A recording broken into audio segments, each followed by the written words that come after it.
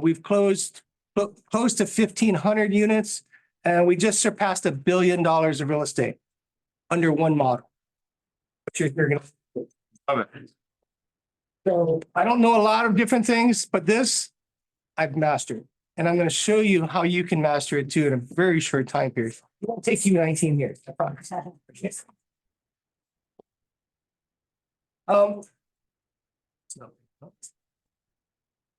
Anyways, so I've been in Gary's group, Gary Keller's mastermind group, since I came to the company about 13 years ago. Yes, okay. And I've been really blessed because I've been surrounded by a lot of big-minded thinkers, right? Gary always says, think big, go small, right? Think big means think in your life, how good could that life be? Going small means what are the little things you need to do every minute of your day that's going to help you get to the big life, right? Fortunately, this year, this is the first time Julie and I have ever done it. In the 19 years we've been in real estate, we took an entire month off. We left on January 2nd. We came back on February 3rd. And I had 3 phone calls for work. We run a large business in town, in our market, but also we run a large business around the country. How do you do that? With leverage. So that's the last L that Gary talks about. We're not going to talk a lot about the leverage today, but we're going to teach you the leverage in the conversation. I'm a MAPS coach. I run a fast track class that's called Securing Listings with the Wealthy. And that's going to be launched again in May. You'll have an opportunity later to see what that looks like. It's 4 hours, 4 classes for $199. So it's a entry-level information relative to the community that we run. I'm an investor in Keller Williams, Honolulu, and in Maui, and I surf every day. They call me a 60-year-old surf rat. I have only 2 goals in life. Number 1 is to watch every sunrise and sunset till I die. And 2 is to surf every day till I can. And while I'm home, I do a pretty good job at that. Right? But for today, what is our goal? We want to share what the most predictable market in real estate is today. We're going to teach you some questions and conversations to have to secure more appointments, to get more agreements. When you focus on getting listings in this market, you're going to win, and you're going to be able to survive the challenges that is currently pressured onto our industry, as we all know. Right? There's a lot of downward pressure on the buy side on commissions, right? Can we all agree to that? Yeah. Does that impact the seller, the listing agent? They still get paid. The buy side, you may not get paid if you don't manage that well enough, right?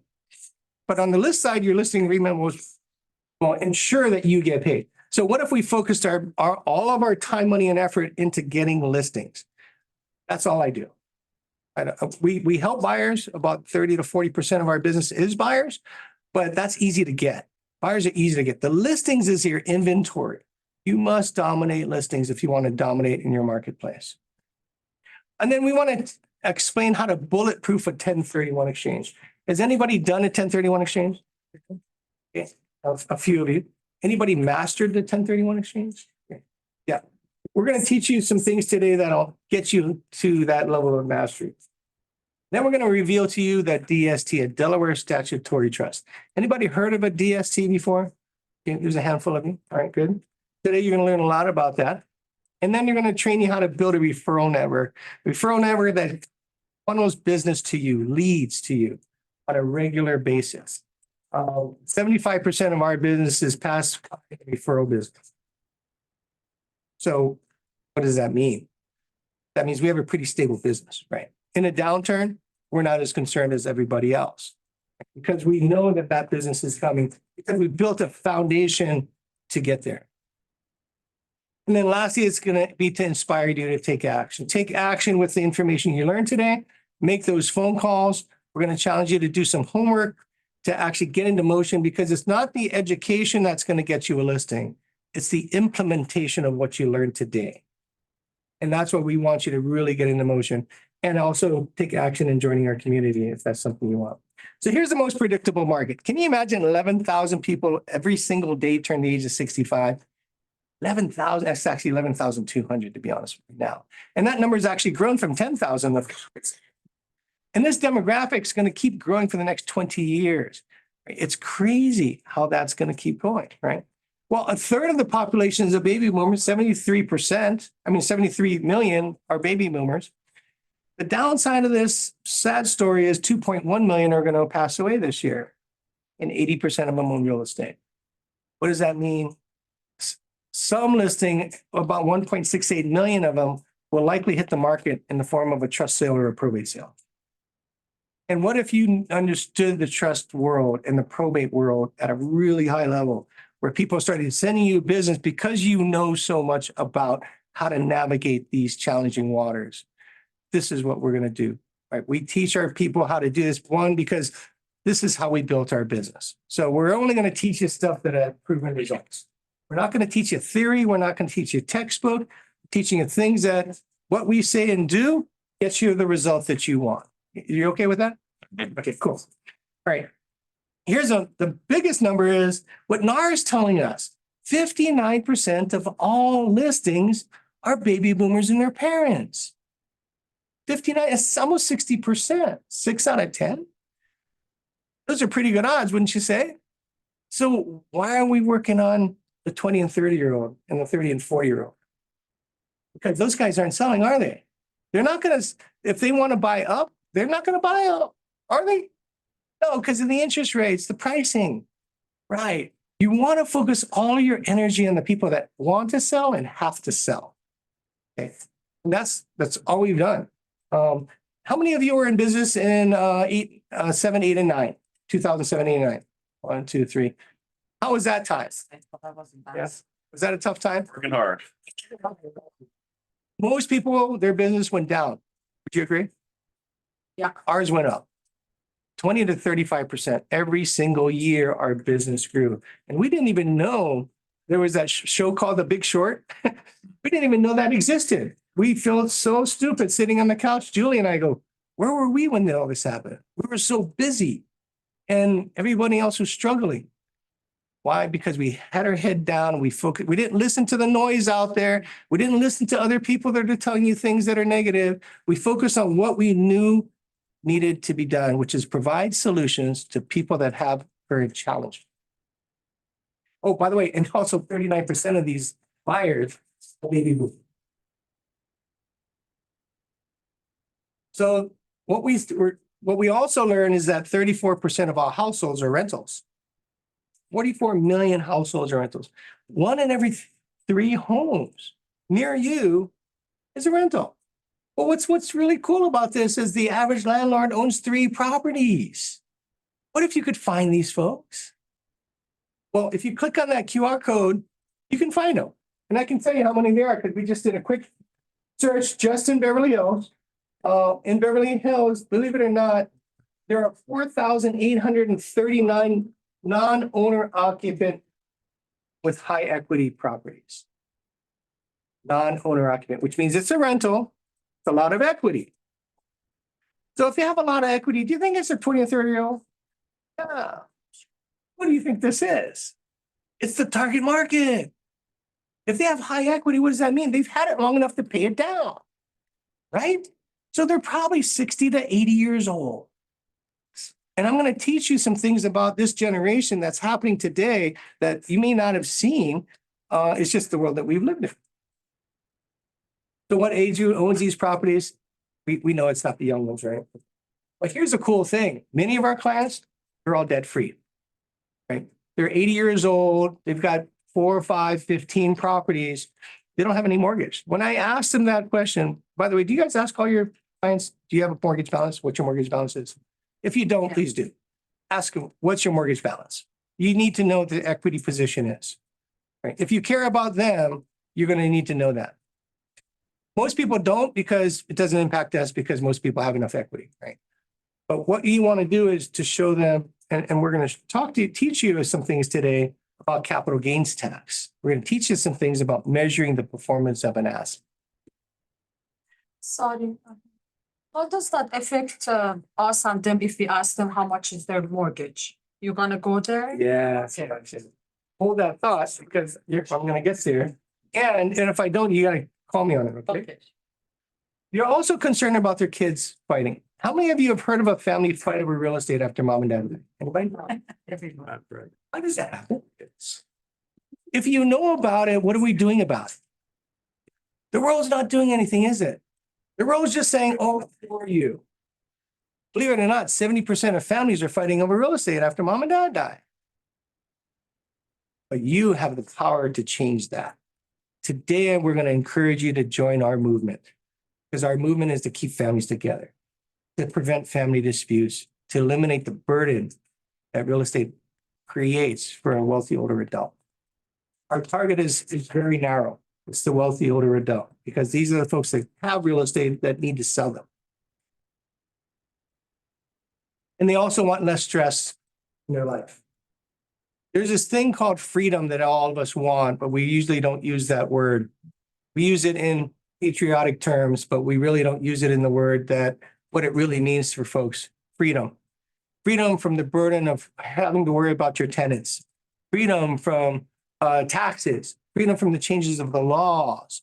Freedom from termites and just the tenants and the taxes. All of these things they want freedom from. They also want freedom not to worry about capital gains taxes. Anybody ever face a concern with capital gains taxes? Yeah. We're going to help you with that. Here's the other thing I want you to know. We are on the brink of the greatest transition of wealth in America has ever seen in our lifetime. $70 trillion are going to be transferred. $70 trillion. This is a big number. $70 trillion. You write that number down, you see how big it is. That's how much money is being transferred in this generation. And a vast amount of it is in real estate. We're in real estate. Are you in the middle of this transition of wealth? Or are you on the outside looking at it in? We've lived on the inside of this world for almost 20 years now. And we understand how it works. And that's why we've trained it. And that's why Gary's asked us to build this community to encourage folks to pay attention to what's going on in the world and change what we're doing today. Because, ladies and gentlemen, if you don't change how you show up today, tomorrow is not going to look real pretty for you. I'm just saying. From what's happening in the laws now, it's not going to be pretty for you. You need to show up differently, and people need to know that you're different. Otherwise, you're a commodity. Commodities, they don't get paid. People aren't going to pay somebody just because you're a realtor anymore. You need to show a value, right? Otherwise, they're not going to want to pay us. Because the world's telling them not to, by the way, which is horrible. So there's 4 problems that we solve for baby boomers. The first problem is their home's not going to work for them anymore. Any of you have a family member, an aunt or uncle or parents that at some point couldn't live in their home? Anybody? Yeah. You look around your neighborhood, you look at all the older folks, at some point that's going to happen. Right? Why? Mostly because of health concerns. Health and current and future health concerns. Knees hit back are typically the first thing that happens, because if you have a house with your bedroom on the second floor, how's that going to work for you? Not so good. So those are going to happen. The other 2 things that we see is heart disease and cancer. Those are the 2 most common that we see in our world. People that we've helped is it's going to fall in that category. They're also not sure what to do with their house. Should I rent it or should I sell it? What if you were trained to be able to show up and not say, hey, I want to sell your home, show up to say, let's take a look at what's best for you. Should you rent it or should you sell it? Now you're going to show up differently. Because renting it, you probably won't get it paid as much as if you sell it, right? But when you have those conversations that is not self-serving, then people are going to start to understand that you care. They're going to start to trust you. They're going to believe that because we say in our world, we're going to look out for your best interest before our own. And we show up that way. So people, when they hear those statements from us, they get it because this is how we show up. And I'm going to teach you those things today. They're also concerned about the cost and quality of care. Their problem is, where do I go? How much does it cost? What does life look like? How do I get there? Who's going to help me? When you solve the answers to those 5 questions, ladies and gentlemen, you're going to get a listing. Why? Because how many other realtors are going to answer that question? Nobody else. So we built our business on this. We teach you in our senior relocation services section, that's 3 months of training. Every single week, there's 2 hours of training for 3 months just on this one model, senior relocation services. the conversations you need to have, the knowledge that you need to have. Do you know the difference between options? See, because think about in any business, it's every business solves a problem, right? And if the problem is already existing, like I just shared with you, and you bring the solution, you're going to win the listing. The thing for us is we get the listing before anybody even knows it's going to be a listing because we're so far ahead of the pipeline. We just closed one about 3 weeks ago that I first met this lady 5 years ago. So what I'm here to tell you is this is not a get rich quick scheme. It is not. If you're here to say, well, then if I can't get a listing today, then I'm going to leave. Well, I'm going to teach you how to get a listing today, but it's going to take you doing a lot more work than you're doing today, a lot more knowledge that you need. The second problem that they're going to have is their investment properties are a burden. They don't want them anymore. The reason is when you're anywhere from 70, 80s and up, cognitively in your mind, you have more time to think because you're not as busy, right? You have more time to think. What do you think about? The bad things. And so cognitively, that just weighs on their person's mind, weighs on their spirit, weighs on their soul that just says, I just don't need it anymore. Yeah. Because what if they didn't need it anymore? What do you do with that? Well, we're going to teach you that as well. They're tired about managing it. They don't want to hear from the tenant anymore. We call it the terrible T's, tenants, toilets, trash, taxes. The other thing is TROs, temporary restraining orders. Did you see on the news last night here in California? A group of people went to protest for somebody that got kicked out of their home. But if that was your house, see that story that we just saw last night, they played live on TV here in California, which just blew me away because we don't get that way. It's going to work to your favor. Why? Because older people see that, they go, that could be me, right? Do I really need that income? No, maybe I should get rid of it and do something else with it, right? So these stories, when I saw that, I said, if you're into this world, you'll realize that will work to your favor, right, in getting a listing. They're also concerned about family disputes, right? They've seen their family's members fight. They don't want that happening. And they're worried about how do you transfer wealth? See, in our community, we use 3 words. What we do is we build, protect, and transfer wealth with real estate. Build, protect, and transfer wealth. Those 3 words are focused on the client, not the agent. And that's what changes the word from who do you know that wants to buy, sell, and invest, which is very self-serving because I want to know so I can make money, versus who do you know wants to build, protect, and transfer wealth. You see how that just changes the whole belief system on who you are and what you're going to do for them? It's no longer self-serving. And so we use that every day. We don't want to be capital gains tax. Just curious, do you hear that a lot? I don't want to sell because of capital gains tax. Yeah, you guys had a huge amount of appreciation, right? Like, what was it 5 years ago? If you bought 5 years to now, what would the appreciation look like? Just guess. 200%. What about 30 years from now? When they actually bought? Or 60 years from now, earlier, when these folks actually bought? See, many of our clients, and now our market's like half price of yours and less than half price. Now, what is your median sale price here? 800. 1.7. Yeah. Yeah, it's a 1517. 117. Yeah. 1517. So Beverly Hills. Beverly Hills right now is 10.7. 10.7 in Beverly Hills. Single family.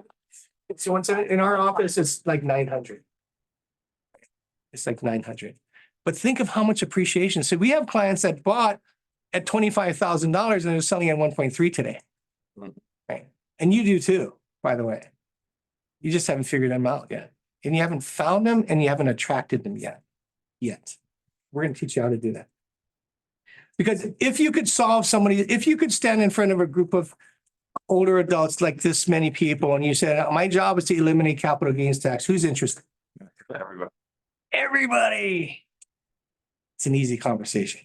We're going to teach you that. Okay, so what we do is we help our clients build, protect, and transfer wealth. It's really that simple. It's easy. It's actually not that simple. Yeah. So I'm going to walk you through some questions that we ask around getting appointments for somebody that's living in their home. We're going to talk specifically about the primary residence first, then we're going to go to the investment properties, right?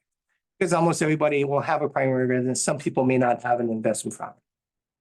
So what we're looking for is we're looking for motivation and their challenges. So think everything that I do is about psychology. How is the other person seeing me based on what comes out of my mouth? What do I say? If you think about it, the words that we use, the questions that we ask is our greatest tool. And that tool can be precise as a really sharp razor blade or a big hammer that beats the crap out of stuff. Which one are you? Right? Because most of us, myself included, up until about a decade ago, I would show up at an appointment and tell them how great I was. Anybody do that? Just curious. How great I am. Here's all the sales that we've done. Here's all of the marketing that we've done. I'm the best thing next to sliced bread. That's why you need to hire me. I know you guys don't do that. I have since flipped that conversation around, and you're going to hear it today in the form of questions. Because now, before I used to talk 90% of the time, and they talk 10. Now they talk 75 to 80% of the time, and I'm only talking 20 to 20. See, because how do you learn something from somebody if you don't ask them a question? You don't. So you're going to go in there and saying how great you are. You're going to leave not learning anything about what matters to them. Right? So first question is, how's your home working for you? And this is anybody, any age. I surf every day, and I've seen this guy for years. I just knew him as James. And I knew James was a dentist of some type. I didn't know really much about him. All I asked him was, hey, James, where do you live? I said, well, I live in Hawaii Kai. I said, how's that working for you? It sucks. He said, well, tell me about that. Well, my wife keeps complaining, and she's got to drive our kids to school and back, and she's just on me every day. I said, so what do you want to do about that? He says, well, I want to move closer. So if I could help you, would you want me to? I said, yeah. 2 days later, we're in escrow in a $1.8 million property. I'm sorry. The one that we bought was a $2.8 million property. We sold a $900,000 property that he came from. He bought it in cash. I didn't know this guy I was surfing with had so much money. He looked like an average guy like me. We're just average Joes. We just surf together. You know, we don't talk about anything except the waves. But then all of a sudden, I asked a simple question. How's it working for you? You could do that anywhere. Start with where are you living, and how's that working for you? Simple questions, right? To get people to talk. And if you were to move, where would you go? Somebody says to me, well, I'm never going to leave. I'm going to die in my house. I say, that's a disclosure item. Let's take die outside that. I was just joking. Yeah, that was a joke. Come on. But if somebody says, I'm never going to leave, the question is, if you were to leave, where would you go? What your goal is to get them to think into the future. See, most of us humans, we look to the past, right? And then we look to the current, but rarely do we look to the future. Your job, should you choose to take it, is to get somebody to look forward. Because how can you help them without moving forward? You can't. You can't. And if you could, would you? That's the simplest question. If you could, would you? Guy walks into an open house, and I asked him, so what brings you into? I'm just kicking tires. So where did you buy? That was a question. Where did you buy? I didn't say, where did you live? I said, where did you buy? Why? Because I'm going to assume everybody bought until he says, oh, I didn't buy, I rent. My next question is, if you could buy, would you? And he goes, yeah, he's a homeowner today. Ladies and gentlemen, it's that simple. It's a simple question, right? Does that, you guys are really quiet today. Is this making sense, or am I talking foreign language? That's the. Okay. Thanks, when you told us all be quiet. I want to hear from you, and because this isn't, we want this to be fully engaging. Yeah. And how can I help you accomplish this? How can I help either our team or I accomplish this? Right? Then what's in your way in achieving the, you want to find out what's going to slow him down, because if you don't ask him, he's not going to tell you. He's not going to tell you that his wife is a pain in the butt and she doesn't want to move. Right? But you're going to spend all your time and effort trying to talk to one person that he ain't the decision maker, and you're going to waste all your time. So what's going to be in your way in achieving your goals? Interestingly enough, you ask these questions. Funny thing is, people actually answer you. They actually tell me the answer. And the reason for that is you got to shut up. The problem with most realtors, you ask a question and it's silent. You don't like silence. So you talk again. And you never get to your answer. Does that sound familiar? Yes. You need to shut up. Just shut up. Ask the question. See, when I ask a question, I'll never leave the question until I get an answer. And let the heavy lift, let the pregnant pause. You just keep quiet or do you? Absolutely. Absolutely. I'm going to keep quiet to make it feel really uncomfortable for them. I'm good with that. Because I'm not going to leave the conversation until you tell me, because I asked the question because I want to know. No other reason. I want to know. Yeah. The first axiom is the first person who speaks is going to actually lose. Yeah. Yep. It's not always bad, but yes, the transition of the conversation, the first person who opens their mouth. So yeah, 5 minutes of silence will work because they will have to say something. And it does get uncomfortable, and then they'll blurt out something that you never knew before. They'll tell you a real truth in that moment. They're so nervous. If they say, well, I don't, you know what I asked them? If you did know, what would it look like?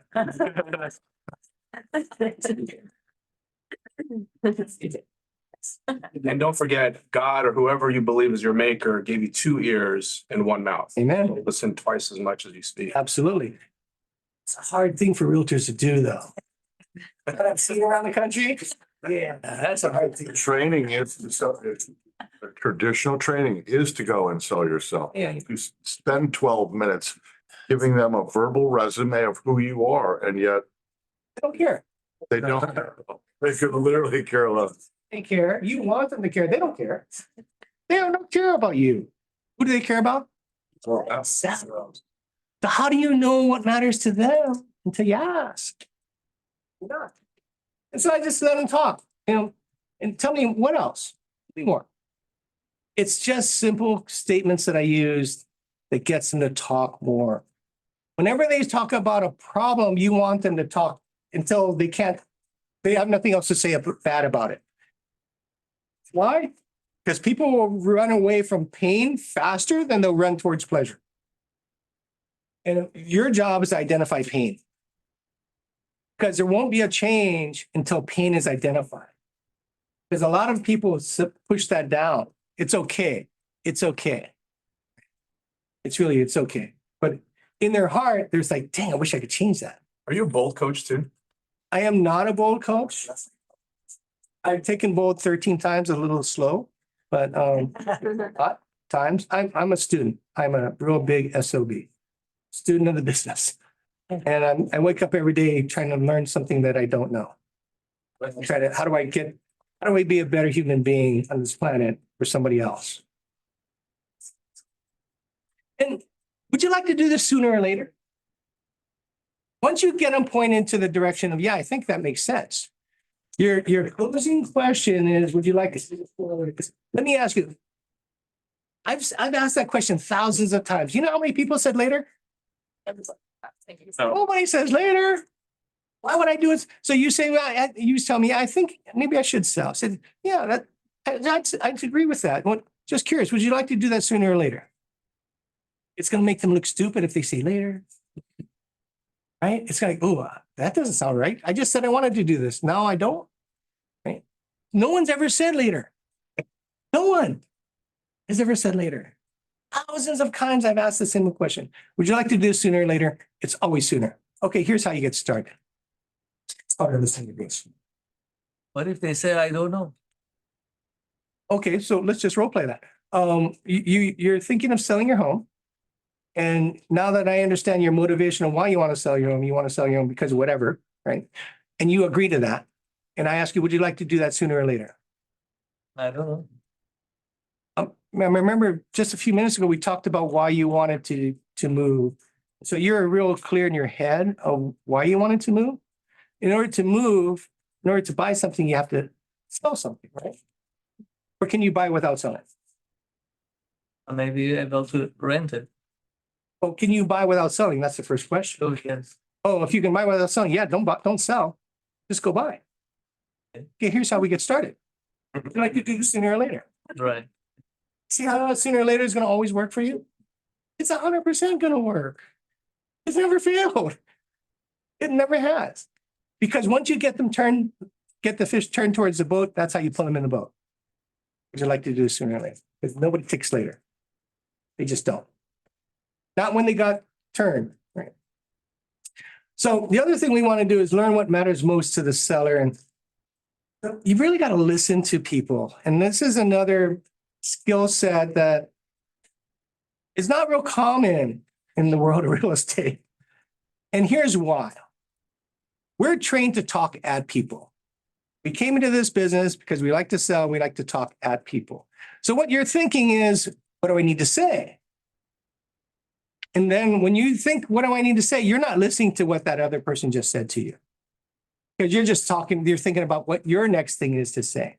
You got to shut that voice down. Get it out of your head. Do not even think about what you're going to say. You need to think about what you're going to ask. When somebody says something to me, I want to have 100% clarity that I know exactly what that means. And I can tell you, if I don't ask questions, I'll never know. I'll never know. I'll make assumptions to what I think I know. But wouldn't you want to be validating that assumption? How do you validate the assumption? By asking the question. But many of us don't validate an assumption. We choose to believe what we believe. We're a high D, we're going to move forward. Yeah, he said this, that must mean this, because I know better. For you to be the judge.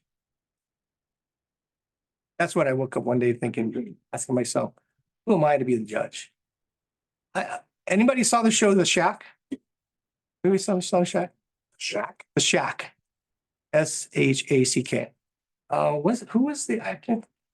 Anyways, it was about a story about this person, and she woke one morning, God told her that, who are you to be the judge?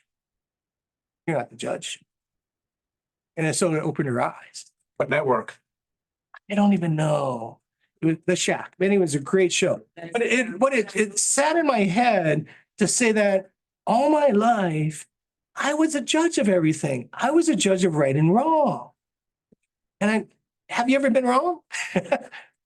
You're looking at the biggest failure you can ever see. I've been wrong more than my share. Right? And so I had to flip that around. In my head, in my mindset, I had to flip it around.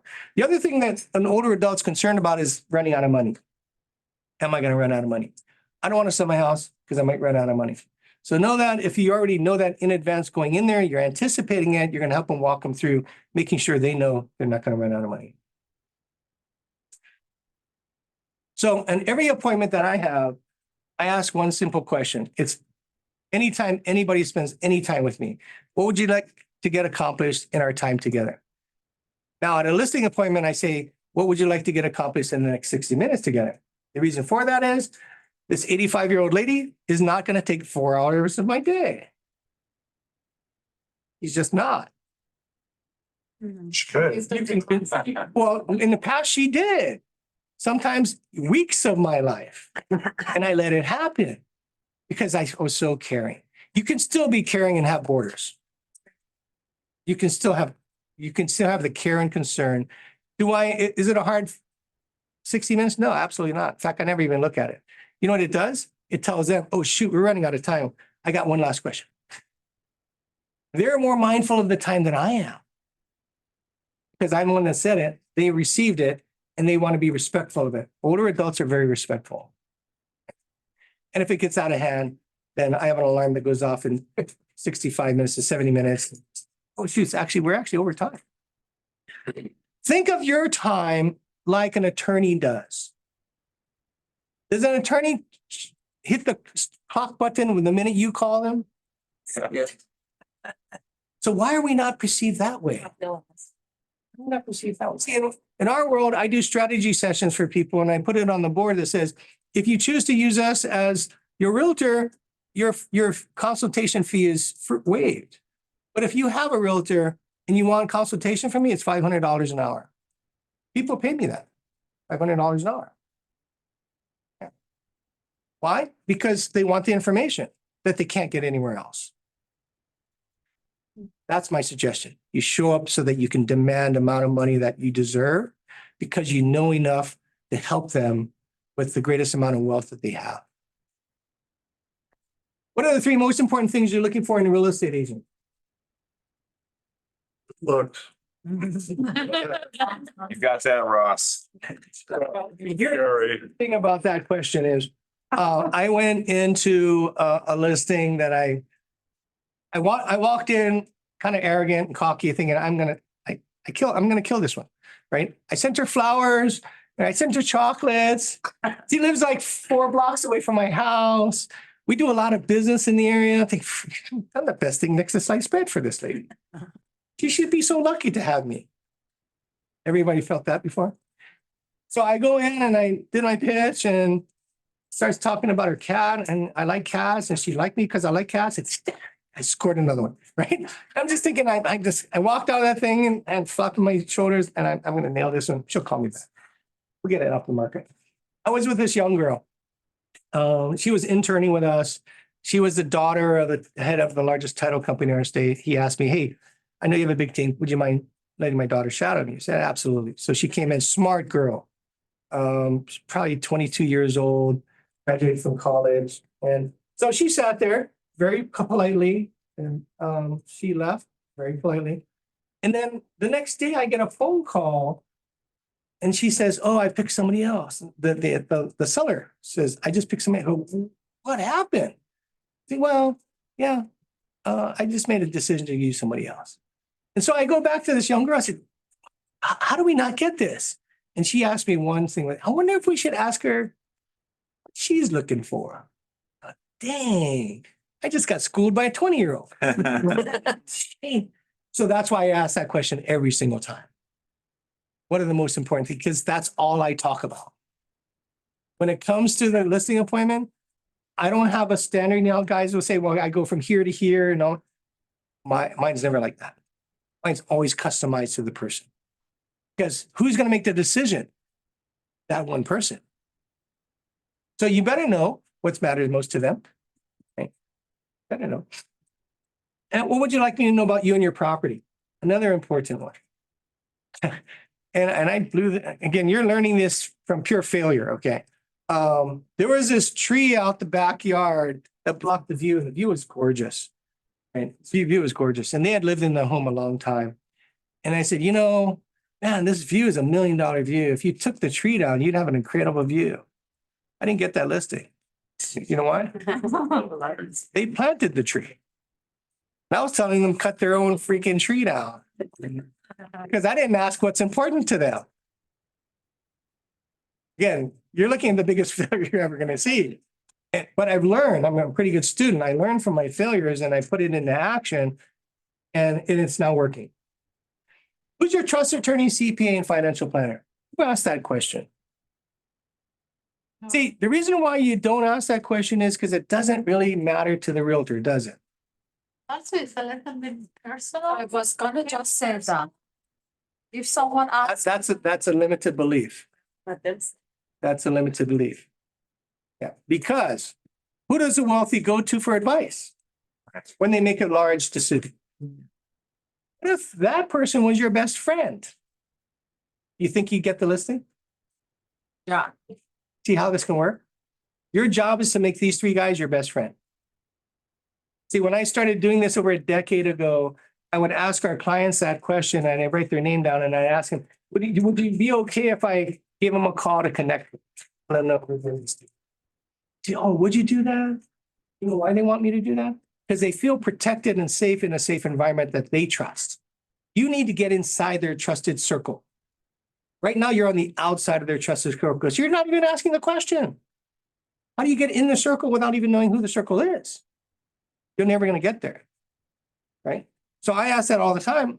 And then my conversation to them is, would you like me to give them a call and let them know we're working together? Say, yes, please do. And then I'm going to call them and I'm going to ask them a series of questions because I'm looking to create a referral network. That's your goal. How do you build business? You build it from business to business. Because the wealthy people are going to see these three and they're going to ask them, what should I do? Well, you know what? There's this guy that's an expert at this. You should probably call him. That's why we get so many. I've spoken in every major bank in our state, every major bank, in the trust department, in the wealth division of every major bank. So all the people with money know who I am because those people know who I am. I teach them these things. I teach them some of the things that you're going to learn today, and they see me as different. So they bring me into their clients because their clients have a problem and no other realtor knows how to solve it. And this is how you elevate your business. You are no longer a commodity. You must elevate your business. Okay. And do you have long-term care insurance? Anybody else? You asked that. That's kind of a stupid question. Is that a life insurance? Long-term care insurance. Does anybody have long-term care insurance? I don't know. What is this? You get. Oh, Yeah. okay. Something you may want to know. Long-term care insurance, do you know what it costs if you got into a car accident and you were an invalid? Billions. More specifically, $10,000 to $20,000 probably a month until you die. And I don't believe you can kill yourself yet. Here. Is that disability insurance or different? Yeah, kind of is. So long-term care insurance kicks in when you need 2 of the 6 activities of daily living. Anybody know what the activities of daily living are? Yes. Okay, go ahead, tell me. The shower, Eating. being able to do your. Bathing, dressing, grooming, toileting, continence, mobility. 6 of them. What if you could spew that out in front of an 80-year-old person that has long-term care insurance? What do you think they're going to think of you? Value. Exactly. Did you know that once you have a disability and you need 2 of those 6 activities of daily living, you can start applying for your reimbursement. It's a reimbursement now. It takes 90 days. So here's my tip to older adults. If you have long-term care insurance, who are you going to call in the event you're in a hospital? Because you're not going to get to your phone number or your account number or know which company you're going to call, are you? Because you're in a hospital. You need to have that available to people that are going to help you. Otherwise, they can't help you. And every day that you don't submit your application is a day you're not going to get paid. It's a 90-day waiting period. So if you don't have enough funds in that 90 days, I don't know what you do. Yeah, that's going to be a problem. You repeat those again. Bathing, dressing, grooming, toileting, continence, mobility. Can you tell I've done this, Lou? It's time on task, ladies and gentlemen. Focusing on what the wealthy need to know in their life should matter to you, but it doesn't today because you're not them. Most of you. Yeah. Yeah. Do you speak to the, I only know it because I was a caregiver for my late wife for 7 years. Sadly, during the process, I didn't realize that I could have applied both the state of Tennessee and North Carolina. While I was sitting in her nursing home room, I could have been being paid as the additional caregiver. All I would have had to do is take 2 tests and pass them. And then you could be making $15, $16 an hour to sit next to your loved one, courtesy of the state. Yeah. I didn't learn that till it was too late. You must be licensed in order to get reimbursement through Medicaid. Medicaid. That's the only way you're going to get reimbursed. Long-term care insurance will not pay you, will pay a company. No, the state, that's like the state of North Carolina would have paid me $16.75 an hour to sit with my wife. We could have used that money because I spent 5 years living off my wife's Social Security disability amount, and I literally didn't have but a few pennies a month to make it all work. And several times the nursing home would come back and say, hey, we're going to change your monthly copay. Thank you. The last question that I want you to ask is, do you know what your capital gains tax liability is? How many people ask that question? You know why you don't ask? 1, you don't know. Yeah. And 2, it doesn't impact you. It doesn't impact these questions that I'm asking you, ladies and gentlemen, to ask have no bearing on your money. None of it has a bearing on your money. Has a bearing on the value you bring to another human being. Your job is to elevate the value so that nobody asks me about my commitment. 6%, I give 2.5, I take 3.5. That's what I do. Why? Because there's so much value in what we deliver. We're no longer a competitive, a commodity like the other agents are. Do you know your long-term gains capital, tax liability? So, sorry, if you ask me that question as a client, I would answer, why are you asking? Because I really care about you. Because do you know that you only get a $250,000 exemption on your gain and everything else, you're gonna feel about 30%. You know that?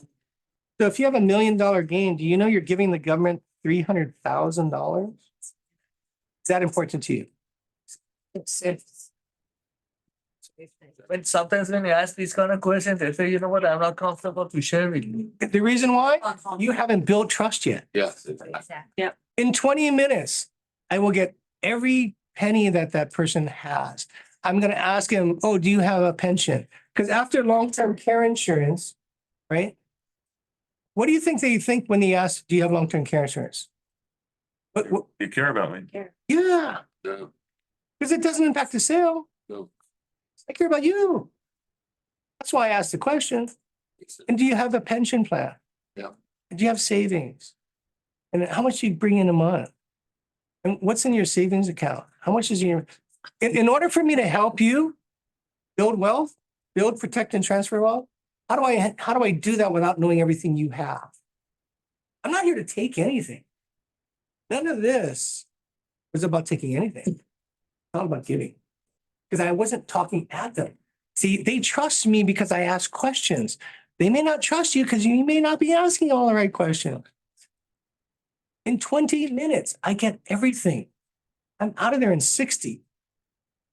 In the event that they don't have one of these things, do you have a vendor list? Or Absolutely. that you are? Absolutely. I am their connector. They do nothing without. Yes. And they tell everybody to do nothing without us. Yeah, because we're the one-stop shop. Yeah. We got all their solutions for building, protecting, and transferring wealth. Who's interested? Everybody. Everybody. Do you ask that after you get the listing or Oh. before you get the listing? Before, listen. But they're not gonna sign if you ask all these questions, you know, they'll get scared,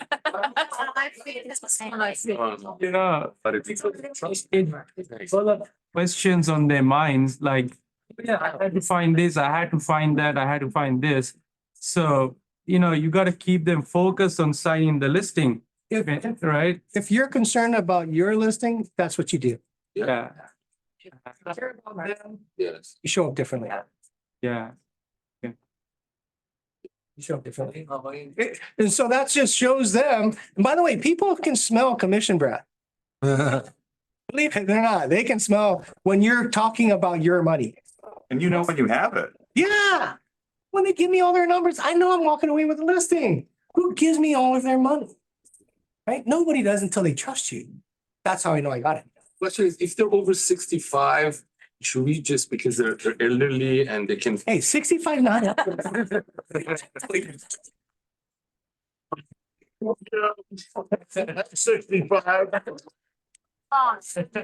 Outside. I'm sorry.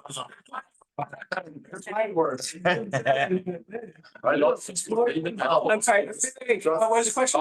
Over 65, elder use is extremely strict, an attorney told me. Oh, yeah. So should we tell them, oh, do you have a kid or whatever? Should we get the kids or whatever involved? Maybe they have another decision maker, even though they own the home in their name. Absolutely. That's what I was, Absolutely. that's what I was getting to.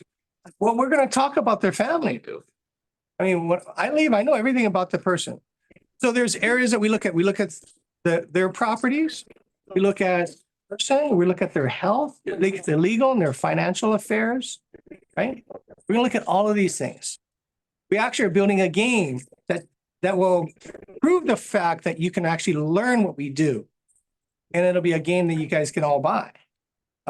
Anybody saw Phil Jones, his We're building something very similar to that, except it's much more robust because there's too many options out there. Okay, sorry, we're gonna run through this again. You want to understand their motivation to sell and their desire, as well as how do they feel about the future? So where are you moving to? It's a simple question. When people say, oh, I'm thinking of selling, do you actually ask them where are they moving to? Because you care, right? You want to know. Are you planning to move before you sell? Is there a difference between selling a house with an 83-year-old lady there or without her? Absolutely. We typically move everybody out before we sell. It's easier on them. It's easier on us. We help them walk them through the process. We actually don't sell until they're situated comfortably and their desired location. Yeah. And what do you think might get in the way?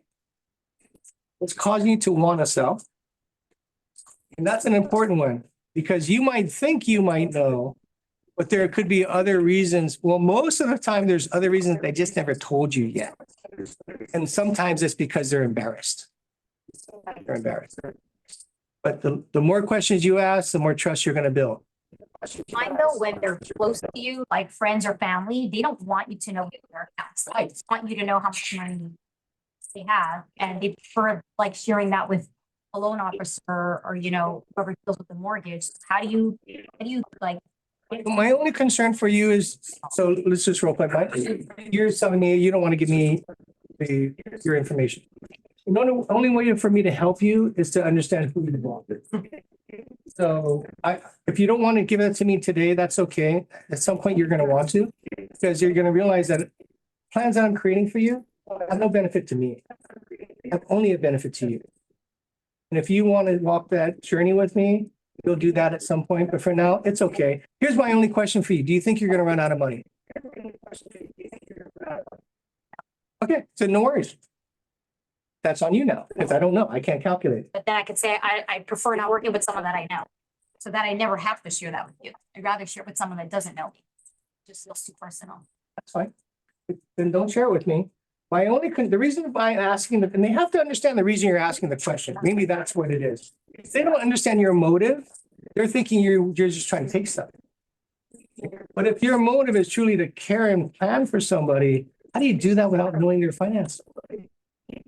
And the only thing you're really looking for is, are you going to run out of money? Now, if they say, no, I'm never going to run out of money, I said, okay, then we're going to build a plan based on you never running out of money. And you don't ever have to tell me how much you got. I don't care. But shouldn't that just be the question across the board for everyone? Like, I feel like getting into the details of their finances, it's not in our scope of like, what's, if they're gonna run out or not. And after that, your focus should just be helping them find a house. Here's the thing, what if they're wrong? What if they're wrong? I've had clients be wrong. They said, I got enough money. And if I'm doing math, they think they have all this wealth. They have nothing. Because they don't know how much it costs to have care. Do you know how much it costs to have care? 20,000 a month. Exactly. Yes. So what if you live for 10 years? What's that look like? A month. Now, if you got more than that, then we don't have to have a conversation. But see, the reason why I ask this is because it's a test. Just know that everything I do is a test. The reason I'm Just providing them the information that they need with that, like a time lapse of Oh, you money can. that's needed. you can't. That's like kind of drilling them and making it See, them feel cornered. You think it's drilling? I just think I can. It's because you haven't mastered the question. Exactly. Once you master the question, people will give you the answer. No one's ever told me they don't want to give it to me. Isn't that wild? Why do I have a different experience than you? All of you. Why is that? Because you calm them by asking those questions. You I ask calm them by showing interest and caring. I'm asking the question not for my benefit. Right. And I build that up front before I get to the numbers. And the reason why I want the numbers is how do I know if they're going to run out of money? If I truly care about them, what if they're wrong?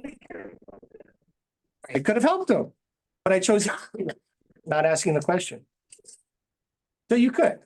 I mean, I'm not saying there's only one way to do this, You're gonna do it in any way you're comfortable. I'm proving to you, I'm showing you a proven result that we do. You don't have to do this. You don't have to do this. Not at all. No. Do what's comfortable for you, right? Dan, I'm sorry if I missed this earlier because I was a few minutes late, but are you a CFP or we still never? Nope. I tell people I am not a financial planner, I am not a trust attorney, and I'm not a CPA. So if you do have one, if they say no, I'm going to suggest that you get one and I'm going to connect them. What happens when I do that? Right. But no, but that's for the client. Yes. What happens to the referral agent? Exactly. I just gave him a lead. You think he's going to want to find somebody to give me? Heck yeah. Just think of it. If you're always giving a lead, you think you're always going to get one? There's a good chance you're going to get some. I mean, we're proof of concept. So these are actually, we use the same thing in banking industry. We had a booklet. Yeah, profile. Customer would come to us like, I want to get a business loan. Yes, So we would ask the very yes. not related question to the business loan. But the thing that I'm a little bit confused, I would like to be clear to use this question. When I was in banking, we would put set the expectation, I'm gonna ask you some question if you don't mind. I want to just, know your finances, your life. And they would say, yes, go ahead and ask.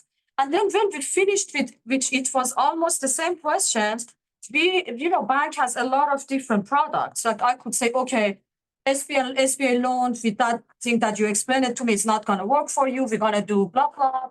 Or like, the home equity line of loan is not gonna help you. Maybe you get a line of credit. But for us You here, provide solutions without asking questions. we can't. But Right. So the that's only my thing point. is, right now that you asked this, we had so many products in banking, but for us in real estate, we are just selling or buying them. So when we Today, that's what you're doing. I'm going to teach you that you're not doing that. have to do more than that. That's what you think you're doing. Yeah. Yeah, all of you that's think all you're doing is buying and selling. That's a commodity agent. Ladies and gentlemen, I'm going to teach you that you should not be showing up that way. That's Jennifer. And I hear a lot of skepticism in the room. Sure. I just want to share, I'm a Keller Williams agent. I'm a real estate planner. I'm down in South Orange County.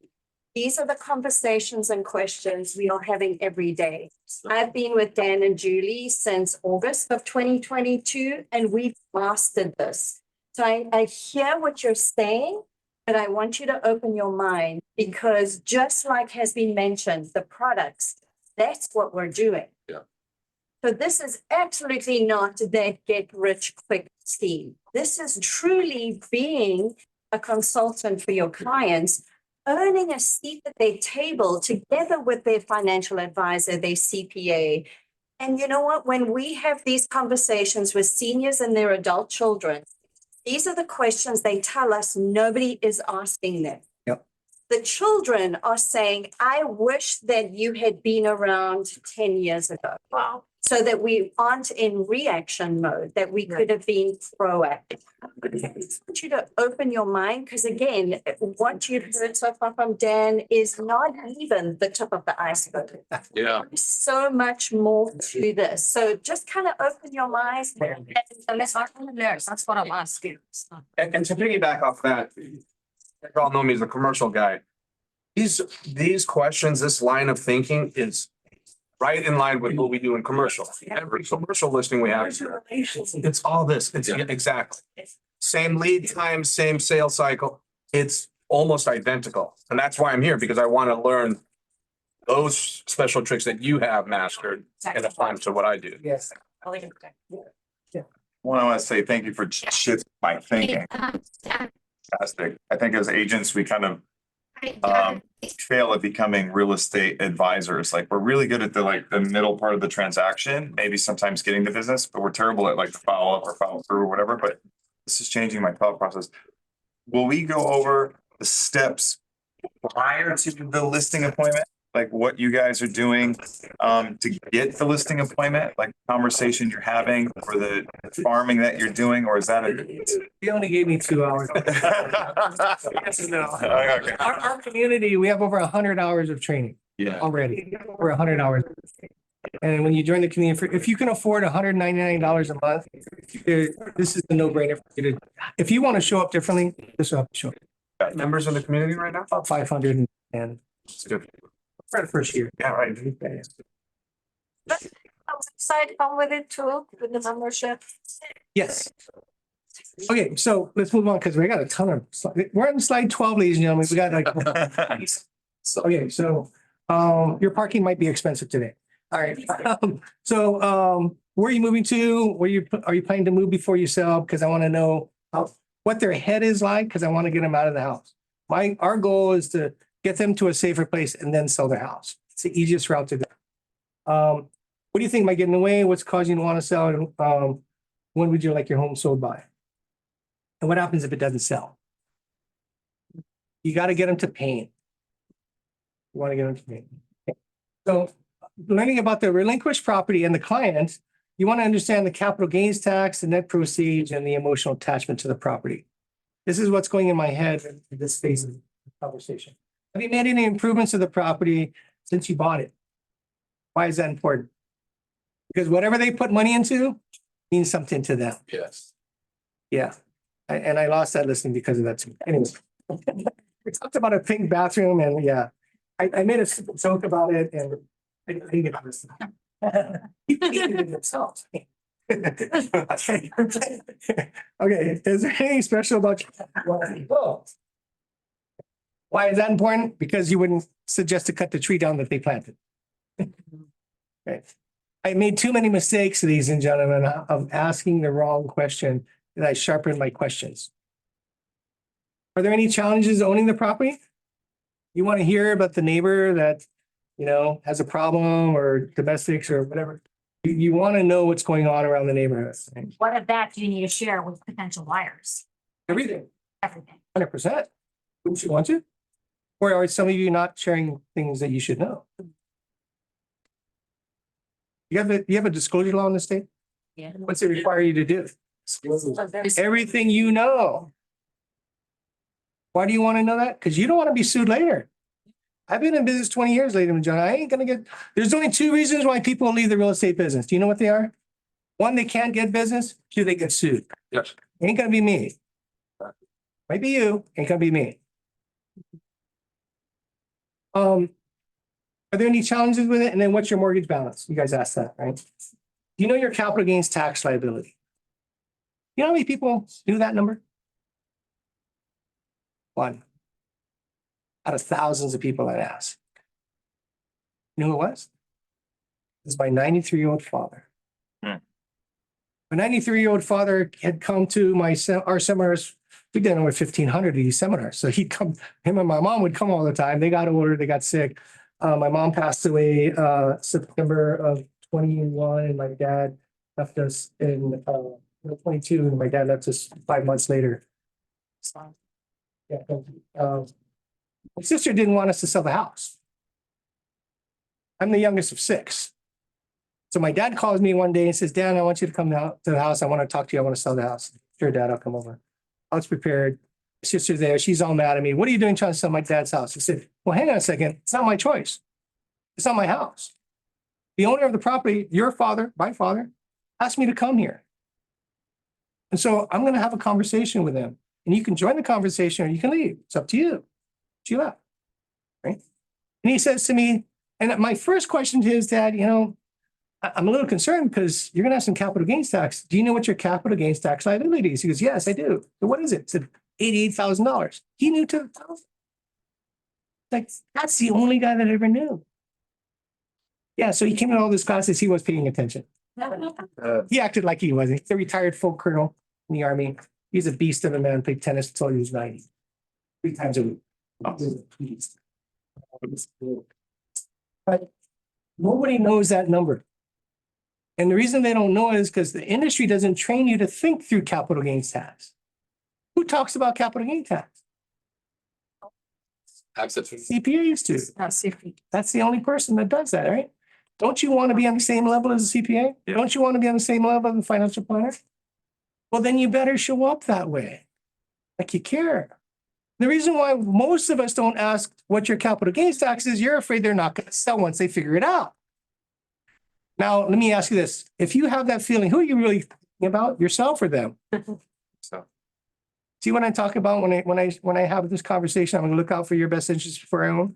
I'm gonna prove to you that, because I'm gonna ask questions that is no benefit to me. And there are times that we say not to sell a home. Get that? Say, I want to sell a home. There are times that we suggest that too. Because we create a plan, a 4-year plan such that they can eliminate capital gains taxes. They're like. Oh, it got silent there. That's uncomfortable, right? Nobody wants to not take a listing. Well, if you care about other people, you've done it. If you care about yourself, you're not. And I'm just being truthful. And what's your holding cost? Keep the property. You need to understand what the holding cost is, because that's pain. And you have to bring pain to the surface so that they run far away from it. Okay? So let's do some role playing. Let's have some fun. I want to hear 3 of the hardest objections. 3 of the hardest objections, yes. Anybody have one? I can. For listings. Okay, go ahead. You have one? Like, sure, as a, like you are Sorry. the agent? Yeah, I'm the agent, yeah. Okay, And your name is? Mandana. Mandan? Yes, Hi, Mandana. Mandana. Oh, This is actually a true story about me. okay, So I have a objection myself. okay, okay, sure. So I have a house right now Okay. that we are the owner. I wanted to sell the house. I wanted to go to the different area. But now I am calculating and I see the interest rate is, double. My interest rate is 2.7. Hmm. So I want to go to the, yeah. So I want to go, Delicious to me. yeah, it is. So I really want to go different, location, but unfortunately, and that makes me very sad Hmm. because I wanted to live for my son. But I cannot because then I calculate I cannot, afford basically the payments. Let me ask you this. You live in the home? Yes, Who lives there with you? my husband, my kid. I have one child, Okay, how old is your son? 5.5, 5.5. kindergarten. Okay. And what's causing you to want to sell? Do you hear the question? What's causing, not why. I didn't use the word why. I use what. What is forward moving? Why is defensive? I don't like the location, like a place that I'm living. I wanted to move to Orange County. So what's wrong with the place you're living at? You got a great rate. Why won't you just stay? I don't like, I want to go somewhere else. No, but what's causing you to want to go somewhere else? What's wrong with the neighborhood? Personal matter. Okay, so you have a personal matter Yeah. there. On a scale of 1 to 10, 10 being the most, how bad is that personal matter? It's 8. It's an 8. Okay, so it's a significant personal matter. Yeah. And what would it do to your life to get out of that situation?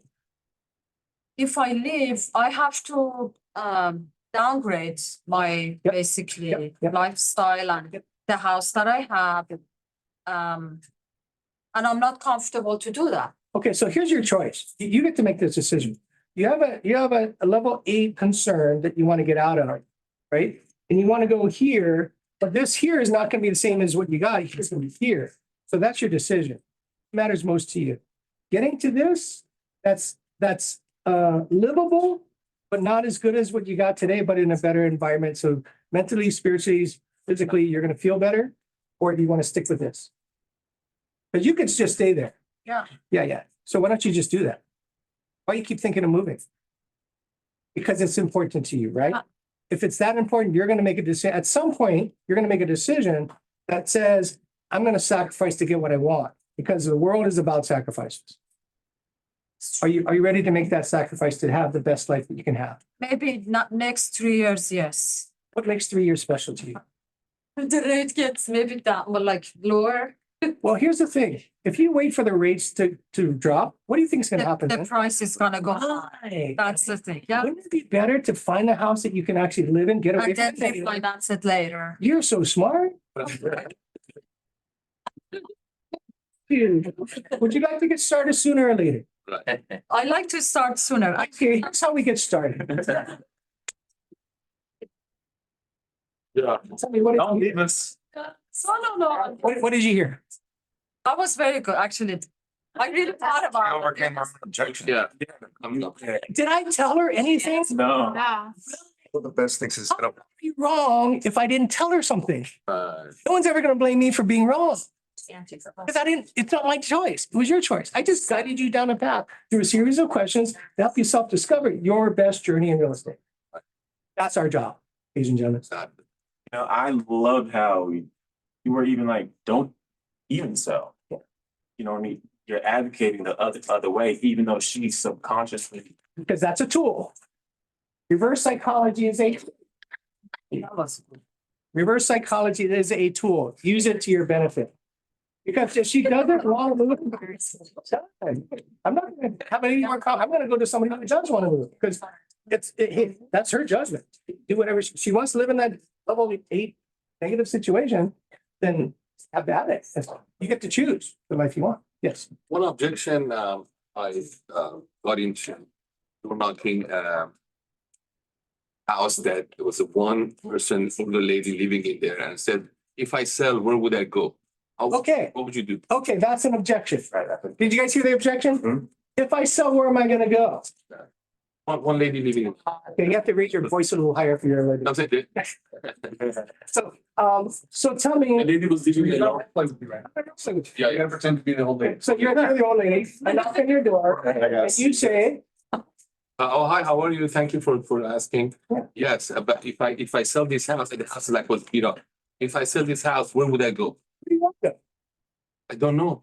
If you did, what that look like? You choose clueless elections. Like, would you like to move to a different state? Would you like to No. move to a different community? No, she's Like to live lived there for 50 years. you are her. Oh, I say I'm living here for 50 years. You are her. And for your lifestyle today? Yeah. Okay, so it's perfect for you. There's no problems with owning the house? This is, it's, if I have a solution as far as where would I go? How would I go? Because the house is so beat up and I can't fix it, I don't mind moving. So what happens if there's deferred maintenance on a house that costs you $10,000 or $20,000? I would like to know more about it. No, I'm asking the question. You didn't answer my question, I don't right? know what. So I'm not gonna let him go. So if you had an expense of $20,000, what would happen to you? The expense of 20, Let's say the roof had to be replaced, cost you 20 grand. I couldn't do it. You couldn't do it. Do you want to wait till that roof leaks, or do you want to do it before it leaks? I definitely want to do it before. I agree. It's probably a good idea. Good idea. So if you made the move while you can make the move before something bad shows up, is that a good thing? Yeah, okay. Second yes, by the way. You know, if you get 6 yes, what I asked in 7 is going to be a yes. But keep in mind, the questions that I ask, I already know the answer. Okay, so are you looking for a bigger house or a smaller house? About the same. About the same. Something maybe that's not as old as the one you have? Yes, something newer So something newer. Are you living by yourself or do you have somebody? by myself. So if you can find something newer, around the same size, is that something you'd like to do? Yes. Okay, when would you like to do that? Would you like to do that sooner or later? That's- Depends on, Depends on the financial, let's just say you could make it happen. that would be great. Great, would you like to do it sooner or later? Yes. Great, here's how we get started. Did we get past the objection? Yeah. How do we get past the objection? So how would we accommodate her to go somewhere else? We're not gonna sell the house and beach for her being. Exactly. How would You you? learn when you come to our class and senior relocation, Okay, we'll got it. teach you how that works. Oh, thank you. But That's we what don't have I'm. enough time for that. No. This is what I was just gonna. Yeah, no, we teach you how to navigate. Exactly. Senior relocation is exactly. Exactly. Senior Thank you. relocation services. You answered my question. Master Thank you, sir. that. Can help you with that. One more. I have a real world thing. It's just racing through my head. So, okay. Family friends bought a house in 1988 over here in Greenway, $3.5 million. Today. Now, today, there's a property literally across the street on the market for $33 million.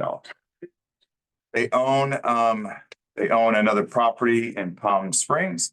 So they kind of like the Palm Springs lifestyle. Well, the husband does, the wife does not. But they are kind of outlived the Greenway property because it's 2 stories, too big. But they have 4 children. One of them is a realtor. I have heard them in conversations say that they don't want to sell the property because of this capital gains conversation. Sure.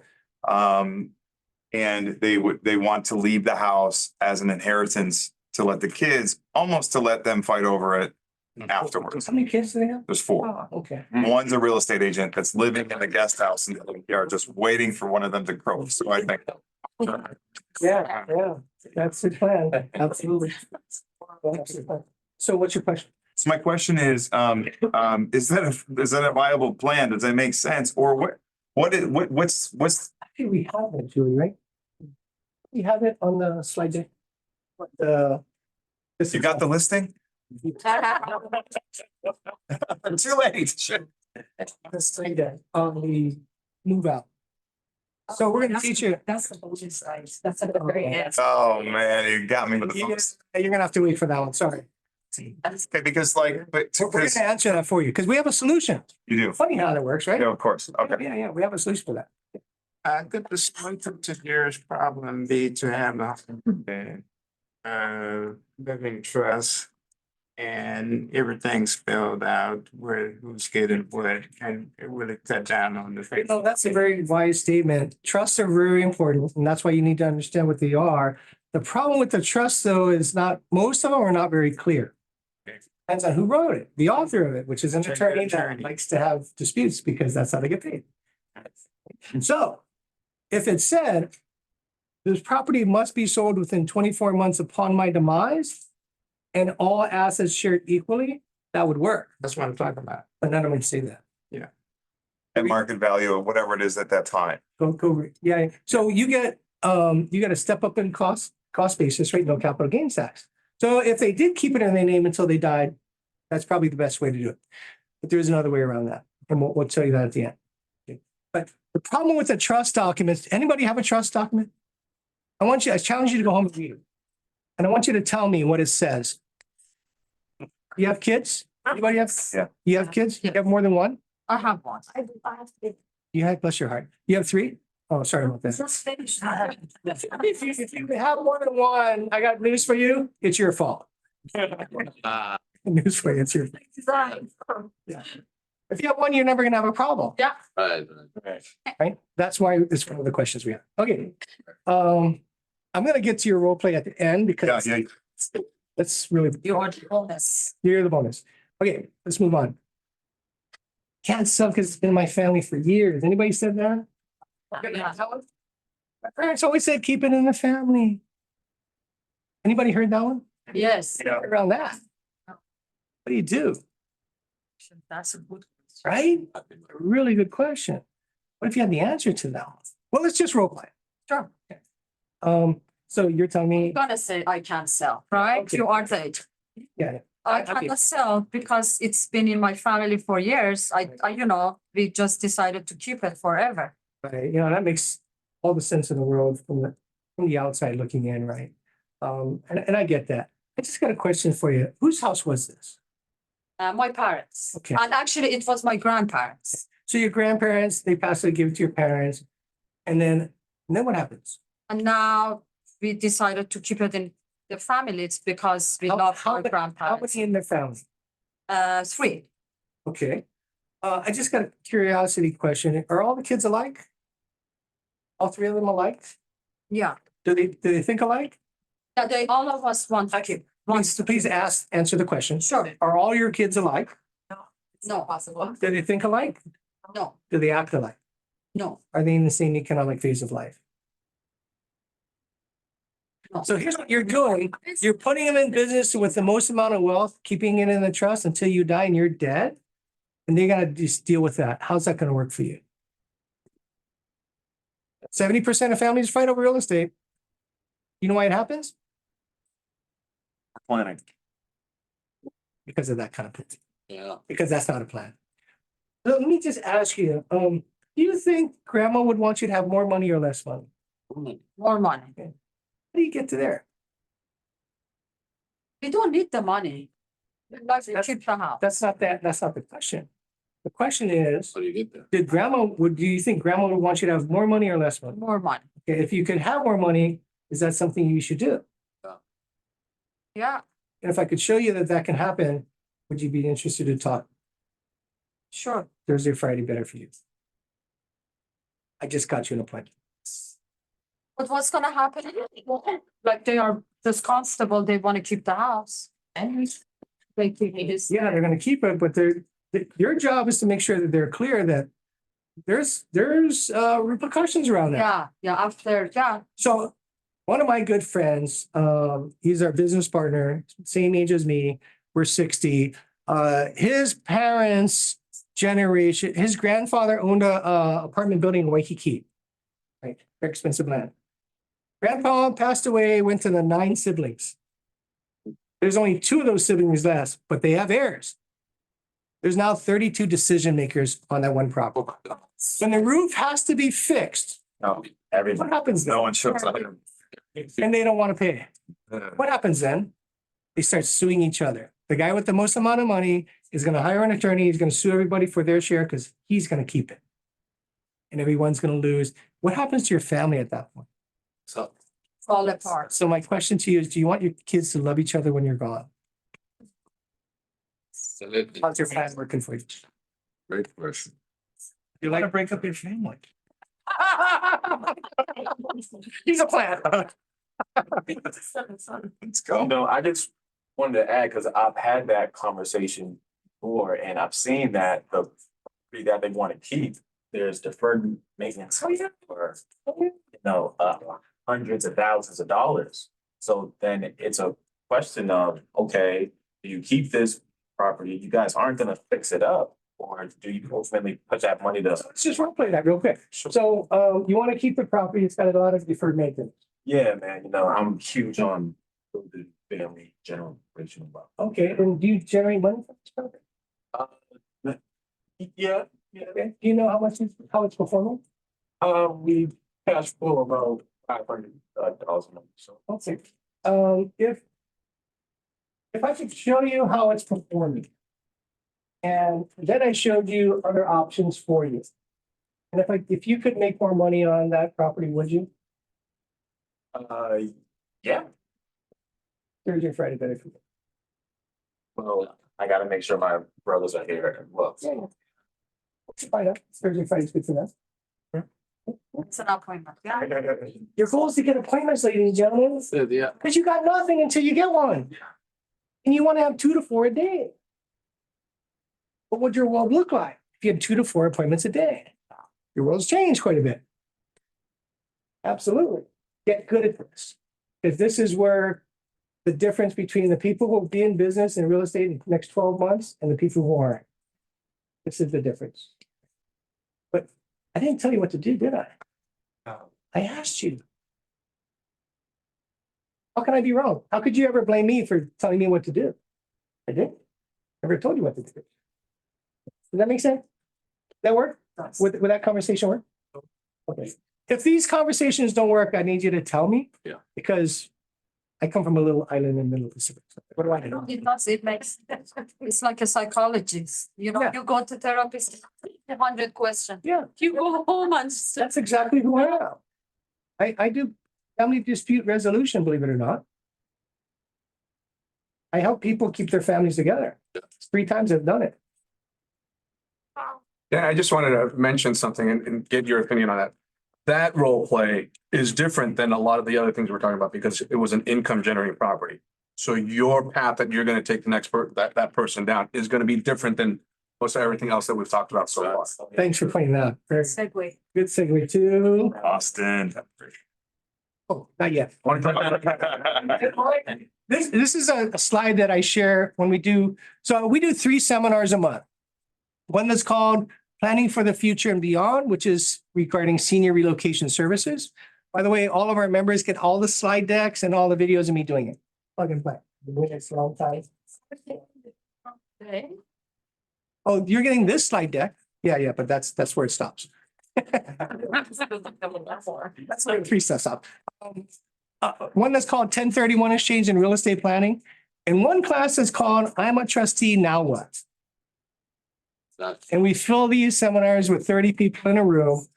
We'll get about 15 to 17 groups, and we'll get about 6 to 8 appointments. And everybody has 3 to 5 properties. Ladies and gentlemen, this is plug and play. This is plug and play. I mean, and you just get everything that we do. You just get it. It's up to you to actually do the work. Okay, so this is 5 pillars of building wealth because I started doing this because a lot of older folks say, oh no, my property is great, it's appreciated. And so they hang their hat on appreciation. Appreciation is a good thing. There's other things to consider. Cash on cash return, it's your cash flow. If your property is generating more cash, then you're doing better, obviously. Right? So we want to measure that. We do this thing called an asset performance test, and we'll talk more about that. Then it's appreciation. We all know what that looks like. And then there's this thing called depreciation that most people never really talk about. In the commercial world, we always talk about this, right? But in the residential world, for some reason, it's missed in the books of training, other than the Gary's investor book. But so does everyone know how that works? Depreciation? Real quickly, I can share with you that I'm not a CPA, so I'm just gonna give you general information. This is how I deliver it to the consumer. So your investment property generates income. Can we agree to that? Yes. So that's income. Are you paying tax on that? Yeah. That's called a passive income, correct? They give you this thing called depreciation, which is depreciation is a passive loss that offsets the passive income. What they do is they take the improved value of the structure, improvements only, not the land, and they'll take that value and divide it by 27.5 years. Who is a rocket science that figured that number out? Not me, right? Anyways, they say whatever the value is, you're going to divide it by 27.5 years, and that's how much depreciation you get every year, which offsets your passive income. What that does is CPAs have told me that it, generally speaking, gives you about a 20% benefit to your cash flow. Would you like a 20% benefit on your cash flow? The answer is yes. You get it automatically up until 27.5 years.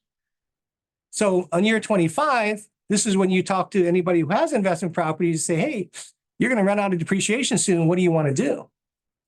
You mean You get 25 years? Yeah. Uh-huh. Most of our clients have had them. Most of them have no depreciation left. Right. And the smart guy is going to say, I want 20% of that money back. So let's go sell it and go buy something up. And typically they got to buy up to reset their depreciation. But that's the guy that, wealthy people, they think that the number one evil thing is taxes. Taxes. Capital gains tax, estate tax, property tax. And they focus on all of their energy on eliminating it. And that's what we do too. Because we want to be on their table, right? And then there's leverage. What other asset can you buy? Can you buy Costco, $1 million of Costco stock and not give them $1 million? No. Real estate's the only asset. You can give them a fraction of the money and take all the appreciation at the end.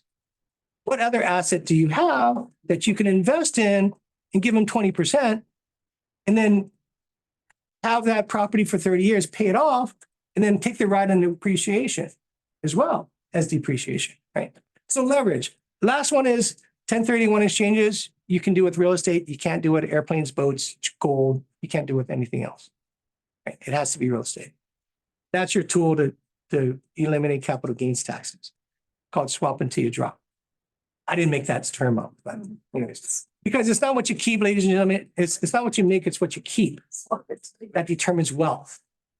And when you have these conversations in this manner, people are going to see you differently than a transactional commodity because realtors aren't talking like this yet. They're starting.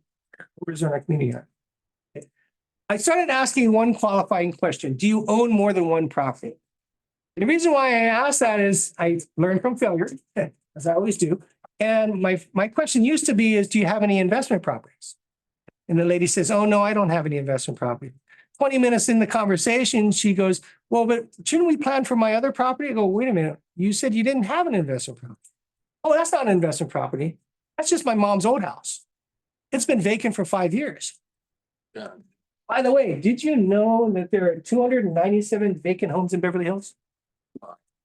297.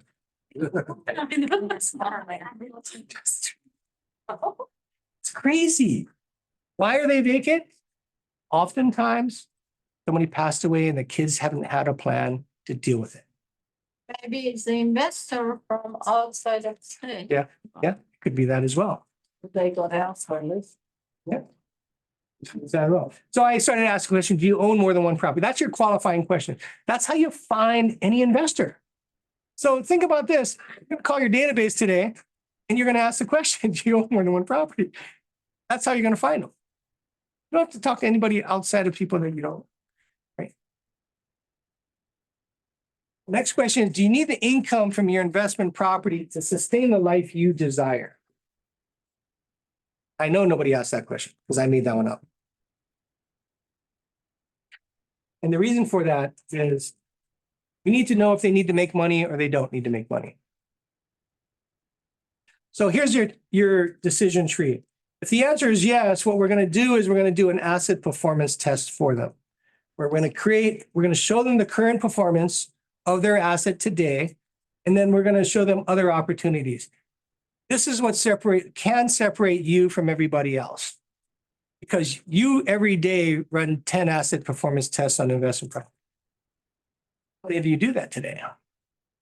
I know none of you do. You know, Because you're not intentional about learning the best deals in town. Our team is intentional about learning the best deals in town because we have a lot of investors and our job is to be a matchmaker, find the best deals. Right? And if they're not here in town, what other city do they want to go to? Finding the best deals in the other cities. Because they may not only want to buy here, right? They might buy somewhere else, right? And then what we'll do is we'll help them make more money because that's what they asked us to do. You need the money? The answer is yes. We'll go make them money. That's your job. How do you make them money? If I've only had one person ever give me some data that says they should keep the property. Only one. And this one person, this lady, she had 2 properties. We ran an asset performance test on it. One was 12%, one was 14% because it wasn't in our market. It's not in your market. It was, I think one was in Kentucky, one was in Kansas. And it was a Burger King was one and it was both commercial, Burger King and a repair shop. And she said, I want to sell these 2. You know what I told her? If you want to make more money, and I'm going to suggest you. She wanted me to help her sell those properties, ladies and gentlemen. I could have easily have done that. I could have easily made a commission on it. But what did I tell her? If you want to make more money, here's what I do. Go buy more of these. You can't get them in my market though. I can't help you do that. Okay. I can't help you do it. If money is the most important thing to you, what do you think she's telling everybody about me now? I want to trust you. Excellent. And we're selling 3 of our other properties that are not performing well. I'm just curious now, what was her motivation? I was gonna ask the She same question. wanted more money for her lifestyle. So that's why I started with this question, right? Do you need the income from the investment properties to sustain the life you desire? The way I work in my world is my job to me is to help people think big in their life. So I'm going to ask you, for example, if you had to design the most incredible life in the world, what would it look like? And I teach people to stretch their thinking. Now, how much is that going to cost you?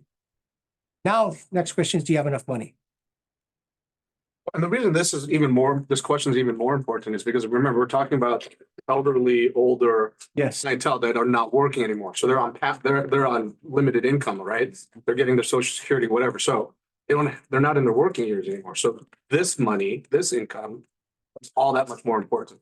Yes. Attention. Yes.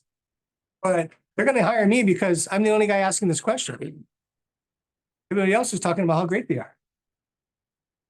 This is pain. I'm looking at an email. We had a solid offer on a property.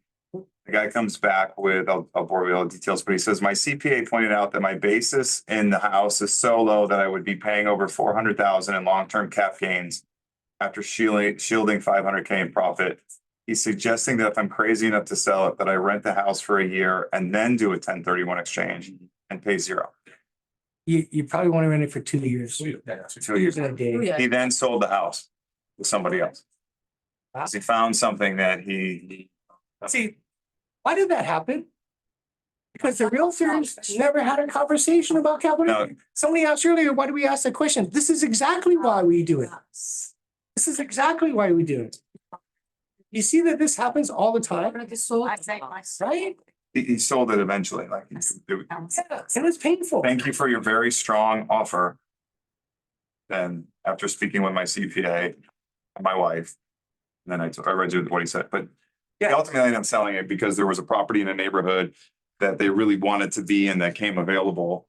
And so they figured it out, but we weren't intelligent or informed enough on the 1031 exchange Yeah. conversation. That's what it came down. Okay. We said, oh, you're right. Okay. And then we just passed. And just to clarify, hold it for minimum of 2 years. Yeah, in the Ninth Circuit Court, so California, Hawaii is in the Ninth Circuit Court, and there's precedence that says that if you pass 2 tax periods, 2 years in a day, then you're likely gonna be safe, because other people have done it. Say from. From the IRS's concern for your capital gains tax. But that is if you live on it, or if you just do it Airbnb, or half of the year. is So, Airbnb. The IRS gives you Internal Revenue Code 121. I want you to read this. Internal Revenue Code 121. You must understand, if you want to sell real estate at a high level, please, please, please understand the tax laws in our country. Yeah. Otherwise, you're a disservice to anybody you talk to. Internal Revenue Code 121 says if you live in your home 2 out of the last 5 years, the government's going to give you $250,000 of capital gains tax exemption, not deduction, exemption, which is you get 250,000 tax free. A married couple living on the property, on title together, get 500. 500. A child that's on title that lives in the property can get another 250. But if the house is under the trust. Doesn't matter. You want it to be under the trust. Yeah, same thing. Because it'll follow the taxpayer. Yeah. The taxpayer in the trust would be the owner. Yeah. Yes. Right. So important to know, right? Important to know if you care, if you really want to be a good student, and if you want to be the best. You know what? I'm so crazy. When I started real estate, I said to myself, I'm going to be the best damn realtor on this planet. Best damn realtor on this planet. That was my statement to myself. I said, I suck right now, but I'm going to be the best damn realtor on the planet, which means I got to learn a lot. I got to be the wealth advisor, which I became. The wealth advisor. You too can be the wealth advisor. So this is an asset performance test. You all don't know what it is because I made it up. It's a simple form. It's a cash on cash analysis or a cap rate analysis, right? You take your income minus your expenses, get your net operating income, annualize that by 12, divide it by the value of the property, gives you a ratio. It's called a capitalization rate. Oh, that's for calculating the cap? Yes. Yeah. What the things that we add that most people don't add, in fact, I've only had one person that did do it, is CapEx reserves and vacancy reserves. The reason for that is, what is CapEx reserves? It's capital expenditures. So if somebody says to me, well, why do I need to save 10% for that? I say, well, let me just ask you, has anything ever broken your place? Yeah, of course it is. Well, who pays for that? Well, I do. Well, why are you paying for it? Isn't that the responsibility of your investment? And they go, oh, that's a different way of looking at it. You're right. Why am I taking it out of my pocket where it's an investment, just like any other stock, bond, or other instrument you have that generates income, it should have its own reserves. So we use 10% for that. We use vacancy as well. Question is, has it ever been vacant? Oh, of course it has. And then what? Who pays for that? I pay. Right. Why are you paying? Who should be paying? The investment. What if we built a system such that that happens? Would you like that? Yes. So we run this on every single property they own, whether they live in it or not. And here's why. When people leave their home, their first question is, should I sell it or should I rent it? I'm already ready. When I walk in the door, I can prove to them that doesn't make sense to rent. See what I'm saying? Get in front, anticipate what you're going to face in front of the wealthy older adult is going to help you be prepared. Our guys can do this in a matter of minutes, literally minutes. We do it in literally minutes. Typically, we like to get it up front. We get it up front, then it goes into a calculator, which is very, very robust. But that's if we have the information up front. And that's for investments only, or you said primary residence as well? I do it for primary residents for It's always gonna lose. because their question is, should I sell it or should I rent it? Yeah. Yes. Well, if you know that's gonna happen, why are we not ready for that question? Remember, anything somebody says that's between you and getting to your agreement is an objection. You just haven't acknowledged it as one. Did you hear that? Whatever they say that's preventing you to getting to your agreement is an objection. You just haven't realized that it was an objection. You just thought it was a fact. You received it. Your judgment was it was a fact because you didn't ask the right questions. Okay. So let's say the answer is no, I don't need the money to sustain the life I desire. It says I got more money than I can spend. Awesome. That's great. So if it's no, at the end of the day, when you're gone, who gets all your properties? What do you think they say? Oh, sorry. Let's just role play. And you sell that property? No. So when you die, who's going to get all your properties? Let's say you have 3 properties. Oh, How do they get it? With the trust. And what does the trust say? I love it right for the kids. Let me tell you what it says. But wouldn't it be nice if you could say, let me tell you what it probably says? And then you saw they took out their trust document and you flipped to page 4, you found, here's what it says. What if you got that good? It's not hard, ladies and gentlemen. Read the bloody document. Read it. Know what it says. Know what matters most in that, because a trust document is the most important document the wealthy people have because it's the instruction manual for what to do with their wealth. That's how it transfers wealth. And if it's not in a trust document, it's going to probate. You all know what probate looks like. Tens of thousands of dollars, months of stress. But the worst part about it is your life becomes public. Everything you own and everything you owe is public record. And the rest of the world's going to know about it. Yes, sir. And there's a lot of bad people out there. So your job should make sure that everybody who buys a property, who owns a piece of real estate, has a trust. If you really care about somebody. 2 things about that. I would recommend if you guys have parents or siblings, or somebody in your family that has a trust, get a copy of it and read it. Yes. I had to create a trust when I was really young, when my father, I'll just share this quick story.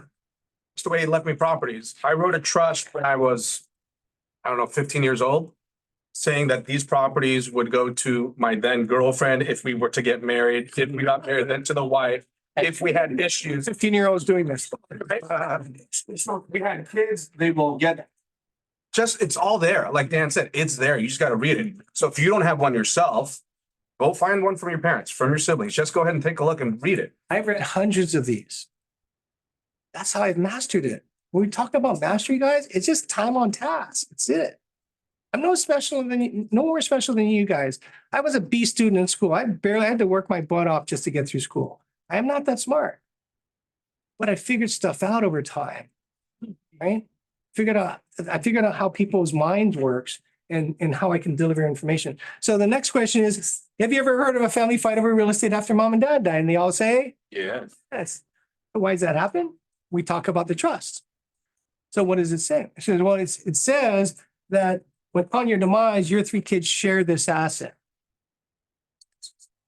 How's that going to work? How do you share real estate? Little Johnny gets the bottom bedroom and little Jane gets the upper one? How does that work? Huh? Right, but it doesn't say when. That's where the fight is. It doesn't say who's going to sell it. It doesn't say if you're going to paint the house pink or blue.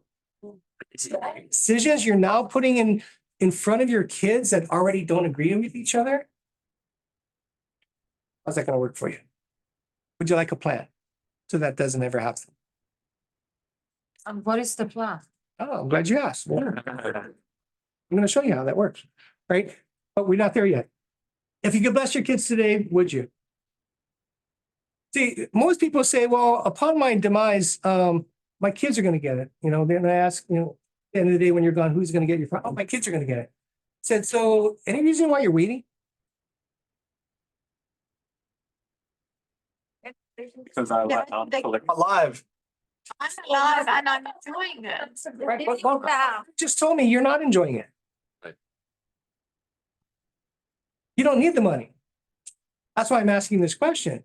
So if you're going to plan on giving to your kids when you're dead, Would you want them to start building wealth when you're dead, or you want them to start building wealth today? What do you want? If you could help them build wealth today, would you? Yes. There's So your- is your objective then to then, like, what do you do with the money afterwards? Like, so it's now sold. We're gonna 1031 exchange it into other properties that the kids will predetermine their inheritance. I'm gonna show you how that works. Got it. Because at the end of the day, do you want your kids to love each other? There's only one guy that said no. Dude, when he said that, like, I just want them to- I didn't expect it. Like, why would? No, Because he had two sets of families.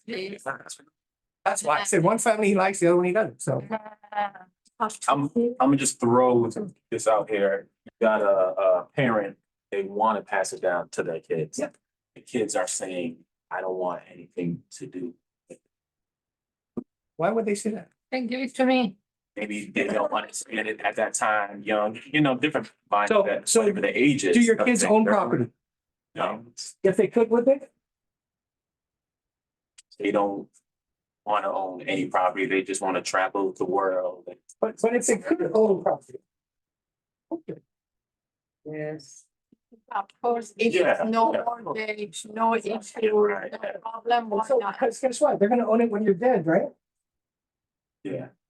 So why waste? Would it be, as a parent, is that something you'd like to do, is help your kids build wealth? Teach them how to do that? But then, What are we doing today about doing this? What are we doing to teach our kids?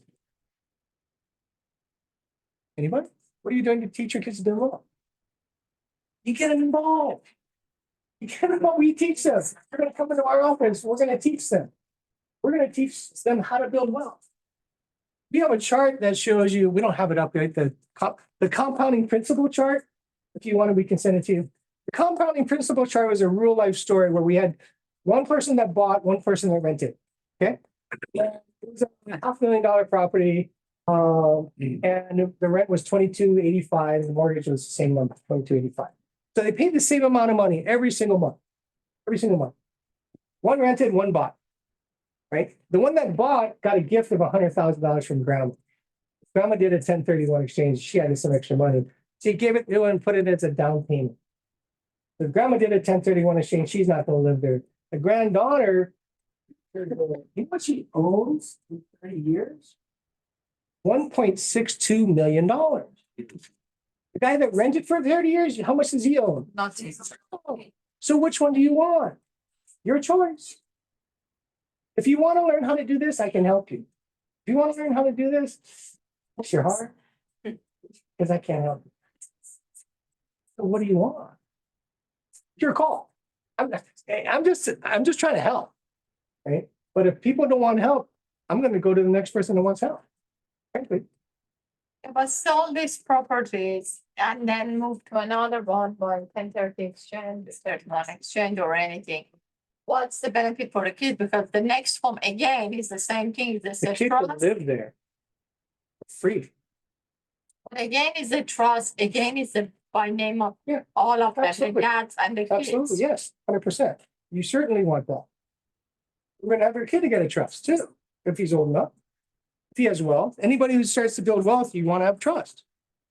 So say I'm older with older children and I have eager kids who are willing to take over the family's trust and assets. But I'm so concerned about their tax, with the 1039 exchange and their tax increase, and will they be able to sustain themselves with new property? And I don't want to leave them, our property's paid for, so if your kids own property, not yet, if they could, would they? absolutely. Okay. See how simple those two questions are? You get two yeses, you're almost there.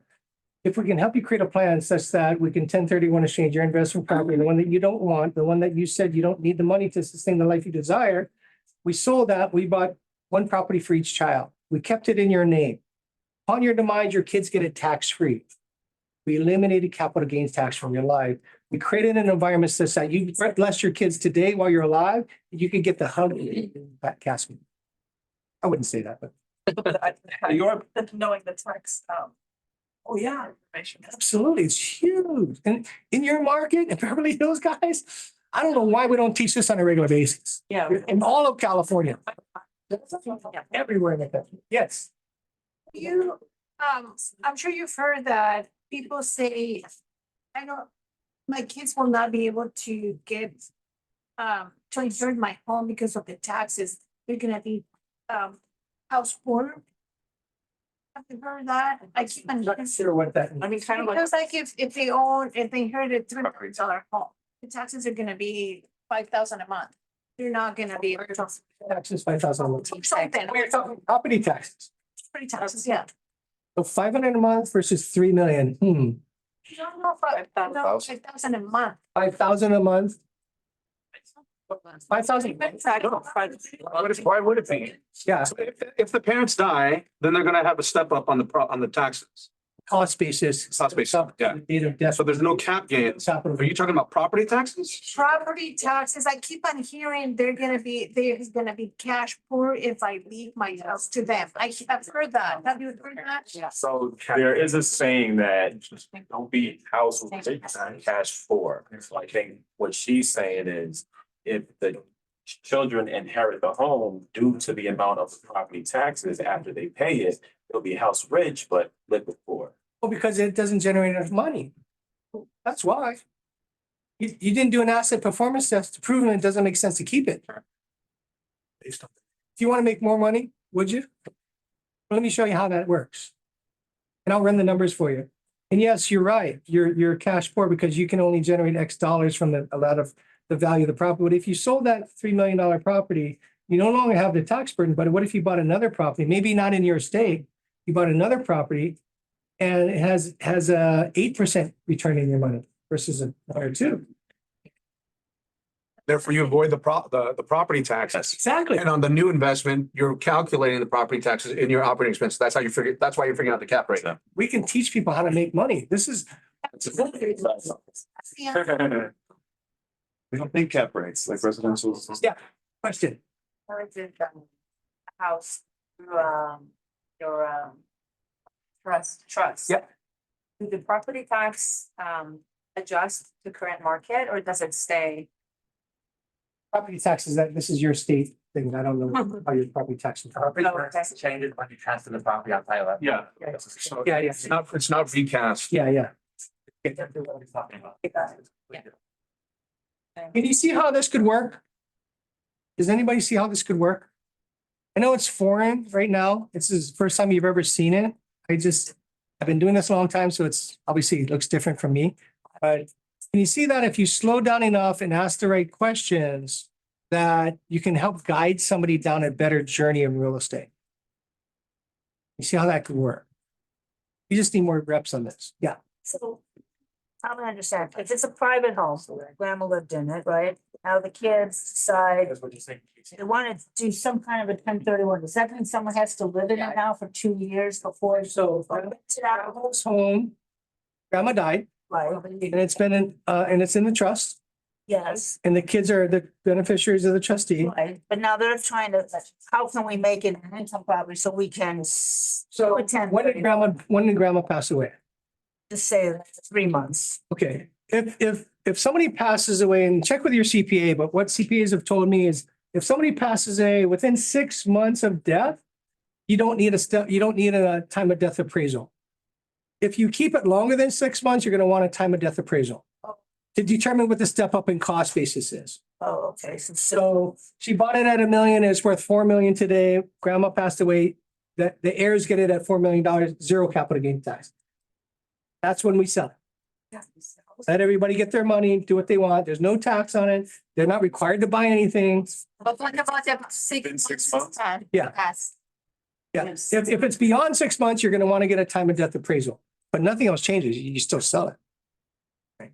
Because it's about capital gain, right? How much capital gain will there be in the next year?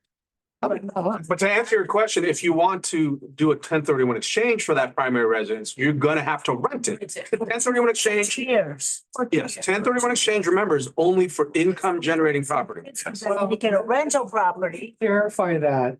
31 exchanges are for any property you don't live in. So a property can, Grandmas. a property can be held for future appreciation, right? Right. That's an investment property. Can land be an investment property? Yes. Which has no income? Yeah. So it doesn't actually have to have income. It just has to be something that the owner doesn't live in. Yeah, so you can keep it vacant after grandma passes away, keep it vacant for 2 years. And then I don't know why you do that. Yeah, why? Well, for I'm just using. We argue the point not to. situation, there's already a step up when grandma passed. Yes, why wait? Yeah, why wait? Benefit of the 1031. Spending your money. The capital gains tax. Already eliminated. Passing, it already steps up, so there is no capital gain, so you don't have to do a 1031. They can just take their money and buy something else Within that. within whenever. Anytime period. 6 months. It's just, the 6 month period is just for the date of death appraisal.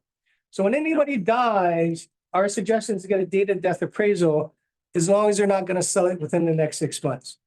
Right? If somebody passed away years ago, I had one 25 years ago, grandma passed away. They never did a death appraisal. That's a forensic style appraisal. It's gonna cost more. So we suggest you don't do that. If somebody passed away, you're gonna keep it in the trust and keep the property. We suggest getting a time of death appraisal. We will coordinate that. And we're gonna get our appraiser to come in and do that work for them. You say we, I'm sorry, you're referring to your. My team. Your team. If grandma dies, but grandpa's still alive. Oh, then you don't get anything. He gets a new girlfriend. So grandma died. Grandpa's still alive and in the house. Need some rough numbers for you guys. A new girlfriend. So grandma bought it at what? Oh, grandma and grandpa bought it, $1 million. Million. So it's $1 million. Years ago. Right? It's not worth what? 3, 6, whatever. Round number. It's worth 6 loans today. But when did grandma pass away? 3 months ago. The first one. So grandma passed away. Of this of this value here, grandma passed away, right? They're gonna get an appraisal, which will, it's gonna be $6 million, right? Right. But her half, it's stepped up, so $3 million is now her cost basis, not one. If you take this one, that's both of them, right? So it's 500 each. Right, 500K. So now the cost basis is 3.5 million. This is what a step up in cost basis does. So now there's still a gain, right? There's still a gain. Because grandpa's still alive. Grandpa's still alive. When he passes, he gets his basis too, right? Yes. And then the kids get it tax free. But that's only if grandpa wants to sell. If grandpa's gonna stay in the house with his new girlfriend, as Jerry was saying. Just There's no capital gain incident until you sell. real estate. Until you sell. It only happens when you sell. So if you, Wants to sell it, then he has to pay the capital gain on a 3.5. Selling. You have to get this. So, yes. He has to pay for just his own share, 3. Yeah. Sorry, I got one. If the value today, if grandma just died today, the value today is 6 million, half of her asset gets stepped up to the date of death appraisal. Half. Because the other one is at half. Because it's 50-50 ownership. That's why you gotta read the trust document, because it will tell you ownership. Okay. But here is a community property. I don't think you can do it any other way. Like the community property is always 50, even if you put it in the trust that, the. What if their kids own it? Yeah, it depends, just because they live there. That's who- Well, if the kids That are, was a- yeah, Or other people. yeah, sure. That's other people. Okay. So it's wise is then in a situation where you know that the parent of whoever is the money was in a trust to get rid of the property within the first 6 months in order to avoid capital gain. Is that correct? Most people do it, most people do it because that's the best time to sell it when there's no capital gain. But once the last person passes away, almost always we sell. Pay the capital gain to sell the house within the first 6 months of grandma, whoever passing. Well, it depends. If grandpa wants to live there. I mean, if no one else is in the Oh, yeah. The last person dies, yeah, that's when they get 6 the. months. Yeah. Well, they didn't do it, get away, didn't do away with a step up. And we No. still have a step up. No, that's a That's federal. Prop 19 was passed. I Just saying that you need to pay new tax. That, I think Prop 19 refers to property taxes. Is that correct? Okay. Yeah, that's what. These are different taxes we're talking about. This is capital gains tax. Capital gain. Right. There's also a state tax too that you guys should know because you're in Beverly Hills. Yeah. Right? But you don't have to sell, within 6 months of someone passing. You're saying 6 months is the timeframe within You get an appraisal, appraisal. Yeah. You don't have to sell, the appraisal. Okay. you don't have to sell within 6 months. No, it's only for the purpose of the appraisal. What does, I am confused.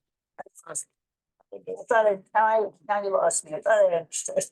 I guess the question is how long, if the last owner of a home passes away, say on January 15th in the calendar year, at what point, how long can the child, let's say there's one kid, wait? They've been, They don't have to sell it ever. because it's They still. can sell it any time. But But if there's a gain, they're gonna be subject to the capital gain from the date of death. So if there's a gain, there's no time frame on No, the gain. no. It's not about 6 months. It's if there's a gain, the gain's always there. Yes, yes. Does that make sense? Thanks for clarifying it. the capital gains either way. If there's a gain. If there's. It works. There is. So how does the 6 months help? It's just for the. It's just for- Just the appraisal. Understanding the value of the house at the time. Let's look at the alternative. If you waited 2 years and now you're selling, what's your step up basis? So you have to go backwards 2 years into the records to figure out how much it is, right? Yes, yeah. We've had one 25 years. Yeah, so do it within the 6 months. Again, it's as a consultant, wouldn't it be nice to share that with people? As a consultant, it's different from the next guy. And everything that we're doing today, ladies and gentlemen, is going to separate you from the next competitor. What was the term you used for the debt appraisal? Time of death appraisal. Okay, so what was your goal in acquiring the property? I asked that question because many of us, I assume that they bought it. Most of them, they didn't buy. They got gifted it. Yeah. Because of this transition of wealth, parents are passing, it goes to their kids, right? There's this huge transfer of wealth. And so I started asking that question because I wanted to better understand how they acquired it. What's your goal now? I want to see what the past, what's the present goal? Is it cash flow, appreciation? And then what's causing you to want to sell it and do a 1031 exchange? Because it's either going to be cash flow or appreciation that they want to get. And if you can make more money each month, would you? Answer is going to be yes. If you can remove the burden of the property, would you? Right? Thanks. So can I get the slides like that? Are we gonna get the slides? Yes. Okay, okay. Yeah, we got to actually move on, guys, because I got, Yeah, we're gonna move. unless we get out of here. Actually, I have an airplane. 5:00. We got to leave here. It's not supposed to end at 12. There's no way you're going to be done, just so you know. So. You You guys eat lunch in here. Yeah. Okay. What's your cap rate and cash on cash return? Nobody asked that question and nobody has the answer. And the people that have the answer, most of the time they're wrong.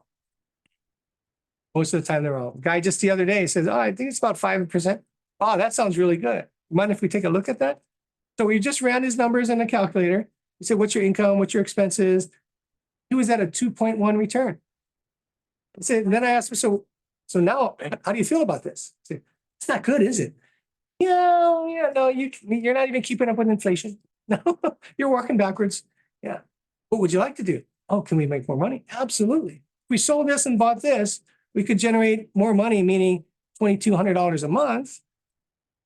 Would that be something you'd like? I said, yes. Would you like to do this sooner or later? Yes. I got a listing, I got a buyer.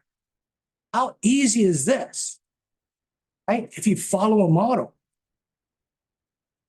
Would you like a free asset performance test? No one has ever said no to that. And nobody even knows what it is, what I asked, because I don't explain it to them. Who's your property manager? We asked that question mainly because I've gotten schooled before when I thought everything was great and I walked out of the appointment and 2 days later, the guy says, when he walked out of my office, says, man, this is so great, Dan. The strategy is amazing. Thanks for helping me get rid of my property. Thanks for helping me make more money. 2 days later, I got a phone call back. He said, oh, Dan, I decided my property manager said you could sell it. I didn't get in front of that. So now I do. Sell. What's that? They said you couldn't sell. No, the property manager said he would sell it. Could sell it. You would sell. You sell it for the client, basically. Because Yeah, which means I lost the listing. Yeah. right? And so now I ask, who's the property manager? And what we do is we give them a script that we send to them. It says, just cut and paste this, send this to your property manager and copy me on it. And what it says is, hi, Mr. Property Manager, thank you for all the years of service. I've decided to sell, and the listing agent will be Danny Hart and the Ihara team. And please send them these 3 things by Friday. Condition report, management agreement, and the rental agreement. They gave by Friday very clear instructions of what the owner wants. Since we started doing that, I never lost a single one. And I got everything we needed. Yes. Do we have to be careful in California because there are property management agreements that say if the property gets sold, that the property management company will handle that? What happens in that case? So, saying, like, we have to read it. I don't know. Well, there could be terms in those rental property management contracts that say that. I mean, most property management companies want that, right? Yeah. They've been managing it. They're looking for that listing eventually, but you can still get around that. Again, they have to check with their attorneys, but if the seller wants us to, the owner wants to do something, they can do something, right? But the point is to know if it even exists. Yes, yes. Are you self-managing and you have a property manager, right? Good question. Have you made any improvements? We talked about that. What kind of lease term do you have for all your tenants? If it's a house with 3 units, with one's month to month and the other 2 are annualized lease, you might have a challenge with that. And who's your trust attorney, CPA, financial planner? You need the income to sustain the life you desire. And then going at the end of the day when you're gone, this is the same thing we just went over. I'm going to kind of whiz through this. Tell me about your name. Basically, these are exactly word for word the questions that I asked. We recorded it. That's how we know. You had to figure out what I did because I didn't even know what I did for years. We started documenting stuff. Now we know. And I go, yeah, actually, I do say that. That's why it's easy for me to do these, right? Would you like to do it sooner or later? And then the goal for the replacement property is a cash flow appreciation. Getting a newer property, I think that was one of yours, right? A newer property. That's common, because these older folks, they've had properties that are old deferred maintenance. And right now, I think we have 2 or 3 of them that, it's so bad that they just want to get rid of them. We're buying newer properties. Okay. Some want to help out families for properties. Some want to relocate the asset, maybe moving to a different state. Are your clients, do they all have their kids living in the same neighborhood? Oftentimes not, right? Most of the time, what I've found around the country is the kids don't hang around mom and dad. They go to a different city or state or country. And so where do you think they want their asset? Not where mom and dad is. They want it where they are, where their kids are. And then resetting depreciation schedule as well. So I started this conversation about focusing on what matters most to the clients because people said I can't sell. I want to keep it because of this, whatever this is, right? And there's a lot of thises. You have a whole list of those things, right? So I had to come in my mind to explain to them how they have to see real estate. How you make decisions is going to matter. So can we agree there's only 2 types of real estate? The one you live in and one you don't. Can we agree? Sure. Okay. By the way, that's a question. Can we agree? Because once you start with people getting an agreement and words come out of yes out of their mouth, when it comes to signing a listing agreement, are we in agreement? Yes. Right? You're just training somebody to say yes. So can we agree there's 2 types of properties, a primary residence, one you live in, and when you don't, the one you live in, you should make emotional decisions on this asset, right? Because you're going to benefit from it. Your family, you're buying it for your personal enjoyment. Can we agree that? Yeah. I want the neighborhood that I want. I want the colored bathroom I want. I want the type of kitchen because I'm going to cook a lot. You're making those decisions because you're going to live there. But what if you don't live there? Then how should you make those decisions? Should you make them emotionally or financially? Financial. Right. Good idea. I'm glad you agree. See, that's how you pivot them. Mentally, you got to move their head from, I want to keep this forever, to it's just an investment property. That's all it is. But you got to get them to tell you that, right? Just with that. Because I asked the question, she answered the question. I want to make it financially. Great idea. Let's do that. So Let's move into 1031 exchanges. So 1031 exchange allows you to defer your capital gains tax on an investment property with certain guidelines and timing, and you must buy like-kind properties. This is like-kind. See, most people think if you sell a condo, you got to buy a condo. You sell a house, you got to buy a house. That's not true. Sell a theater and buy an apartment building, sell a vacant land and buy a house. Doesn't matter. It has to be real estate in the United States. But it doesn't need to be like-kind properties. You can- This is like-kind. I'm just trying to explain, this is what like-kind means. See, when people read if they Google anything in 1030, it says, well, like-kind, that's what automatically they assume it means. Your job is to educate them and says, this is what like-kind looks like. Right here, it says US and US territory except for Puerto Rico. Yeah. Puerto Ricans are American citizens, I though. get that. So why the difference? I didn't make the law. Sorry, I'm just curious. I like them too. I've been down to Puerto Rico. I didn't make the law. I don't know why it's like that, but I have to give you the instructions. Why? Okay, there's two designation rules. One is you must designate up to 3 properties within 45 days, or designate as many properties as you want up to 200% of the value. Okay, the 200% rule might play a part here, because if you're selling a $6 million property here and then you move into Tennessee, 3 is probably not going to do it. You'll probably have to have more. Right? And you also must close within simultaneously 180 days. Okay. Replacement property. And so this is why people don't want to do a 1031 exchange. Because if they don't identify the replacement property in 45 days, they're going to pay capital gain tax. They can extend it somehow. Really? I heard some. Depends on the topic. I did this, some. I had a customer once. I would be careful with that statement. I would be very, very careful with that statement. The answer is no. The government doesn't care if it's your birthday or Jesus's birthday. Oh, It's a calendar day. So I would never say, I've never said that you can extend it. I'm always saying you cannot extend it.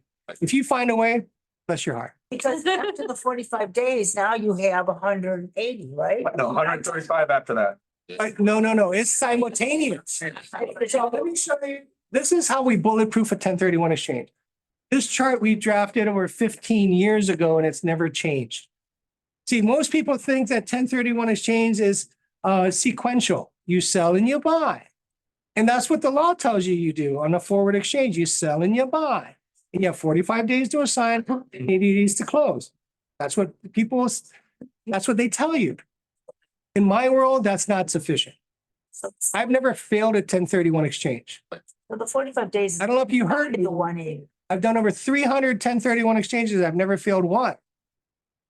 I don't know anybody in the country that has this record. Okay, in residential, commercial guys, you guys do that all the time. But the reason why is it's simultaneous. As we're starting to when somebody says to me, I'm thinking of selling my investment property, the first thing we do while we're getting it ready, we're just going to go find the replacement. Tell me what that looks like. Why you want it? Income, appreciation for the family. What's your goal? We're going to do this on the consultation before we walk out of my office. We're going to know what he wants. And then we're going to go find it. And we're going to start finding it because the reason is once we get an accepted offer on the one we're selling, the relinquished property, we want to start writing offers on the replacement property. Because now it gives you 90 days to find your replacement property, not 45. So if somebody says to me, well, 45 days to identify my replacement property is a rule, I said, absolutely, you're right. I said, well, I don't like that rule. It's too short. Well, I can't change the rule, but I can change how you see the rule. The way you see the rule is you play a different game. You play our game. And our game is we're not going to wait till you close on it to find your replacement. We're going to go find it now. So what does that mean? Well, we're going to start even before you get an offer, we're going to go shopping. So the minute you get an offer, if you know what you want, we're going to put offers in here. And then if we do our due diligence and we find out something wrong, we're going to cancel. We'll get you a better property. This is why I've never failed. Because we don't operate like everybody else does. It's simultaneous. Simultaneous. The other reason why we've never failed is a thing called a DST, and it's a safety net, which I'll talk about in a minute. Hey, how about that, DST? Okay, so what is a DST? It's like a real estate investment trust. Anybody have a REIT? Right? Okay, you own a REIT? Yeah, large assets, right? The ESPN News Center is a DST. Amazon Warehouse in Northern Carolina is a DST. Hospitals are DSTs. Julie and I own a DST that is in 4 states. We have, I think, 1,200, 1,300 units that is being rented, A-class properties. When we sold that and moved it into a DST, we did it because it was when COVID had that law that says upon your demand, if somebody loses their job, you can't kick them out of their unit. Remember that? Yeah. That scared the daylights out of me. So what I did, we sold it, we moved it into the DST. Before we did though, embarrassed conversation right now is I looked at my numbers and I was only getting 2.1%. I was that guy. Because I was too busy doing everybody else's, I didn't even do my own. We sold that, we put it into the DST. They promised us 4.3%. We got 4.3%. Today we get 4.5%. We more than Like a savings. it's income. This is a cash on cash return. But you put it, it's like a bank, No. It's real estate. it's real estate. It's real estate. Yeah, it's A quality, high class real estate that's 98% occupied or greater and not more than like 10 years old. These are newer developments. Okay, so why are investors looking at DSTs? Because there's no management headache. Today's world, they don't want the property anymore. And the investor just doesn't want them. They don't want to manage real estate. The only reason they don't want to sell it is capital gains tax. They also don't want their kids fighting. This solves all your problems. Capital gains tax, family dispute, and the burden of owning real estate. All 3 of those are gone. But the tax advantage. Tax advantage regarding 1031 exchange. Yeah, there's no capital gains tax. There's no capital gains tax. And by the way, then you don't have any problem with state taxes, property taxes, because most of these investments are not in California. It's in areas where the land is inexpensive, improvements are more valuable.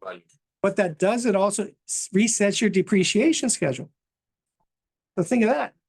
When you work with people with wealth, you want to sound like you know what you're doing. This is how to do that. And you're going to prove to them that I'm going to help you save more money. What realtor says, I'm going to help you save more money? We help you save more money because we understand depreciation. And it matters. Yeah. Right. So access to institutional quality properties. They have this thing called a non-recourse loan. It's wild. You can buy let's just say, for example,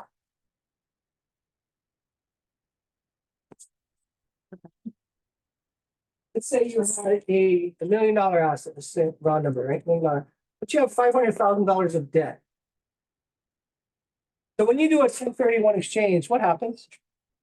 You got to replace the debt. So who's going to want to do that if they're at 2.7, they got to go to 7.2? This client's not going to do business with you. You're never going to get that business. But what if he says, I really don't want it, right? So what you could do is you could do this, a 1031 exchange into $1 million DST with a 50% loan to value. And all you're giving the DST is $500,000. They carry the debt for you. It's a non-recourse loan. You never get a mortgage application, you never get a credit application. The world never knows you have debt except this company because they built it for you with debt. They took out one loan for everybody. And so now you get 4% of this is $20,000 a year, right? Let's just say round numbers, 4% times it by 5 years. Let's say they own it for 5 years. That's $100,000.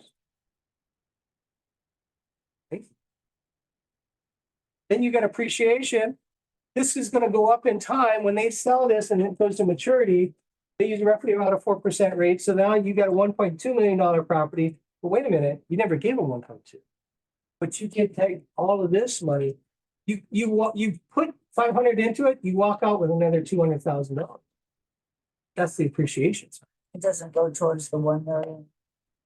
No, because this is all the equity you gave them.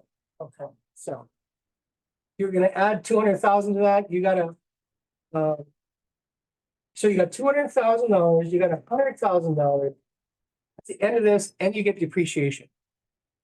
When is the end though? Can I sell it? Good question. No, you can't. So the Because it's downside few is, investors altogether. yeah, there's 500 investors, right? Typically 3 to 7 years. The magic number lately has been 5 years. So we say to people, if you need to have access to this money in the next 10 years, you're probably not a good candidate. Yeah. Don't even consider one. But if you're telling me you'll never need the money, that's an option. And you die, and then what happens? Kids get a step up in cost basis with zero capital gain tax. Children, they withdraw the money? Not until it matures. Do they tell you from the beginning when it's the maturity day? No, they'll tell you a range. They tell you. 7 years. 7 years. You're 8, then conceivably, they could take the money. It could be year 2. One, If they make enough money on it, it could be You year can't 2. take it out when you want it. You can only, when it's, they decide. Years when they sell it, it's when you can liquidate. Oh, when they sell, Yeah. then you can. I see, okay. Lower minimums of $100,000. So it's not like you need $1 million for this. It helps you with diversification. We have 4 properties in 4 different states. Should the world go upside down, maybe it won't impact us as much. It's great for estate planning because we're going to teach you how we create real estate plans for folks. It's the insurance policy for your 1031 exchange. So when we get people, if somebody says, I want to sell investment property, we want to first qualify them, make sure they're an accredited investor. What is an accredited investor? It's $1 million of net worth outside of their home or $200,000 of income for a single person, married couple, $300,000 of income. That's an accredited investor in the eyes of the IRS. Okay. And the reason why you don't know anything about the DST is the IRS does not allow DST companies, which are called sponsor companies, nor financial planning firms, that's the broker, how they sell it, to advertise it. They're not allowed to advertise it because it's not for everybody. It's only for accredited investors. So they can only share it with accredited investors. What if you built a relationship with a financial planner that had this tool? You can unleash money to give them. That's what we're doing today. We're unleashing money from people's wealth and their real estate, giving it to the financial planner, and they're making money on this for the client. Knowing that a DST, there's no compensation to a realtor. They can't do it, SEC regulations. You're not a license, unless you're Series 7, they can't pay you. I don't know anybody who's serious yet. So if you're putting someone, if you're having these conversations with grandma and you put them in, you recommend a DST because it makes sense. You're not, You can't sell it. there's no way to get paid. You're doing that You're to. doing that because it's the best thing for that grandma. Yeah. That's why, by the way, that's why most realtors don't know about it. Because you all want your own money. You see the difference between me and the rest of the world? And the real estate planners? It's not about us. We're not suggesting a DST because we get paid. We're suggesting because it could be a great solution. And I'm not saying this, everybody needs to do this. I'm just saying it's an option. See, what if you got really good at sharing different options? People are going to come to you. Well, this is the person that wants to sell their home, but they don't want to pay capital gains tax and they don't want to manage the property anymore. So you're getting the listing, but you're not getting. Absolutely. There is no capital gain. Why is that? Because you're going to keep it until you die. But you have to keep, if it sells in 7 years, you have to. Right, you're going to do another 1031 exchange into an either DST or you can pull it out and bring it back here. But if you pull it out, don't you have to match the debt? Yep, That was in there? absolutely. In that case, know that that's going to happen. Yeah, it's not just the money that you put in. Absolutely. They had. Not all of them have non-recourse loans. Some of them have no debt. Okay. So there's another one called a 721. 721 UPREIT. It says a hybrid from a DST. You roll into a DST, and then in 2 years and a day, it runs into a REIT called an UPREIT 721. What that does is it allows you to never, ever have to do a 1031 exchange again. It stays in there until you die. It's a REIT. You get about a point or more money, and you'll never have to do it. This is the UPREIT is the solution for somebody who says, I don't want the property and I never want to do a 1031 exchange. Just put it away, make me money and give it to my kids when I'm dead. So again, what's part of matching the debt? On a 1031 exchange, when you have debt, you gotta match the debt. Doesn't go away. In a DST world with the leverage DST, you can buy another DST with leverage as well. But if you came out and bought property here in Beverly Hills, you gotta replace the debt. Meaning the relinquished property, if it's not owned free and clear. Yeah. If there's, say, a $300,000 mortgage. When you go into a 1031, you have to. Right, the debt. So that's telling ways. It's a line item. Way of holding on. It's a possible solution. Can you explain DST again? I left that wrong. Okay, a DST is like a REIT, real estate investment trust. Okay, you put money there and it doesn't come out until they tell you they're gonna let mature it. And then they're gonna sell it. You get appreciation, you get depreciation, you get, if you do a 1031 exchange, no capital gains tax, right? And you get cash flow. It was recognized by the IRS as a replacement property. Don't know. For a 1031 exchange. So outside of hard real estate here, the DST is the only other option. And then after the 5 years. Roll into another DST or pull it out and buy something out in the open market. That's no problem. Yeah. You guys are about deferring. You're just pushing it back, pushing it back, pushing it back. And then when you die, that's when you reap the benefits. Not you, your heir. Yeah. Okay. And swap until you drop. Swap until you. I love that. Swap up to. Okay, it's up to 500 accredited investors. They often have a non-recourse loan.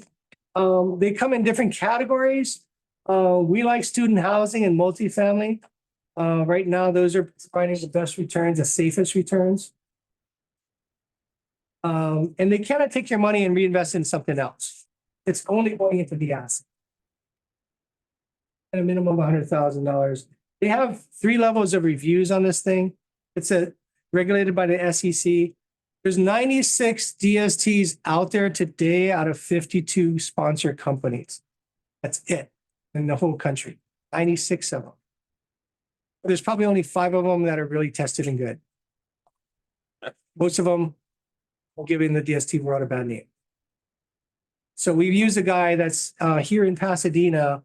I don't know if you guys know JRW. We can introduce you to them. They're one of the, they only do DSTs. They're the guys that filter through this and give you 5% of all the DSTs that are available. And they'll say, these are the best ones. Who's gonna come in? JRW. JRW. So they were approved in 2004 and you can get bigger, better quality versus just mom's old house. Right now you own an asset it's a higher quality asset. You don't get any voting rights. So once your money goes there, know that you're not going to touch it. You have no choice in the matter until they tell you they're going to sell it. That's the only time you're going to find out. Is that like a blind trust? I'm sorry? Is that like putting? It is a trust. Oh, a blind. Statutory trust filed with the SEC. Right. So what they're looking at is 3 to 5% cash on cash return. That's net, by the way. People ask fees. Don't worry about the fees. This is net. They're taking their fees out. This is what you're getting. Right. You're looking at a target appreciation of 3 to 5%. Lately, we've seen 4 on both. And then you're going to get depreciation as well. So remember when we talked about the tools of building wealth in real estate? Cash flow, appreciation, depreciation, leverage, 1031 exchange. The DST has them all. It's the only asset that has them all. The downside is there are risks. It's real estate. Just like you own other real estate. It is insured. So the insurance would cover it for a natural disaster. The biggest risk that you have is there's no control. You don't have any control. And that's the thing. If somebody says, I need to have control, then they're not a good candidate. Just move off to the next option. Remember, your goal is to give them options. Okay? Long-term rental, short-term rental, DSTs, 721 upgrades. Right? A lot of different things you could do. You can move out of your market. Oh, this is in a weird place. This is trustworthy. If you've never seen trustworthy, you might want to click on that. You can learn more about it. At least you'll get 20% off. But what it is, for those who have a trust document, question is, where is your trust document today? In a filing cabinet? Yeah, it is. Under the mattress. What happens if the house burns down? I have an extra one. I gave it to my sister in case. Okay. She bought house. Where What if you died and your sister died? Then what happens? has it? No, they don't. No, they don't. Said the same. I would not count on that, ladies and gentlemen. Your attorney drafted it, he gave it to you. That's your responsibility. Right, exactly. If you think that they have it, they might. You might get lucky. Most don't have it. You don't Get too many of them. No, what? It's your responsibility. Yeah. And by the way, funding it, think something about a trust is, there's a funded trust and an unfunded trust. A non-funded trust is attorney drafted the trust document. You just never put anything in it. You never changed your title to name it from your name to the trust. That's an unfunded trust. An unfunded trust is like a protected bucket with nothing in it. Until you change the title of your ownership of your assets to name it as an owner, as a trust, then it gets protected. That's called a funded trust. Right? So know that there's a difference between the two. Because most people think, isn't that my attorney's job? It ain't your attorney's job. It's your job. We just never told you. And in this side, when you pay that $200, they keep your trust. $200. No, I wouldn't use $200. I don't know. This is like $3,000 to $10,000. No, for this trustworthy. Oh yeah, trustworthy. Yeah. So what this is this is a secured mobile site where you can load your life insurance, your long-term care insurance, all the deeds that you own, all the accounts that you have, all the passwords you have. So when I'm dead, who knows about it? Though? You send it, you give access to people that matter for this item. Because not everything is the same. You don't want to give everybody everything. You want to give certain people for $200 a year. This is not rocket science, ladies and gentlemen. This is the best solution that I've ever seen in today's world and technology for protecting the wealthy. Imagine if you gave this to your client. He said, where do you keep your trucks down to? It's in the filing cabinet. What happens if you get robbed or the house burns down? What happens? Life insurance. I have a friend that owns a very prominent business in our state. If I told you the company, you would know what it was. I saw him the other day at the beach. His two parents passed away.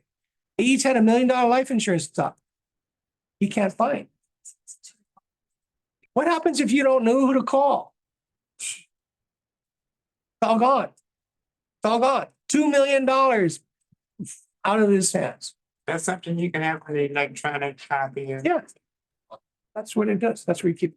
I just had a very similar scenario that the mother died. The sister of the person knew all about the trust and everything, and then she died 3 months later. And now the son had no idea. We couldn't find the trust. It was months and months of going through boxes to find the trust. We had to go to probate court. Finally had to get an attorney. And then finally he found the trust. So it was like, That's because they're living a lot of stress and can get you listings. Okay. Gary always tells us money is good for the good it does. In an LLC, What about it? if your property's in an LLC or an LP, is that for a trust? So if you. No, you want it in the trust. You want the LLC in the trust. Yes. Remember, the LLC is going to protect you legally from other things. It's not going to be clear instructions to the world of who gets what. The trust is the only document that does that. And so I ask a lot of people a lot of questions, as you can imagine. Money is good for the good it does, right? But I ask people my age and older one simple question that gets them to really think.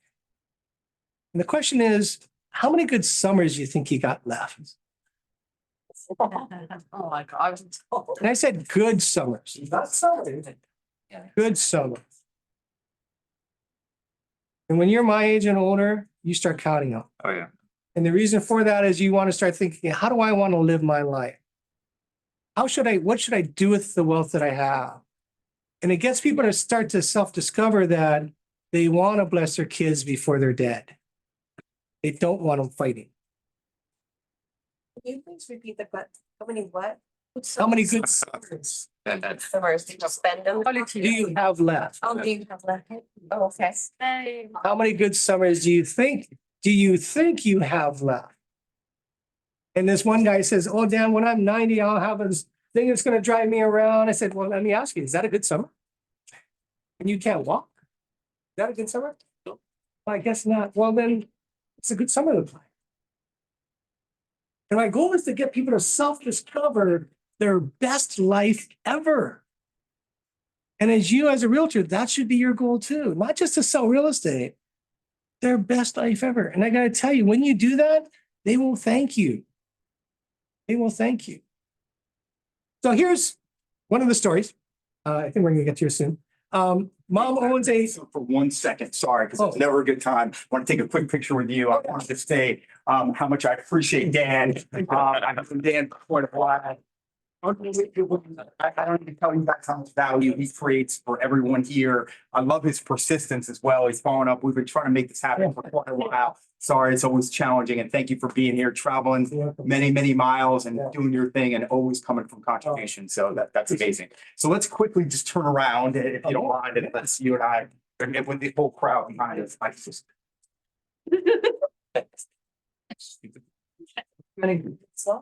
You guys stand up? Yeah, you got to stand up. Yeah, yeah, exactly. Yes. You didn't get any. Whatever. Yeah, excited. All right. Now I have to come up. Ethan, come in. Come on, Ethan.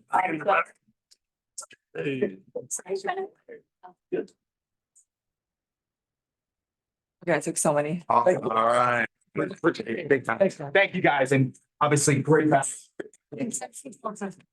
Okay, so $4 million asset, 4 kids. So let me start by telling you, I had this conversation with a realtor at KW, and he says, well, Dad, I know what you guys do, and I don't think I need any of that because I figured it out. I said, tell me what you figured out. He said, well, I got 3 properties and 3 kids. I don't have this problem that you talk about. I said, well, okay, that sounds like you have a good plan. Just got one question for you. Who gets the first pick? Or should I say, who do you love the most? And then when you're gone, how are the rest going to feel about it? And will it help you get to your goal that you want your kids to love each other? You see this series of questions? You want to ask the question so it's not cerebral, it's emotional. You got to get it. Logic makes people think, emotion makes people act. We got to get them to action, right? And so mom owns $4 million property, and she's worried about her kids because the kids don't like each other. They're kind of fighting off the time. And she saw her nieces and nephews fight over real estate after her sister died. So she comes to us and says, I need a better plan because keeping it in a trust isn't going to work. I said, well, I'm glad you figured that one out, and we can help you. So do you need the income from the investment property to sustain the life you desire? She says, no, I don't need it. It's a $4 million asset. I said, so when you're gone, who's going to get it? So my kids are going to get it. I said, is there any reason why you're going to wait? So isn't that what we're supposed to do? Well, we got to step up in cost base. Isn't it better that way? That's one option. You can do that. Right. But if you could bless your kids today, would you? He goes, yes, I would. I said, well, do the kids own their own property? They go, no, they don't. If they could, would they? Yeah, they would. So we sell a $4 million property, and we let George, Lucy, Grant, and be on the selection committee for the replacement property of the one they're selling. And they got $1 million each in value. They don't get money, they get value, right? So I'm not saying mom's not giving them money today because we don't want to do that to our kids, right? But if you could help them today, would you? The answer is yes. So she says to the kids, we get around a table in our office, and she says, hey guys, we're going to do this plan. Listen to him. Okay? So they come and listen to me. I shepherd the whole thing. And we say to them, George Lucy Grandan, mom has a $4 million property that we're going to be selling. We're going to do a 1031 exchange. What she's willing to do for you today is to allow you to predetermine your inheritance. You should see the way they look. Incredible change from when they walked into the room, nobody looked at each other because they didn't like each other. 4 times this happened in the last quarter. Same exact story. Right? So mom's like, I need some help. So what we did is we sold the 4 million and we said, George, you can identify anything you want up to $1 million. If you want to buy more, you're going to have to bring in your own money or you're going to have to get a loan for it. George says, well, I want a $1.5 million place and I got a little bit of money and can I get a mortgage on it? She said, absolutely. Right? So what George did, he put $100,000 in. Remember, mom gave him $1 million. He took $100,000 out of his own pocket. He needs to invest 1% of the money into the asset. And then he takes a mortgage out on $400,000. He now co-owns it with mom, right? 2/3, 1/3 is the interest, right? Mom owns 2/3, the son owns 1/3 because that's his interest that he contributed to. He's on the note by himself. Mom's not responsible for that note, right? But they have a verbal agreement that you better not screw this up because they're going to come after my house too. It's my house. It stays in mom's name. Mom owns 2/3, the son owns 1/3. When mom dies, the son gets it tax-free. Tax-free. But what he also got over this time is he learned how to build wealth because mom taught him through us. About the son has an issue with the payment and all these things because the home is. He cannot have that. It's not an option. Him having a problem is his having a problem is not an option. If mom feels that it's a chance, he doesn't do that. You don't risk it. Right? You don't risk it. She just says you have $1 million to spend and that's. Yeah. She's not gonna say, she knows her kids. Right? Most of them know which ones are responsible. You guys know which ones are responsible? I do. I do. And they're all different. And some I would trust and some I wouldn't. And so the conversation happens between mom and us first. And then if she agrees, then we bring all the kids around. We create the strategy. We allow them to decide what to do. Now, here's the thing is if you don't decide within the right time period, your option to select your replacement property is going to be removed from the table.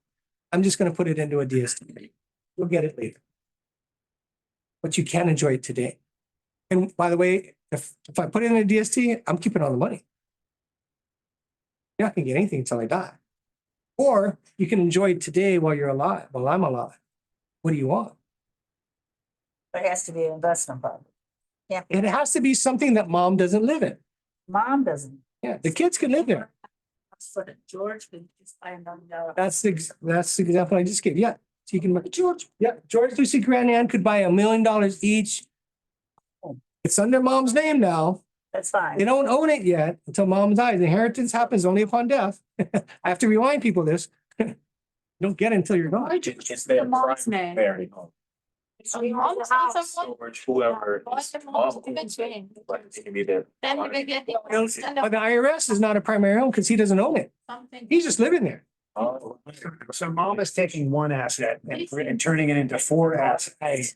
And she's putting each kid. Well, that's why we need the trust attorney, right?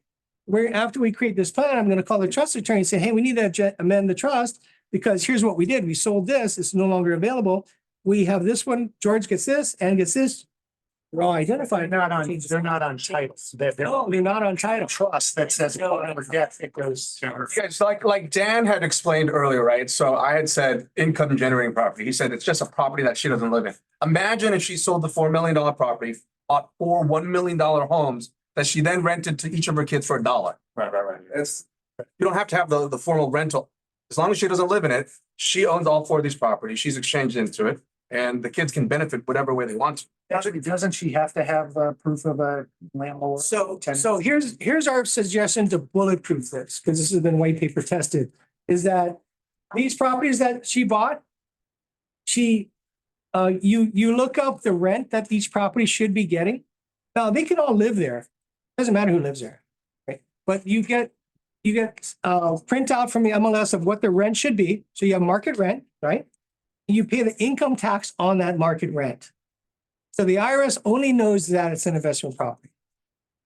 That's how you bulletproof. The mom's name has to be there. Yes. Oh, okay. And I think you mentioned earlier, why don't we transfer the name today? Anybody know why? That's big. But the tax bracket doesn't change if you transfer it to your kids. No, you're missing the point. Capital gains taxes, if your mom passed on your property today, mom bought it for $100,000, it's worth 3 million. She passed it on to you today, put your name on it for even 1%, you've observed her cost basis of $100,000. When you sell it, you're responsible for all the gain. So if you like your kids, you're not going to do that. Don't put your kids on title until you're gone. Have your trust dictate who gets it and upon you to buy. Then you got to step up in cost basis. One question, I have a client that has that problem. She put a sign on the grant deed with her. So And I mom told her that. mom put her son on the deed. Okay, she didn't mark the deed and Yeah, and you the can rest check of the the deed. deed. Okay, until after she passed the away. Yeah, I would definitely do that. Now, I'm trying to explain that. If mom passed on the property while she was alive to her child, right? And the mom passed away, the kid's now responsible for the capital gains tax. From the beginning. Sorry, I don't want. Oh, yeah. I'm Just, you're good. Just it gets in my, I know. Almost. He's one of the. So that's called a carryover in cost basis. You don't want to carry over, you want to up in cost basis. Okay, when you pass on title while you're alive, you've passed on the cost basis to the next person, whether it's your kid or somebody. They've absorbed your cost basis. So when they sell, they're going to pay all the gain. And there's people that do this today. There's attorneys that'll tell them to do that, and that's because they are trying to work on Medicaid. They're trying to get a, you know, if you know how Medicaid works. By the way, Medicaid providers, if you don't know one, I would find one because they continue listings too. Ours do, right? Because these properties have to be sold. Which will this transaction itself or this system or method? Is there Real estate plan? Huh? The real estate plan? The real estate plan. just real estate plan? Okay. But this was a 1031, Correct, basically selling correct, an investment property and buying for. correct. Technically running them to her children, so it's still, Yeah, they would pay $1 a year. the IRS is not going to track the transfer of money. They don't care about the transfer of money. What they care about is you're paying tax on a property that you own. Income tax off of investment property. So you can get listings from Medicaid? Okay, how do you go about getting on a list? Because there's people, and it's not getting on a list. It's a relational business here. It's not, I can put my name there. It doesn't work that way. So you have to go to a Medicaid. My suggestion is study Medicaid. Don't look at things from the outside, get into the inside. I know because I help Medicaid people. I help probate. I help trust. I do help them all. Especially the certification. Okay, so. So how do I use this study Medicaid and then I have to go to some Medicaid Provider. provider?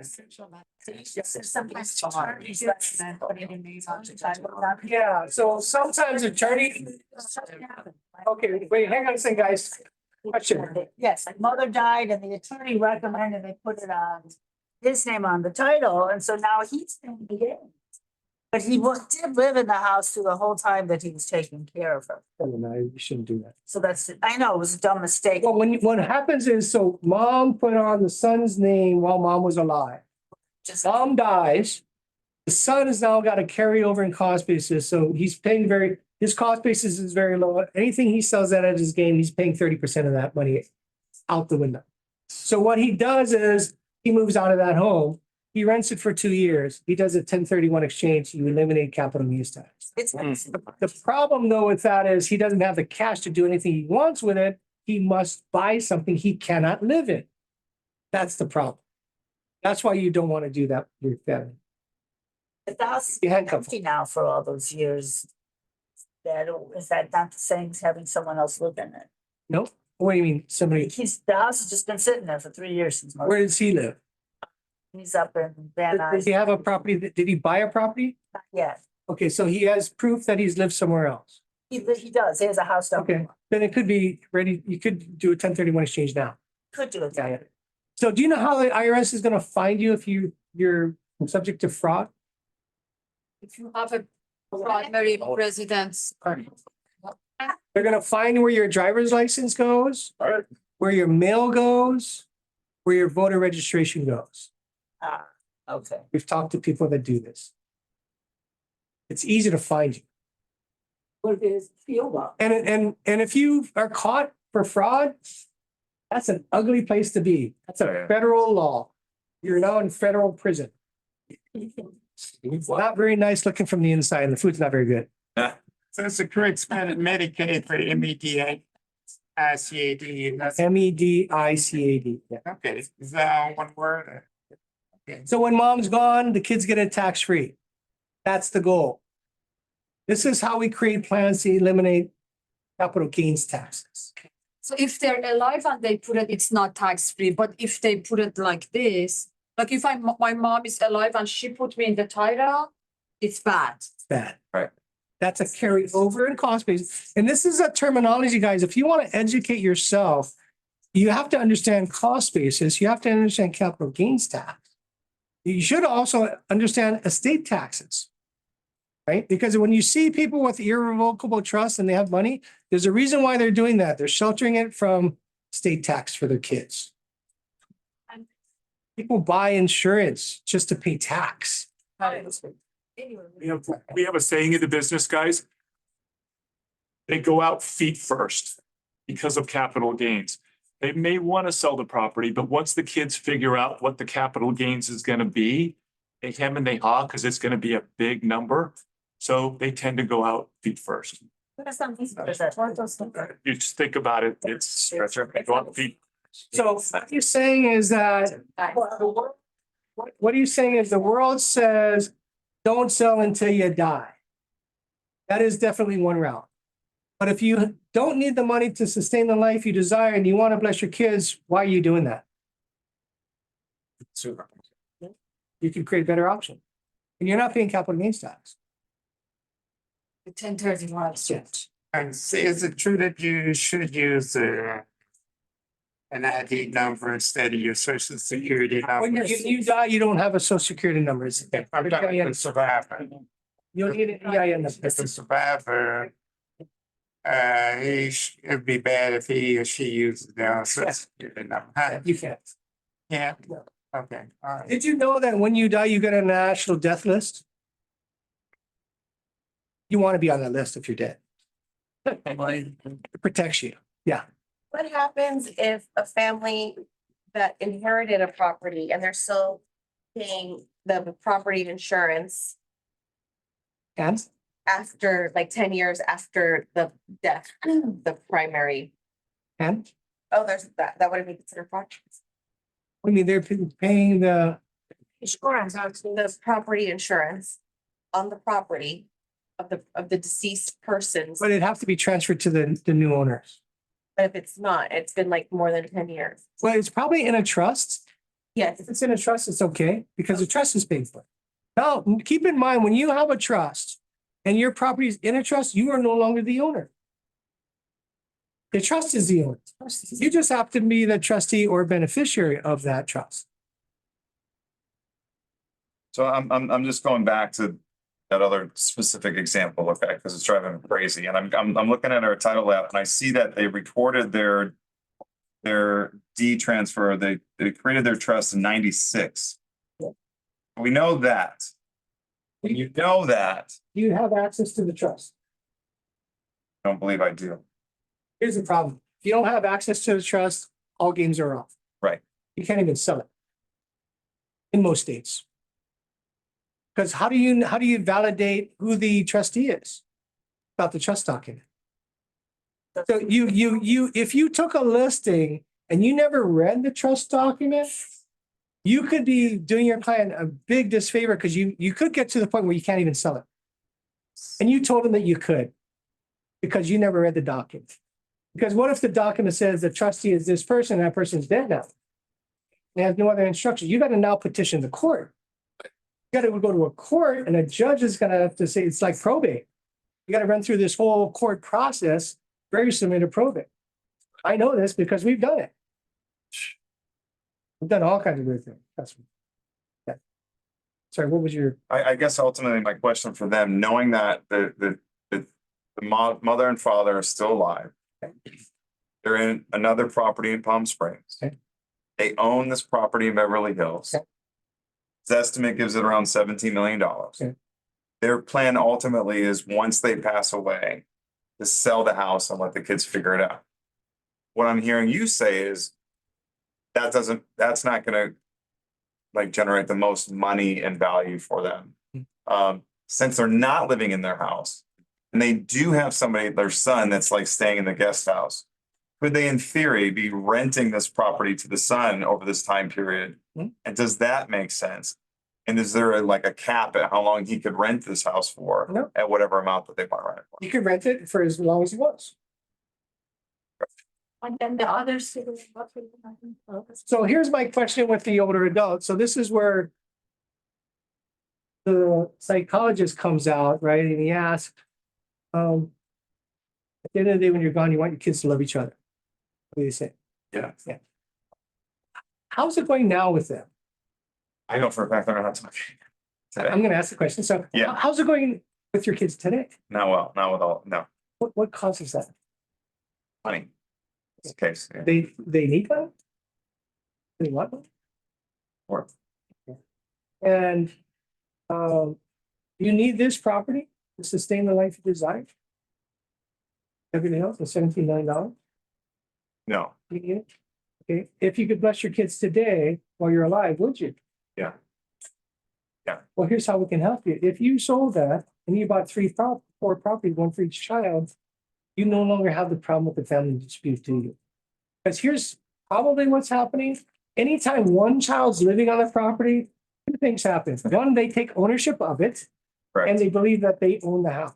yes, Number two is all the other kids think, how come he gets a free freaking ride? and he's the realtor. Yeah, and he's a realtor. Yeah. Why is he getting all the best deal?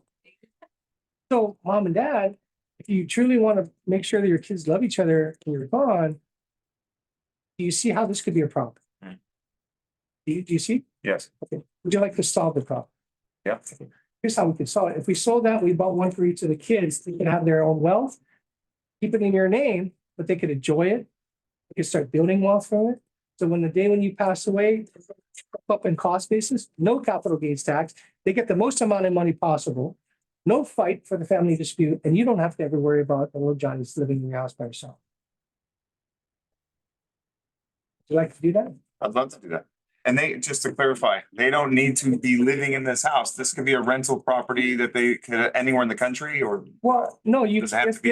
if the property that there's the 17 million is the Yeah. property they didn't live in. Yeah. 2 out of the last 5 years, it's now an investment They property. live- That's a, yeah, they don't, they still own it, But do they live they there? don't, So where do they live? Palm Springs. And how do they prove that they live there? I'm sure they get all their mail there, they get everything. Do they own that property in Palm Springs? And I guess they do. If you want to ask that question, Yeah. did you buy it or are you renting? Well, they own it. Yeah. You bought it. Yeah, They they have bought it. $17 Yes. million I meant, did they own it free and clear? But yeah, they own it. Yeah. So they're named on title. Yes. They pay as a primary residence. Yes. That's their primary residence. This has been an investment property since you left. When they leave, Oh, I mean, it's been years. They kind of, yeah. it's an investment property. So. I don't do it. Sell it. Yeah.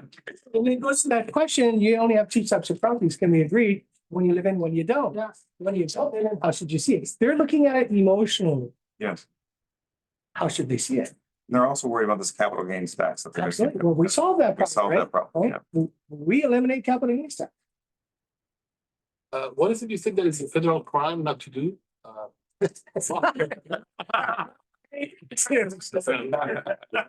What is that's a long list. What is the federal crime I'm not supposed to do? We should have started off with. Okay, this one's gotta go, so we gotta get through this. I'm already over time. So this is our network. Pretty simple, right? We started on this side, on the healthcare services. Do you guys know what the Office of Public Guardian is? Yeah, and very few people in the world know what that is. It's a state office in every state in America designed to take care of people who cannot take care of themselves. The Office of Public Guardian, OPG. So let's say you see Mrs. Smith across the street. She's 85 years old. She's been a widow. And you see her every day. She comes out, she sweeps her leaves, she moves her car, she goes out, she comes back, and every day it's the same thing. She's like clockwork, right? Anybody have somebody like that in your neighborhood? Sure. Yes. Yeah. Actually, I know the lady. Hang on, hang on. So you have these scenarios. What happens one day when you see her car there and she didn't sweep the leaves and now there's two newspapers on the door? What do? You walk across the street to see if she's okay. You knock on the door and you ask her, are you okay? She doesn't respond. You see her car there, you hear the TV on, she's not responding. You get concerned, you call the police. The police are going to come and do the same thing until they break her door down to get to her. And most of the time she's on the ground, and some of the time expired. And this happens every day in America. Every single day this happens in America. So we started partnering with the Office of Guardian about 15 years ago. But 15 years ago, we started understanding that there's a service designed to take care of people who can't take care of themselves. So what happens is the older adult, let's say they're alive, the ambulance takes them to the hospital. The hospital wants to revive them, and what do they want to do? Release them. No hospital wants you to stay there. They want to get you out of the hospital. Well, in order to leave the hospital, the case manager has to find a conservator and a guardian. Right? And so in order to get a guardian, they're going to go to the state office of public guardian. The state office will become their guardian. The guardian will then go to the courthouse again. They're going to assign a conservator. The conservator takes care of legal and financial affairs. The guardian takes care of health and medical affairs. At that point in time, Mrs. Smith has proven to the state of California that she can no longer stay home. She'll never go back home again. And this happens every day. And we're the service provider for that organization. They call us every week because they have people that have to sell in order to pay for the care that this person is going. And keep in mind, $10,000 to $20,000 a month. Most people don't have a lot of liquid cash. There's an urgency in selling that property. We have to go in and assess the situation. We have to go make sure all the financial information is preserved, all the heirlooms are preserved, because she can no longer go home. And this happens all the time. This is a story I tell people because it's a real story. We've been doing this a long time. And I don't know if you know what happens to a human body when it stops pumping blood. It leaves the body. And we've seen pools in homes where it didn't work out well. These people were reacting to life. They didn't have a proactive approach to the world. It was, I'm going to die here in my home. And sure enough, they did. Sure enough, they did. And by the way, that is a disclosure. And that's how they leave foot first. That's how you prefer. And that's never a good plan. So I say to people, you have a choice in the matter, and it is 100% your choice. You get to be either proactive or reactive. The proactive person says, I'm going to move before I need to move, when I can move, when I can move on my own decision, when I can physically make the transition.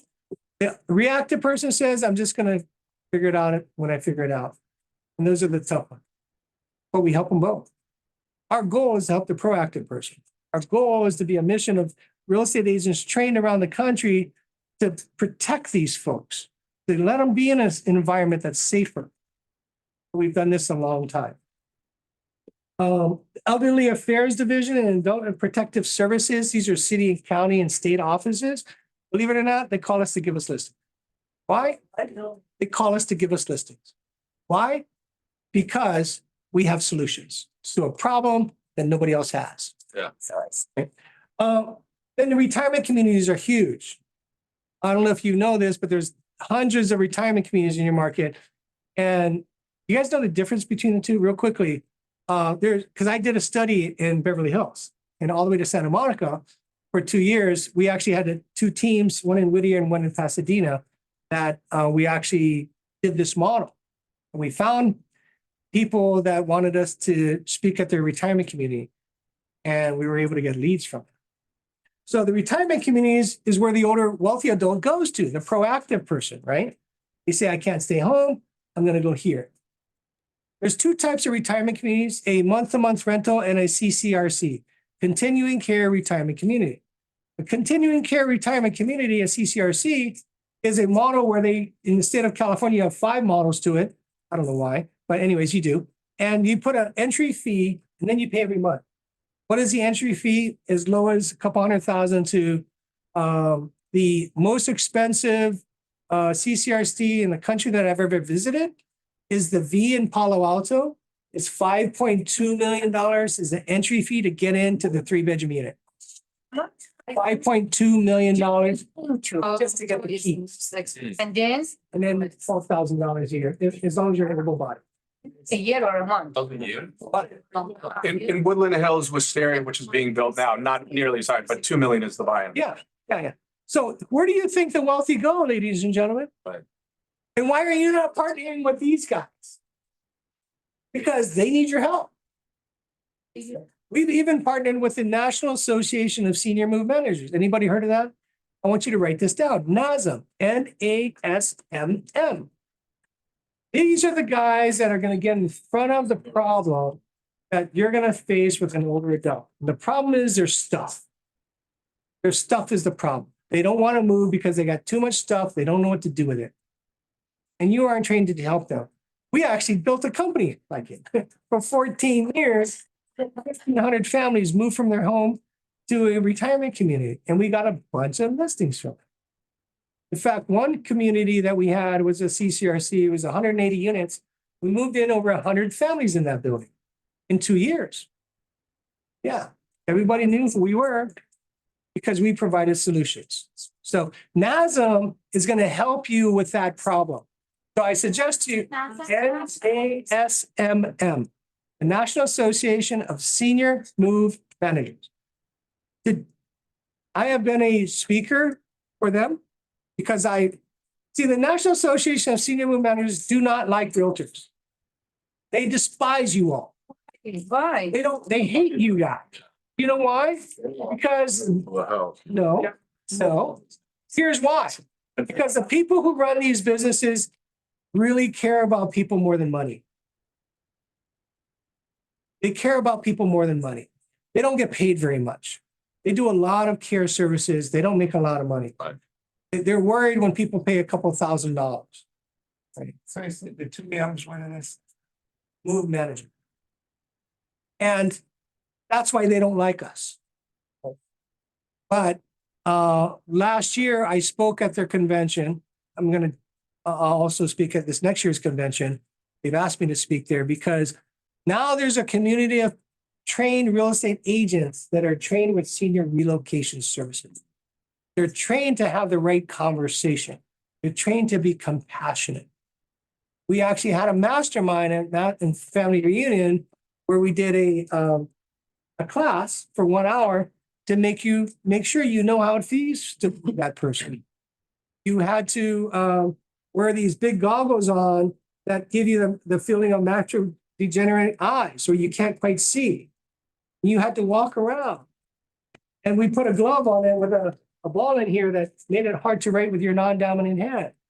That gives you the feeling of what happens when you have a stroke and you're asking somebody to sign something. We put beads in their shoes to make you feel what it feels like to have arthritis. It was experiential. And until you live in their shoes, ladies and gentlemen, you'll never, ever know what it feels like. We did this 14 years ago. We did it again a couple months last month at Family Union. And I hear it was one of the better things that we did during that week because it makes you realize the data, the people that you're dealing with, they're not like you. Yeah. You have to speak slower. You have to look in their eyes. They have to see your lips because sometimes they can't hear, right? They can't see. They get cold. That's why their houses are all closed off and you're dripping, sweating inside. I don't know if it happens to you. It happens to me all the time. And I have to ask them, can I open a window? Because their skin, their derma gets thin. I even had a lady that she just walked and she scraped just a little scrape like that on a plastic trash can. And in minutes, this much of her skin unraveled in front of my eyes because they take blood thinners. but her heart and her skin here just started unraveling. It was like this much of raw meat. She says she's okay. She said, no, this is not good. I put a gauze on, I taped it. She was like mad at me because it was so painful. I said, we're going to the hospital now. And I drove her to the hospital. Understanding who you're dealing with matters because you're going to show up differently. Case managers, these are people that have to take care of somebody. They need to place somebody to a care home. Every hospital has them, right, in order to be released, right? The Gerontological Society and the Long-Term Care Association. I've been members of those two for about 18 years now. I was the only realtor in the Hawaii Pacific Gerontological Society. Why? I don't know. Nobody else cared to learn. I did. I learned about dementia. I learned about memory. I learned about the challenges that my clients are going to have so I can show up differently and better for them.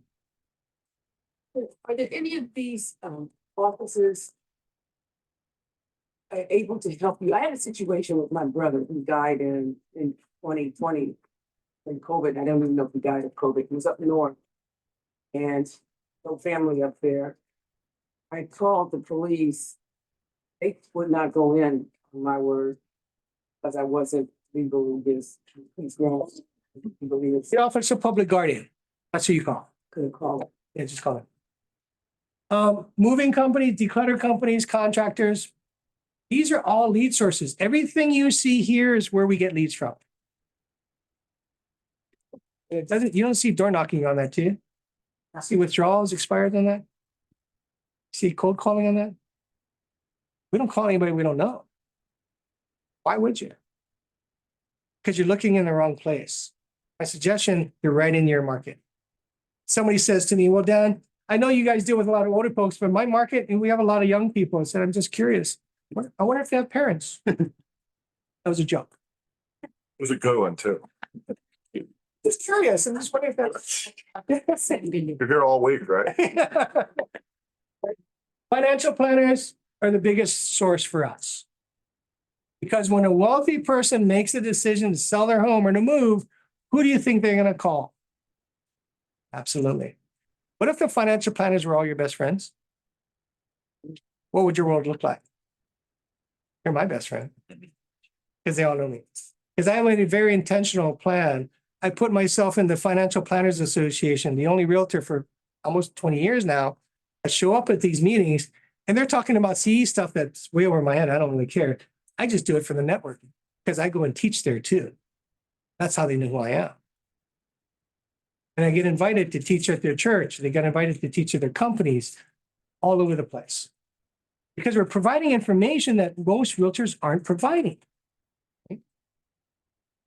Wealth managers, and then attorneys, wills and trust attorneys, estate planners, probate.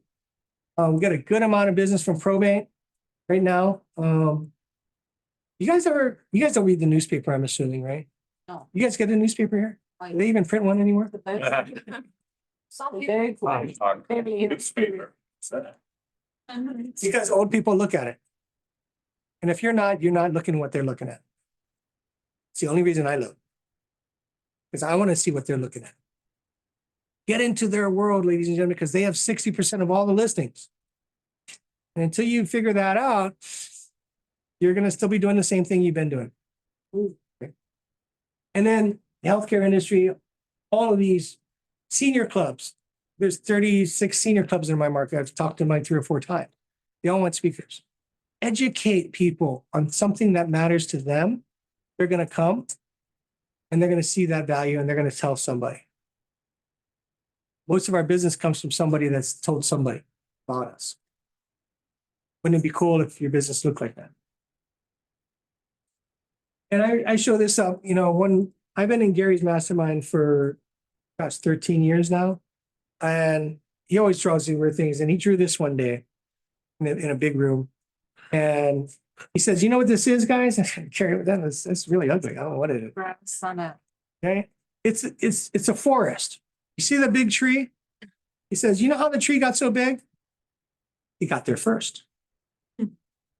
Got there first. It took all the nutrients, took all the sun, took all the water. No other tree was able to get that big. And he's telling us, this is Keller Williams, and this could be you. If you picked a lever and a model that could get you listings, he was talking about us, about our community. I was very, very blessed. In Gary's meetings, there used to be only 100 of us. Now there's probably like 400 or 500 of people that go up in the room. And he almost never, he talks through the whole time. This year, though, at Family Union, he invited me to speak right after Phil Jones. I was freaking blown away. Talking to the top teams in the country and the world, top leadership of the company. And he gave me 5 minutes to share what we're doing here with Cato Real Estate Planning, because he believes in it. He believes in this mission of keeping families together. He believes in the value that we should be bringing to our clients and to the world that's more than just transaction. And he really believes that this is the best place to do it. And so he's asked us to travel. That's why we do this. Julie and I have been in our home probably less than half of the year. And it looks like this year will be the same, because we're on a passionate mission to keep families together. And we encourage you to join us today. And so if you're interested, you can click on the QR code. If you can afford $199 and you want to build your business, then that's how to do it. And what you're going to get is every Thursday, there's training. There's technical training. And then we teach you the conversation to have, so that on Monday, you're actually going to role play that conversation. See, because we got to move you from education to implementation. And the only way you're going to get to implementation is you practice the conversation that matters most, and you're doing it with your peers in private groups. We teach you the conversation to have, and you actually do it. We have a private Facebook group, and then we also have all of our proven models that we've been using, the mailer that we send out every month that gets us listings and fills the seats, all of our social media marketing, all the newspaper marketing, because we still print in the newspaper. By the way, 6 months into becoming a licensed realtor, I committed to $24,000 investment a year in the newspaper ad. 6 months into becoming a realtor. And the ad was more than just an ad. It was an advertorial. So they allowed me to write an article once a month. And then every week I can get a small ad for that amount of money. And since we've started doing it, we've never stopped. We've never stopped. Why? That's where my clients are. Yeah. They meet them where they're at. Right? And my very first listing we ever got from it was our very first seminar we did, Nervous as Heck, 6 months in becoming a realtor. The name of the advertorial is called the Experts Page. And 6 months in realtor, I did a presentation because we gathered enough information to give information to people. People liked it. My very first listing was $1.2 million. Paid for my entire year. It's funny how God works sometimes, right? You do the right thing. Yeah. Can you tell us all, in your opinion, what is the most important life lesson? Oh, what an important life lesson. Be curious. I think the most important life lesson is be curious. And never assume you know. Because that was me. I was the judge. I knew. Because as you grow up, you feel like you need that confidence. So you got to be bold and say, I know these things. But humility says, you got to ask the question, what do I need to know? And I don't know. We're actually adding another, starting in May, we're actually adding an entire day every week focused on one of these. And I think, what did we say, Fridays? I think we said Fridays, yeah. I think Fridays. So because senior relocation is 3 months of training, but if it's not in that season through the year, you won't get anything, except now you do. Every Friday, there'll be a mastermind. So you bring your questions, your concerns, your objections, we're going to solve them for you, just like we did today. Was it helpful to solve objections? Yeah. Yes. That's what we do. For $199 a month, that's what we do. We help you get past your objections, right? And we got social media tiles and everything. So we do have limits. The requirement is $75,000 of GCI for 12 rolling months as a minimum, 2 years of license in good standing. If you're not within that, we also have another fast track MAPS group coaching that starts in May that you can sign up for. But if you can afford that and you're within the qualifications, know that it will be limited to 5% of the market center. So once we get to 5% of that, which is probably 25 people here, no one will ever be able to get this information. We do have team discounts as well for those who have teams. After the third person and on gets 30% off for everybody. So my suggestion is to take action and get your unfair share of the market today. The way we're going to do that is we got to show up different, right, ladies and gentlemen? Oh, shoot, I forgot about this. We're having a symposium. Hey, KW Real Estate Planners. I'm really excited to announce the very first KW Real Estate Planners Symposium. It's going to be right here in Hawaii, April 3rd through 5th. You want to register, there's only enough for 100 folks to come out, and you're going to be blown away by the amount of information you're going to learn. You're going to spend a full day and a half of hardcore training, and then we're going to have a lot of fun. We're going to have a luau, we're going to have fireworks, we're going to get on the road, we're going to have a lot of fun things. You're not going to want to miss this one. There's only 100 seats left, and we hope that you're there. But this is what you're going to be able to enjoy. This is the Elks Club. This is where I go twice a day. That guy looks so relaxed that. What's that guy? Yes, sir. You better start swimming We have a board for you. What do you think? That was the Elks Club? Elks Club, yeah. Wow, that's a pretty nice Elks Club for sure.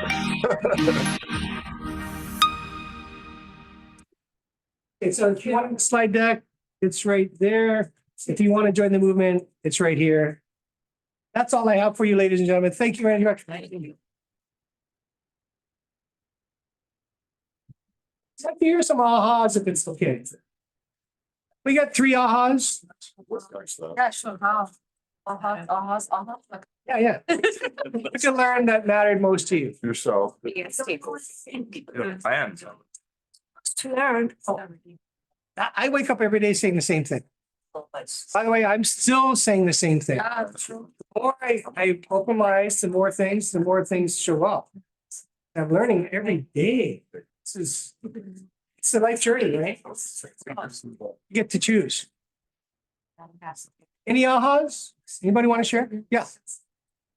I love the manners and the confidence asking questions, not educating anybody, but you're asking. I mean, obviously, they're well thought questions, but you kind of getting the listener to think about, and then you're directing the conversation in the direction you want it to go. Yes, yes. Yeah. By talking at people, you can't move them. Believe it or not. You can move people with questions. Can't move them. So, yeah. Frankly, it's more than just thinking about now, always thinking about 5, 10 years beyond that.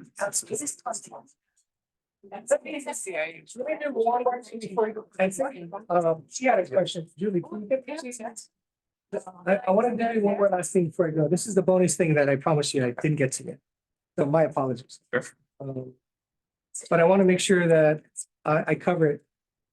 And that's when somebody says, I don't want to sell because there's too much capital gains. Right? And you ever hear that? Yes. Yeah. I don't want to say it because too much capital gains. Okay, so I have a solution for you. There's two plans to this model. It depends on how the house is physically constructed.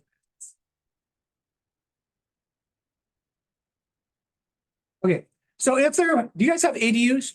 Yeah. If there's a house that they live, there's one parcel has 2 dwellings. Doesn't matter if it's up or down or front and back.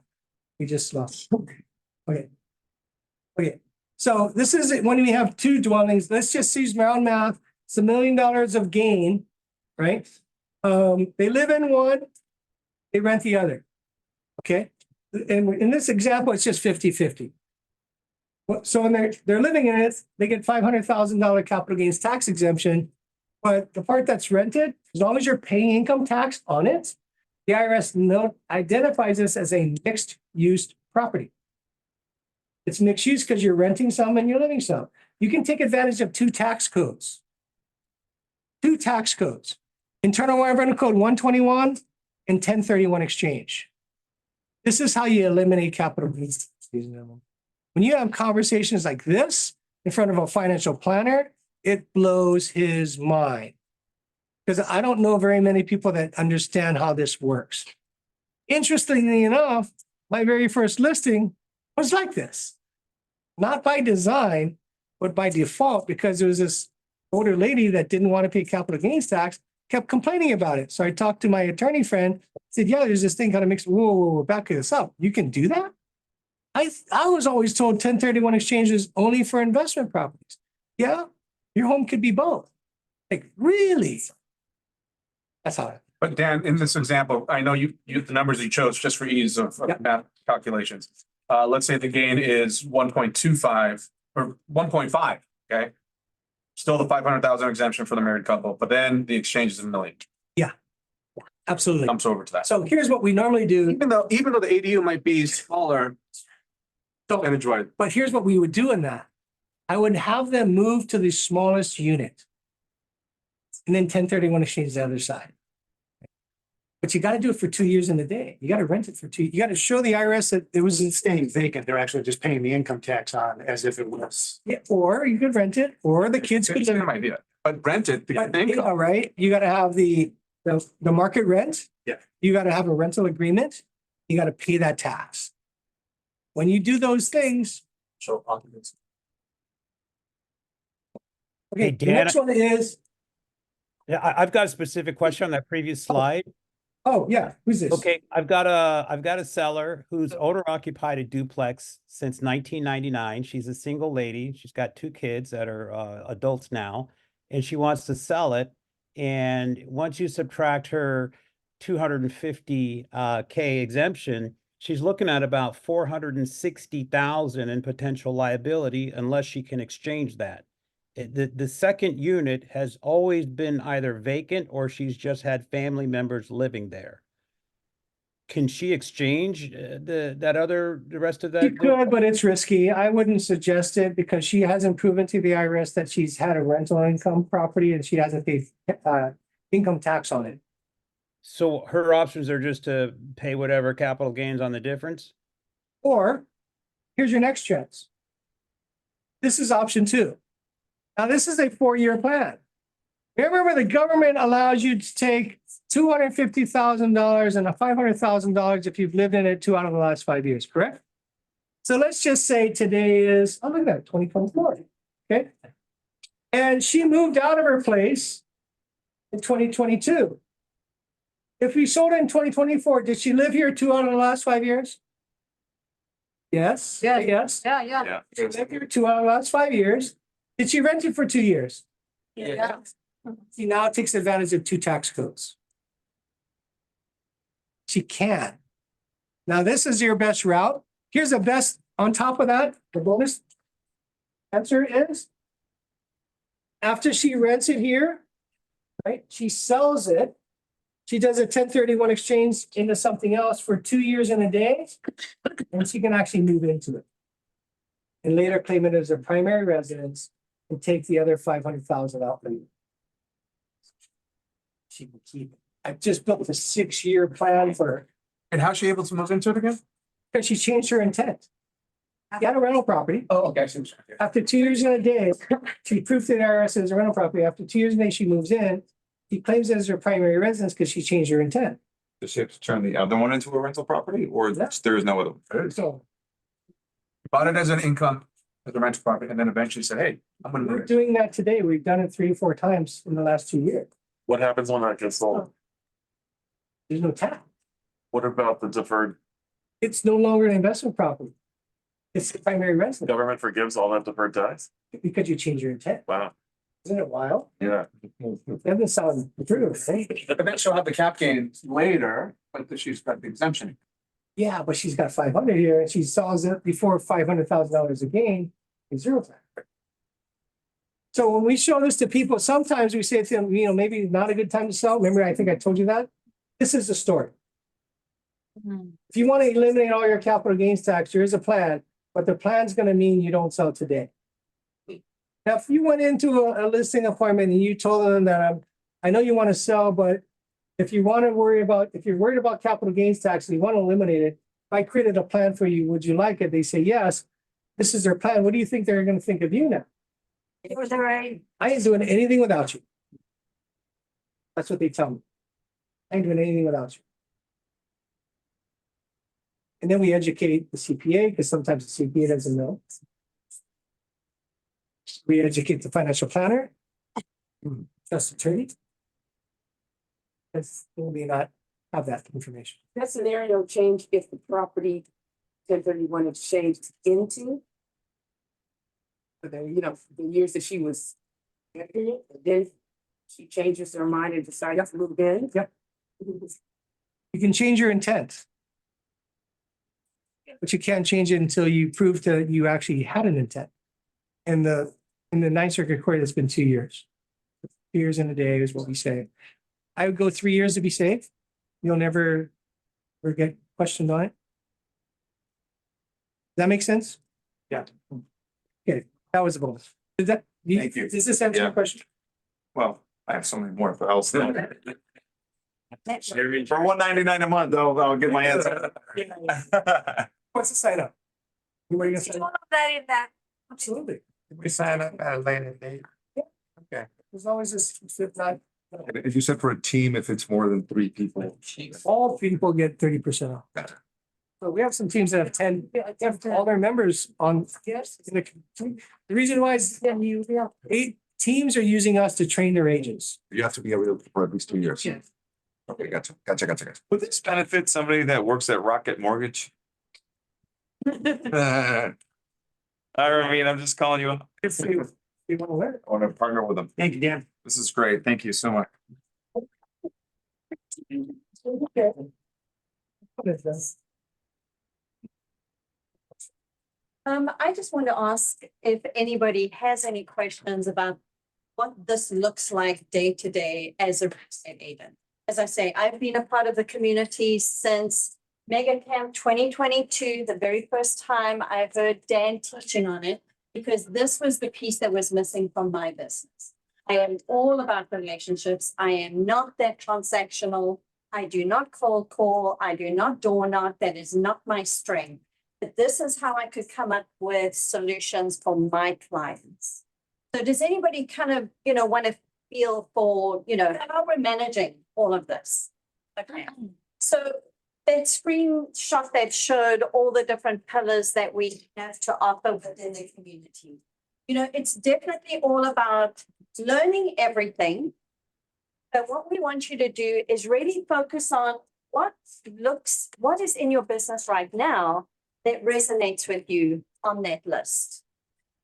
Pick one. Pick one, focus on it, get the education done, and all the education is there pre-recorded already. So you just hop on to the portal, you can get it done, and then immediately implement. Don't take this thinking, because we did that the first year, because we're now in our second year. So the first year we had to wait to do all the education.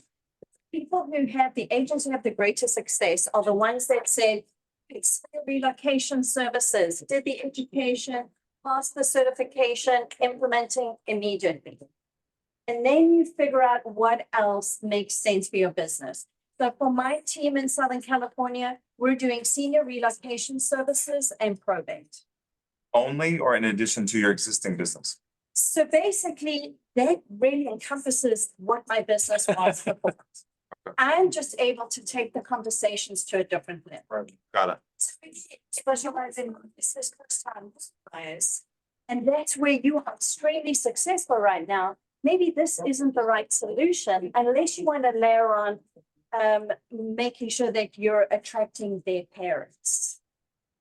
So again, it's not going to be for everyone. Yes, absolutely. Yeah. So that's what we do on my team. So what that senior relocation services looks like right now is I have relationships with 13 senior communities in Southern California, one of whom is brand new and has an occupancy rate of 10%. I am there at every single event they host. They keep thinking I'm about to move in.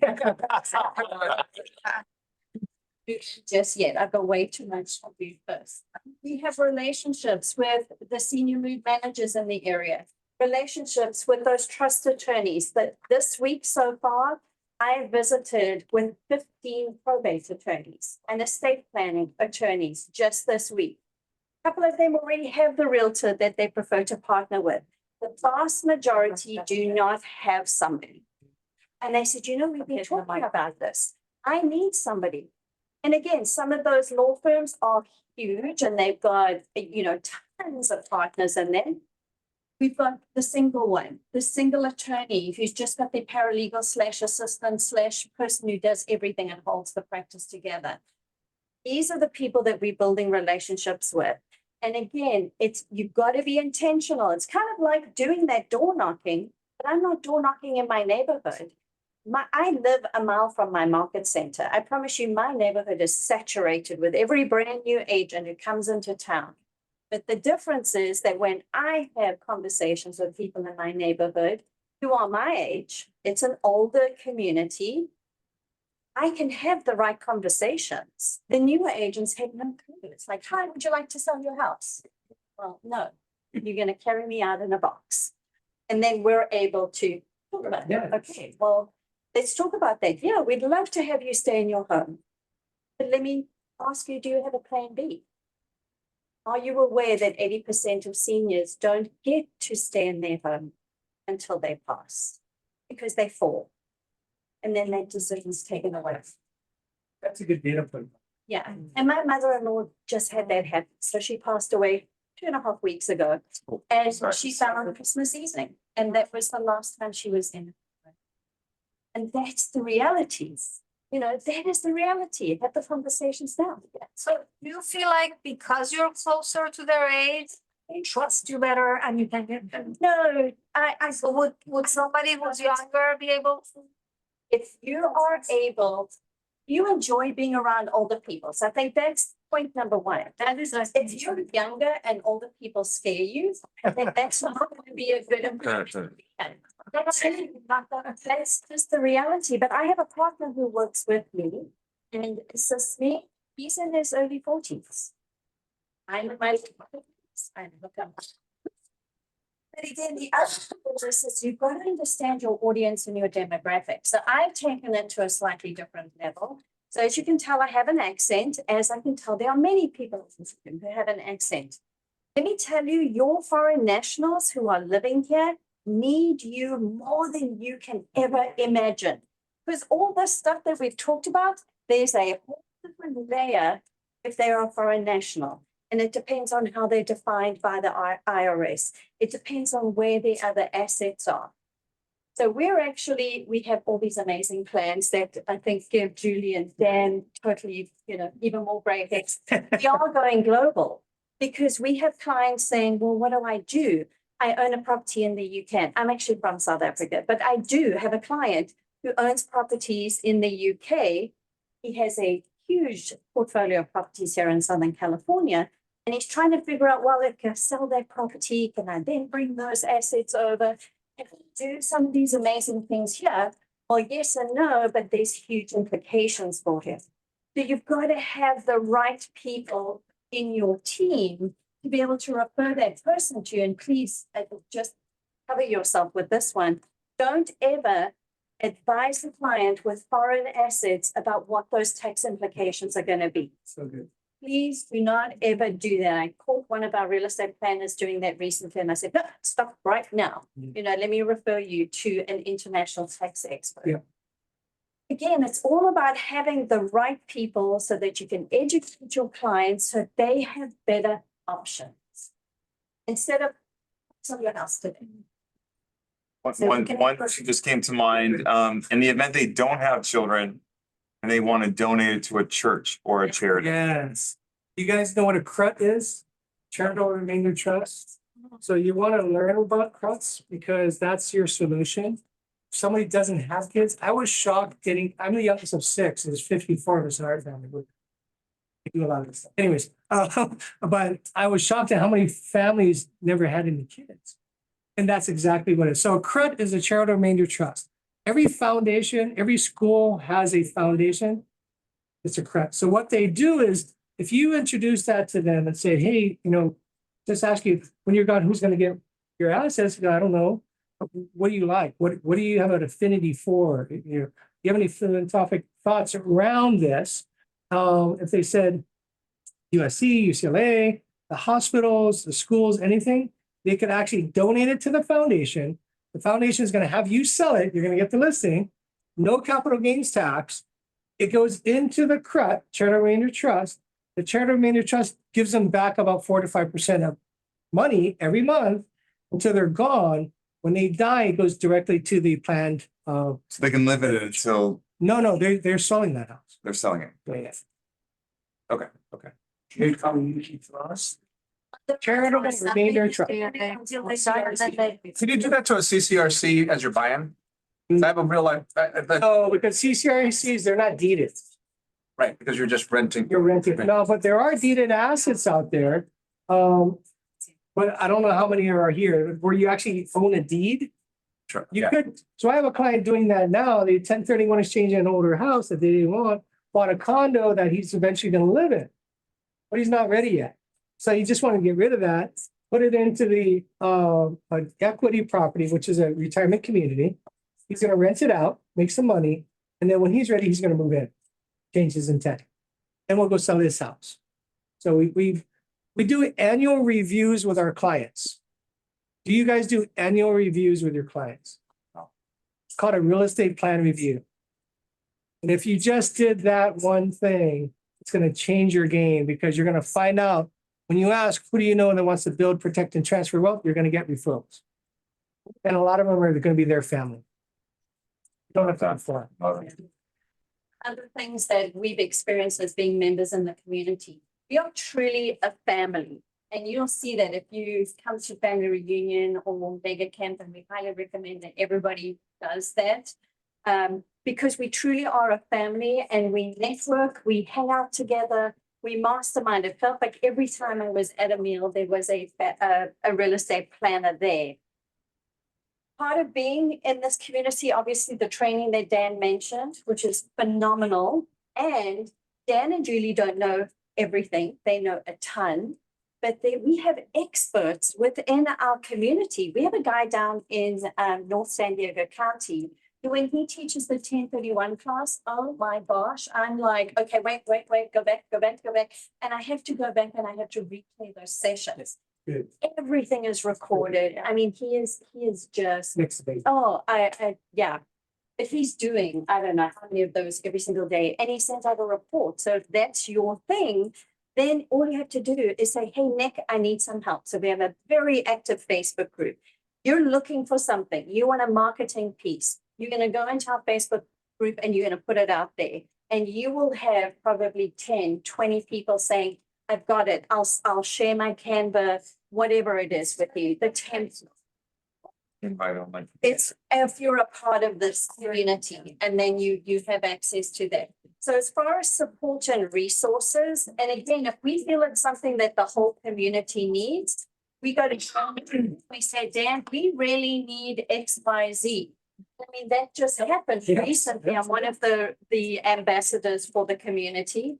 And so we asked for something. Well, Dan worked on it over the weekend and we had it, I think, by Monday. Yes. And I saw we just put those sent out and emailed it out. So can we, and ask you to say a referral for a good,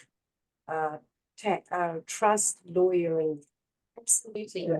absolutely. That's what we share. Yeah. We share. And all of our I've resources. got a mess of a trust going, my lawyer in New Zealand said, get that fixed up in there. Excellent. I have got a company who understands how the international aspect works. And I've just connected Dan to that company as well, because they are phenomenal. They have an expert for every single legitimate country out there that you would want to use. Yes. Oh, no, I know. No. Lucky ride. I Sign for it, and then after 3 months, 2 months, you don't want to continue, what's going to happen? It can be 1 month, it can be. Yeah. No. Yeah, we don't want you to stay unless you're gonna put your work into it.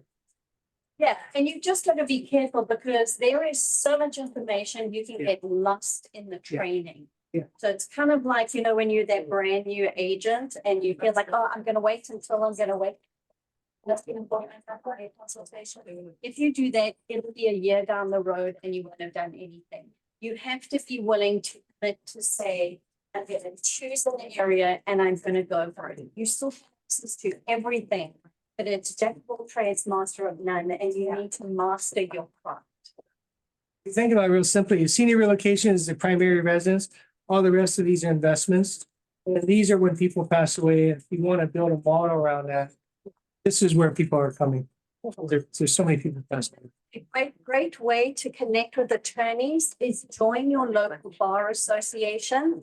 I belong to 3 different sectors of the Orange County Bar Association. I get invited to all the events with attorneys in us.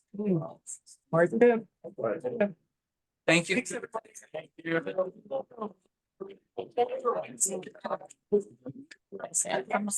Yeah.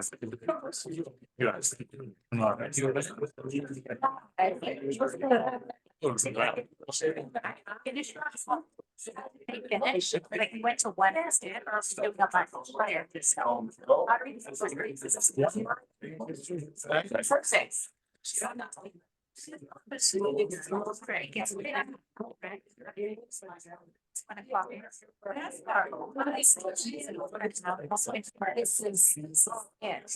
Yeah, they went through instead of Fox. Yeah. And rent, you can help me run rent survey. Or talk to Sharon.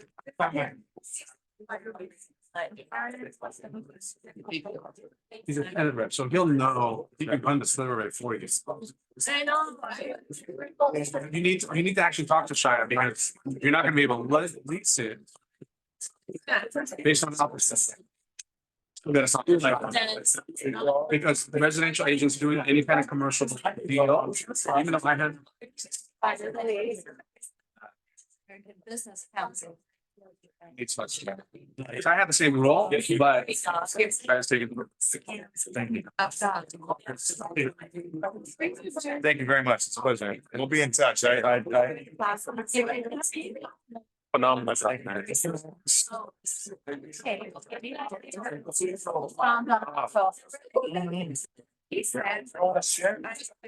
I'll be like, don't fall onto like. Again, they marketed it, it said nice and slow, and then it was a break, and then there's a one. I said not, just so much. Okay, cool. I mean.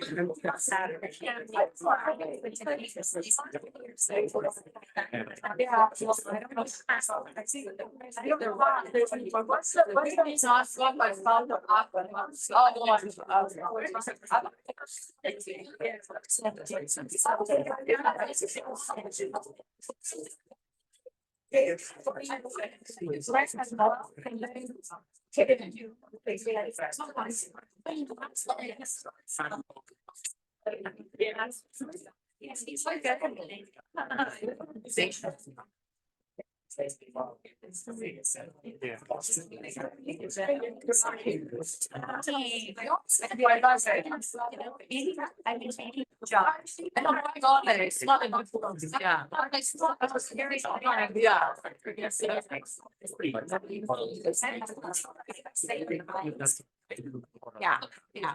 So just right, basically on race out. It's not so I see. That I. And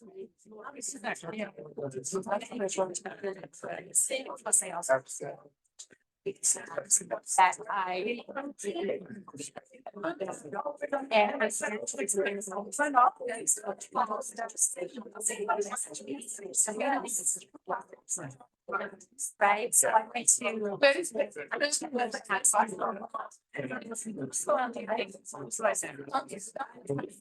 I went to. Yeah, it's not. I said just where I'm at, I just right? So I had a couple of. Hello, how are you? They're just you. Everyone went to this. When I have people to open the house. That means. What are you going to buy? I think I don't think. It's just. Right, right. I know. What point? Like, Well, ask that. Really? I'm- Really? Wow. This is just like any of the other things. Yeah, that is impressive. Let me ask you. Yeah, but let me ask you. somebody out there in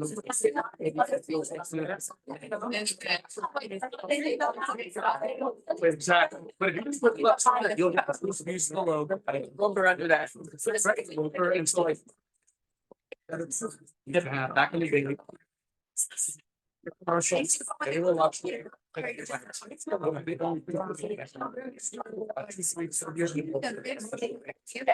Real Estate Planner, AW Wealth, AW. Like, these are specialty. Yeah. Every one of them costs $199. Some of them you get stuff, so on here, you get all this. But it's all.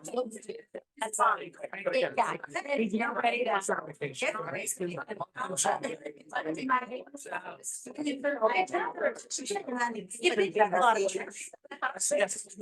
Exactly, exactly. So like. Oh, this stuff. It's fine. I love it. What is a real estate planner? Well, let me tell you. Exactly. All right, just like seen that before. Just like the NAR designation, SRES, senior. Yeah, I have that. I have that. designation. You can put those letters after your name too. So Josh. On mine, I have ALC member. And then when you know who that, you know, when they ask. But then you have, and or you can appoint to always. You don't even give your card. Yeah. When that conversation happens. Yeah, that's the best. And next point, I said it. Listening, Laura. Is that Brian?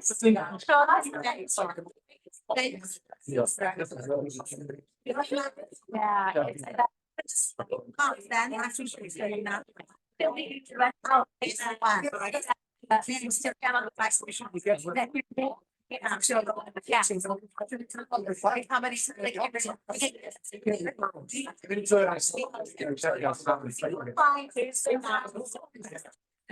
And then.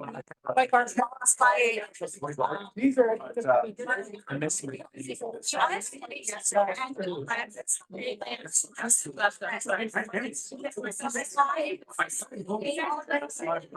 Everything.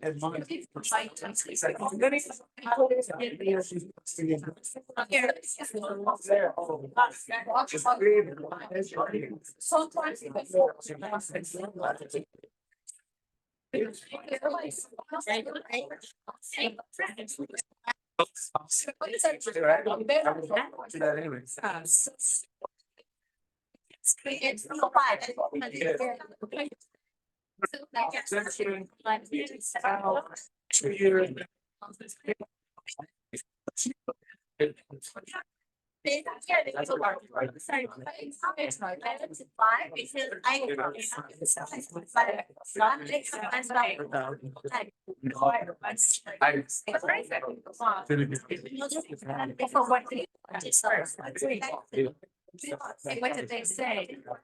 Yeah.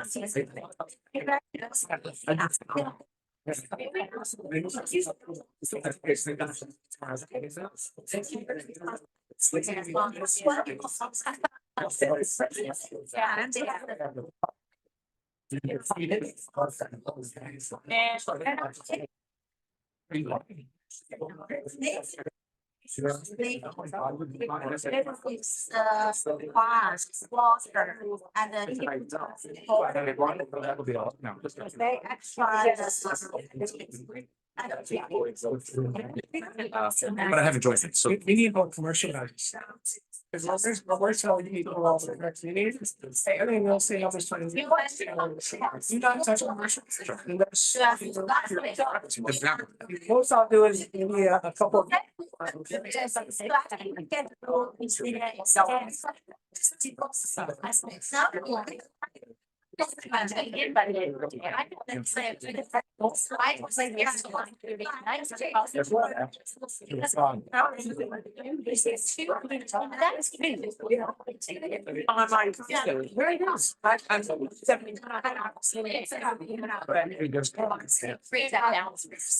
And that's exactly.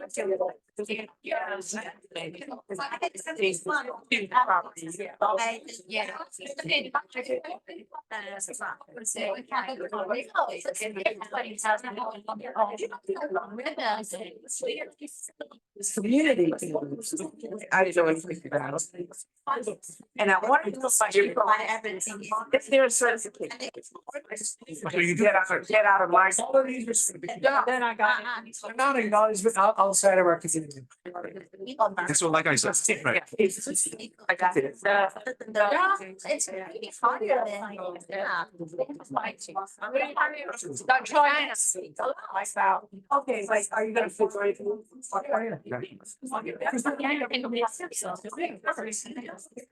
Just gonna. Actually, it's like. in front of your picture, you want to, so she's part of the ALC. Picture, and then next year, Dan would be. If you sign up.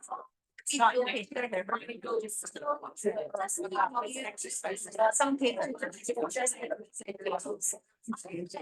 Alright, guys, we're gonna. Sit down. Yeah. Ladies, we're gonna start the mastermind portion. JJ, we're gonna start the All mastermind. right, 1, 2, I haven't had my lunch yet. Right now. Okay, so the mastermind. Mastermind. With him. I'm not doing that. I do that. Also, like, I could be another. Background.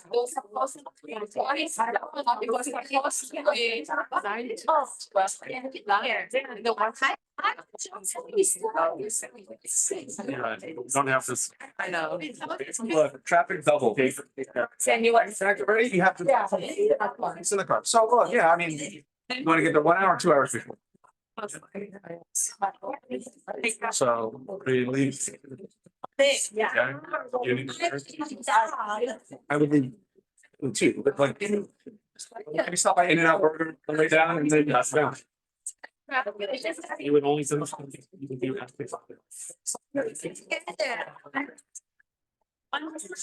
How the. Did we? I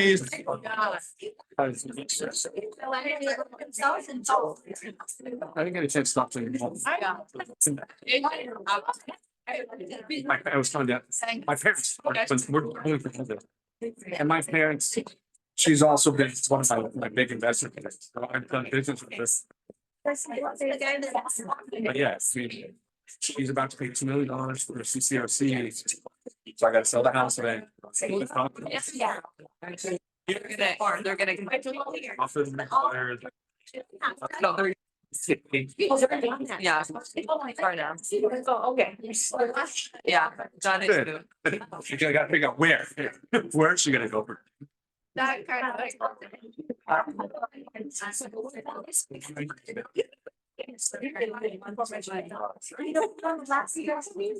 see, but my mom is one of them. What?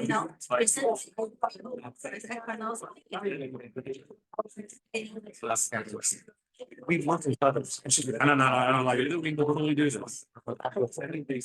Correct. That is either gonna make 2 checks or 3 checks. It's off. Yeah, yeah, I know. I got the room.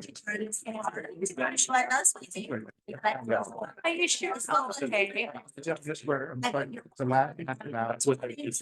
No, it's very. Here. So, Terry, how was it? Are you sad? Nice to see you. I didn't, Good day. And 2 days before closing, we have to sign the final walkthrough. He broke down, he's like, I sell this, but I don't want to sell it 2 days before. Oh, I think So he's. I sell this for $1.5 million. I'm not gonna have any debt.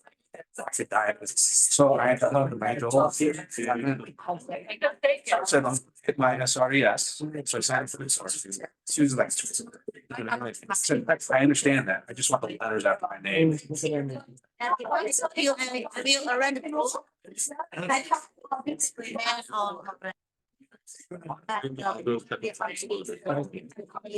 what I said. So that I. Yeah, it's good. And they don't have many.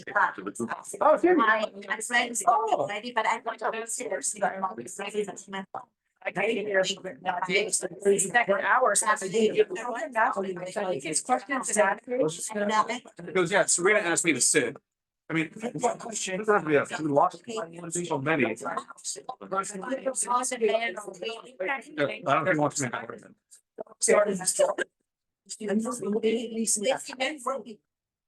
You was I need the prompt.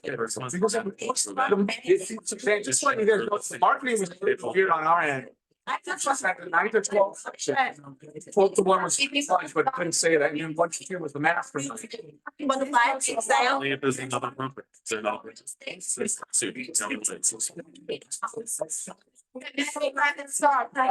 See a higher interest. We go see yeah, it's good to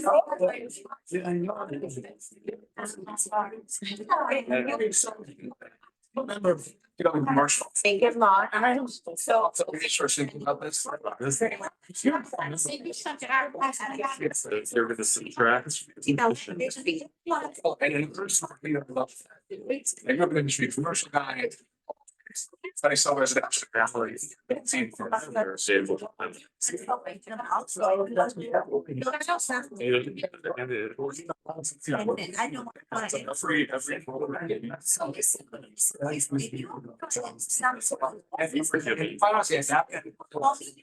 Which one never. Sometimes when you have a property that's it's for sure, like it's very counting, they might do is that. Our dog. Exact conversation. And then I saw what.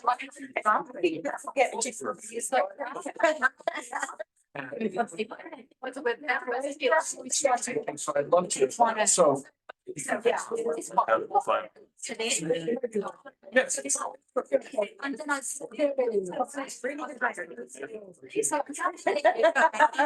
Yeah, bring me a bite, let's sell this thing. So why don't we get started? We got about 45 minutes. Starting my lunch. Yeah. Pretty much. I don't think people knew you were gonna stay, everybody left. Okay. Sorry, I. Why don't we start by answering some questions? I know you have some. Great. So what are your questions that you have? What are the objections you have in order that's getting between you and enlisted? I met the man yesterday, I was door knocking, and he opened the door and said, what do you want? So I said, I don't want. So it was actually Iranian, I looked at it, so I told him that I'm a local realtor, and he said, you know, I bought this house 40 years ago, and if you give me $100 million, I'm not gonna sell it. Where am I gonna go? I'm gonna die, you're gonna carry me in the box like everybody say that. How much you insist on?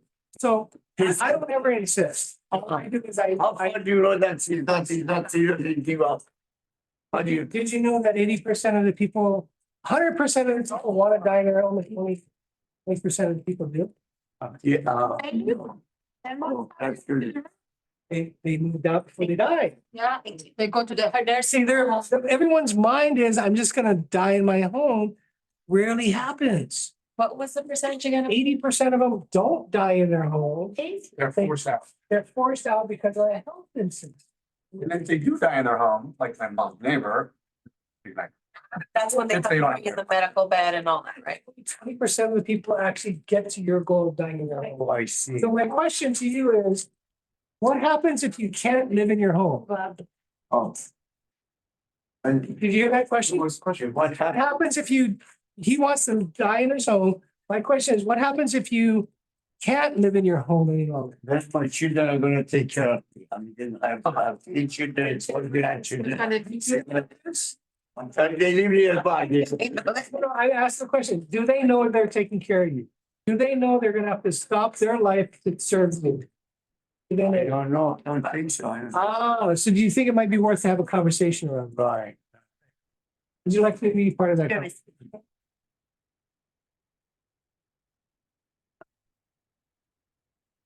We've got lunch. Second lunch. I don't think they. Fresh cracker? No, like the name of this. Which, maybe California, not, basically, invest in California. Here's the thing, you gotta change their mindset. No, I mean, the people say that, I can't get in, they really, it's so expensive in California, doesn't make sense to invest, you know? Yeah. So So I haven't, question is, if something bad happened to you, could you still live in the home? Yep. Do you have stairs? sorry, Do you have stairs in your home? yes, I do. Is your bedroom upstairs? And the only bedroom upstairs is one So door. one day you couldn't stay home. Let's say you tripped and fell on the sidewalk and you broke your knee. Or break your hip. What would happen? Yes. Hope it doesn't happen, but Well, what if it does happen? I'm not here to tell you what to do. I'm here to get you to think about right, what could show up in your world, helping you make a decision on, am I gonna be a proactive oh, or a reactive relationship? Dude, are you gonna be proactive or are you gonna be reactive? What do you want to do? I see. You want to be proactive, what does that look like? And I'm gonna be, actually, I'm gonna insist on giving you a solution. I'm gonna help you find a solution. Gonna come up with a solution. If I can help you find that solution. what is that? Yeah, I mean, the flavor of the week, whatever is buyer's commission, but forget about that. How do you get around? Oh, interest rates are just way too high. I'm locked in on a 30-year thing. How do you get around that? And it's a very good, it's a very valid argument, but That's the most common conversation most realtors have. yeah. I'm not gonna sell because I can't afford a higher interest rate. So you gotta go back to motivation. So why would you consider moving? You have a lovely house. And if interest rates drop back down, where would you go? Well, no, I'm asking, I'm gonna role play with you. Yeah. So it sounds like you don't want to move because you don't want to pay a higher interest rate. I get that. Makes all the sense in the world, right? Yeah. Just curious though, what's causing you to think about moving? Family's grown. The kids need their own bedroom. Funny how that works, yeah? They always seem to grow. Yeah. Oh, why? They have needs. Yeah. Growing. So part of it is a relationship, part of it is getting people to smile and laugh. This is part of the technique. Getting people to trust you is to stop being so darn serious. Appropriately, right? And so, I'm just curious, why you want to leave this wonderful home? Think about it. So, yeah, if I've grown the house, when the kids can move into middle school. It'd be nice if we're closer. What middle school are you thinking? About the same area. And if you could live there, what would that do for you? Extreme time. And what is reducing? You gotta get to why they're doing what. He hasn't told me that, but he will tell me the more I ask him. He's now said he wants to get a bigger house, he wants to move closer to the schools, right? But I wouldn't have got there if I didn't ask. So if you could live in the neighborhood that you're desiring to be closer to the schools, and you had a bigger house, what would that do to your life? I gotta take him to the future place that he desires. I need to make that really clear for him to see that I really, really want that. Then I'm gonna go back to why the pain is. Why do they want to leave? I'm gonna play hardball. I'm just gonna like, yeah, that's all good, but that's not worth paying 7% on my mortgage for. Okay, so you're saying money works more than the lifestyle. It's not. I mean, So you're making a decision, right? Here's your decision. You're either gonna make the lifestyle that you desire or you're not. The not is because of the interest rates. So you're focusing on something that you and I can't change. Can you change this? Yeah, of course you can. But and let's say you bought this at a higher rate, do you think the rates will come down at any time? Yeah, well, they will. At some point, it'll come down. And when it comes down, can you refinance that? And let's just say you waited. Let's just say I'm gonna wait. Everyone says, I'm gonna wait till the interest rates go down to 4 or 5% or 6, whatever they say, right? So what's gonna happen when that happens? You think there'll be higher demand or less demand? Right. So if there's higher demand, what does that mean? Is there more competition or less competition? So now you're competing for more. When there's competition, what happens to prices? Does it go up or down? Do you want up? Okay, so what do you think you should do? What's better for you? Did you buy now when the prices, you don't have to compete as much? And you get stuck with a higher interest rate for a short period of time until the rates come down? Yeah, you'll never win around me. Big thing, just for your example, commute is one of those things, those pain drivers. Yes. In LA, Yes. because we were just talking, you gotta leave at 2 to get there 2 hours in advance before your 5 o'clock Oh, flight. yeah. Traffic in LA, so that is the pain driver. You gotta go back to that one. Yeah. What's it gonna do to your life? Yeah. And what happens if you don't make the change? Let's just say you're right, your realtor says they agree that you shouldn't pay that rate, you should just wait. What's that do for you? How's life every day? Let's see. Just asking the question. I'm not saying, oh, your life sucks right now. I'm not saying that. Yeah. I'm not, you tell me your life sucks, right? Right? You're gonna ask the question. Yeah. What do you do, or how do you handle the objection of the property that's in a trust in foreclosure?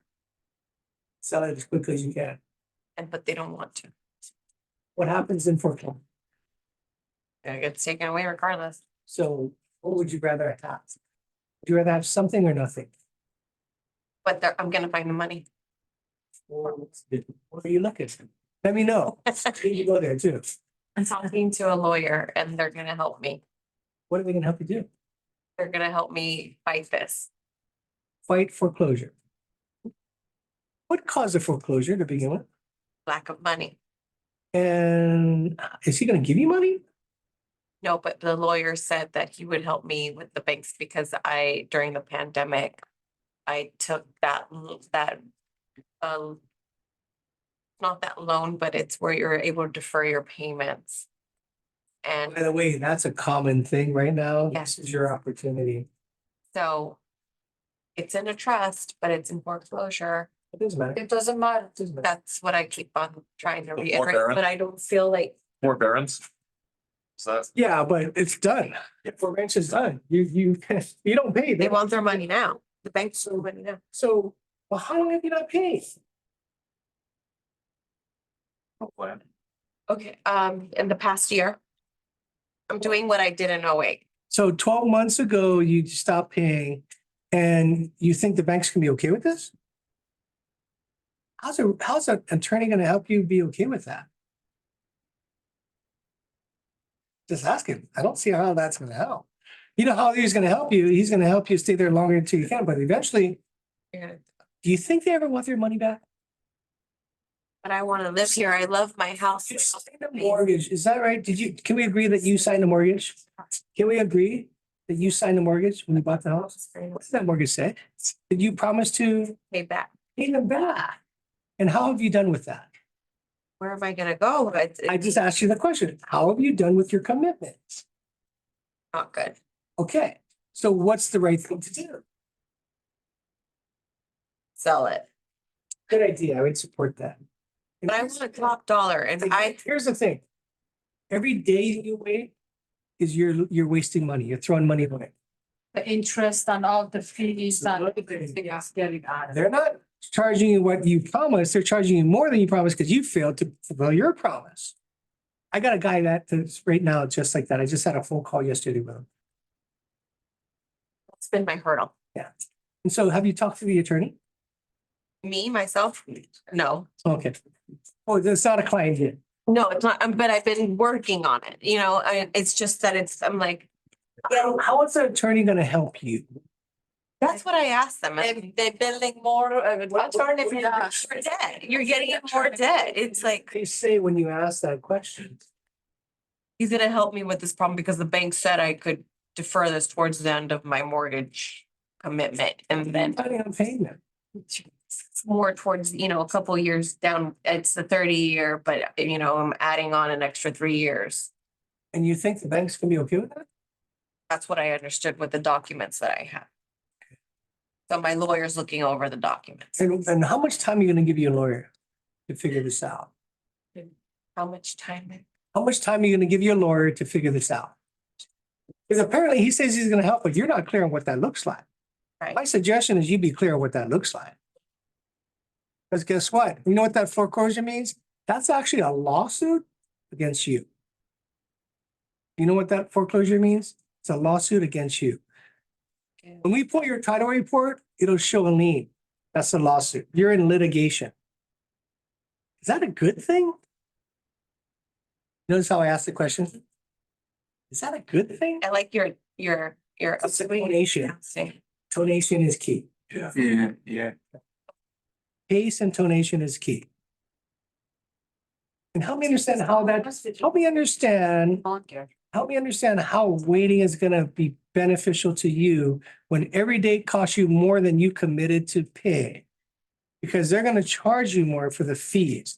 And by the way, do you think your attorney gets paid on this? You know who pays the attorney? You do.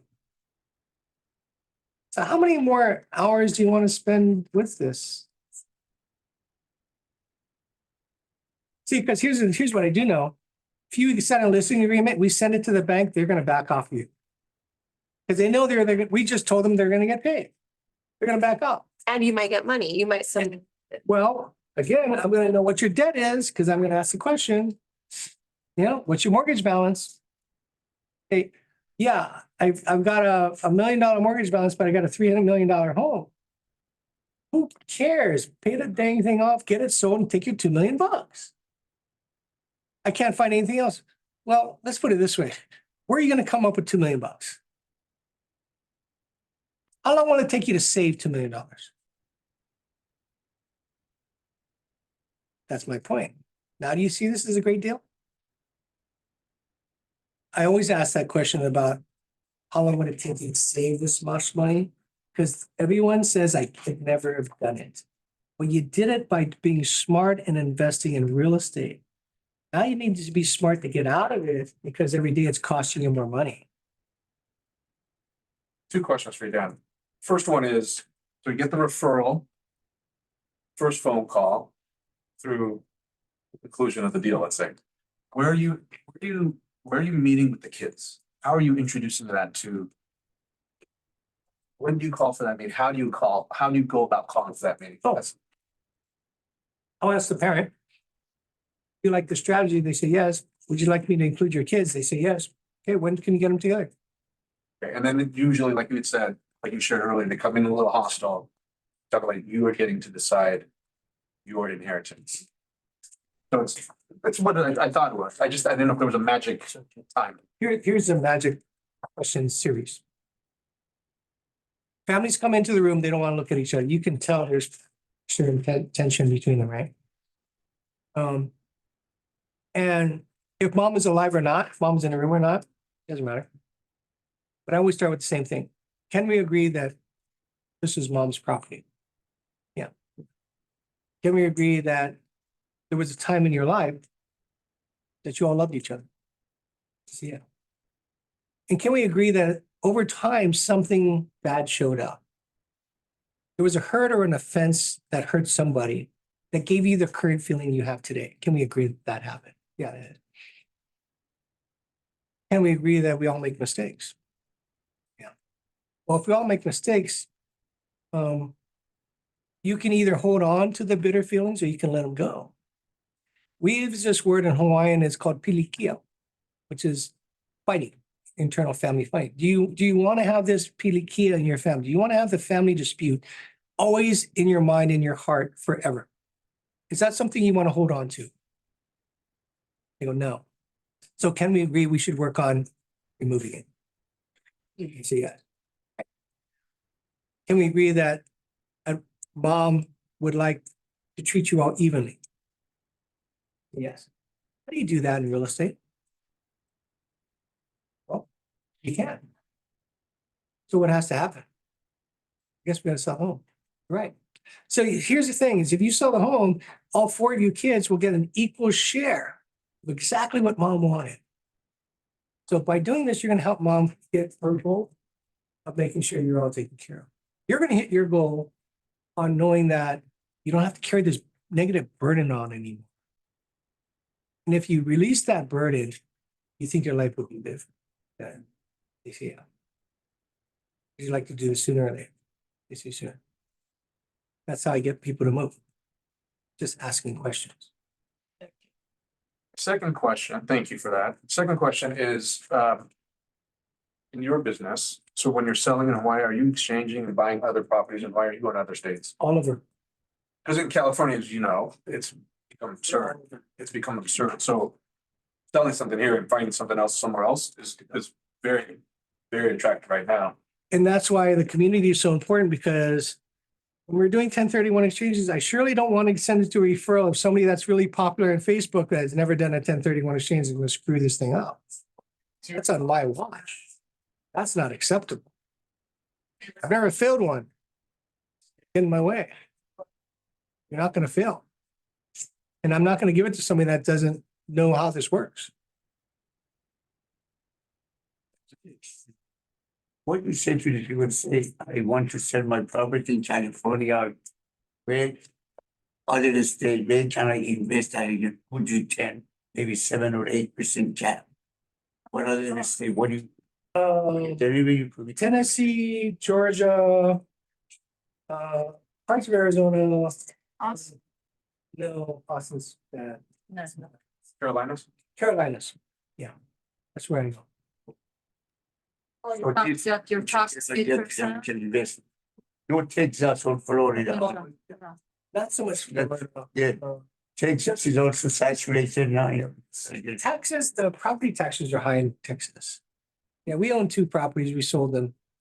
We take it. Yeah, they're So you own property in this area, you have somebody who manages it for you?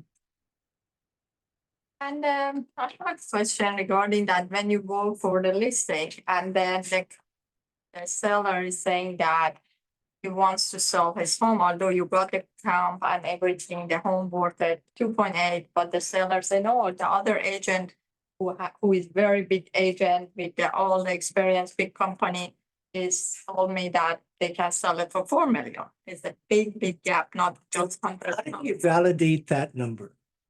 And he's saying that after my home is worth and your numbers is not, and when I show them the numbers, say, oh, I know because my home is brand new, it's different. So was your comps different from his comps? That is the way that they are saying. Well, I'd ask, what were they do you have any data that supports that number? Oh. Yeah, you have the data that supports that number. And here's why. So, in real estate, there's only 2 types of buyers.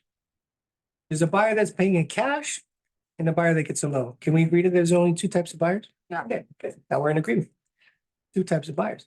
Now, the guy with cash, he's gonna come in and he knows cash is king. And so he's gonna wield his offer around like a sword and he's gonna cut your price down because he ain't paying that. Why? He doesn't need to. He's got more options than you do because he's got cash. So that's the lens that buyer sees it from. Right? And he wants a smoking deal because he knows cash is king and he's gonna flaunt it around you. So maybe not the best buyer, right? It could be, but it may not be. Now then you get a buyer that's getting a loan, right? They get a loan.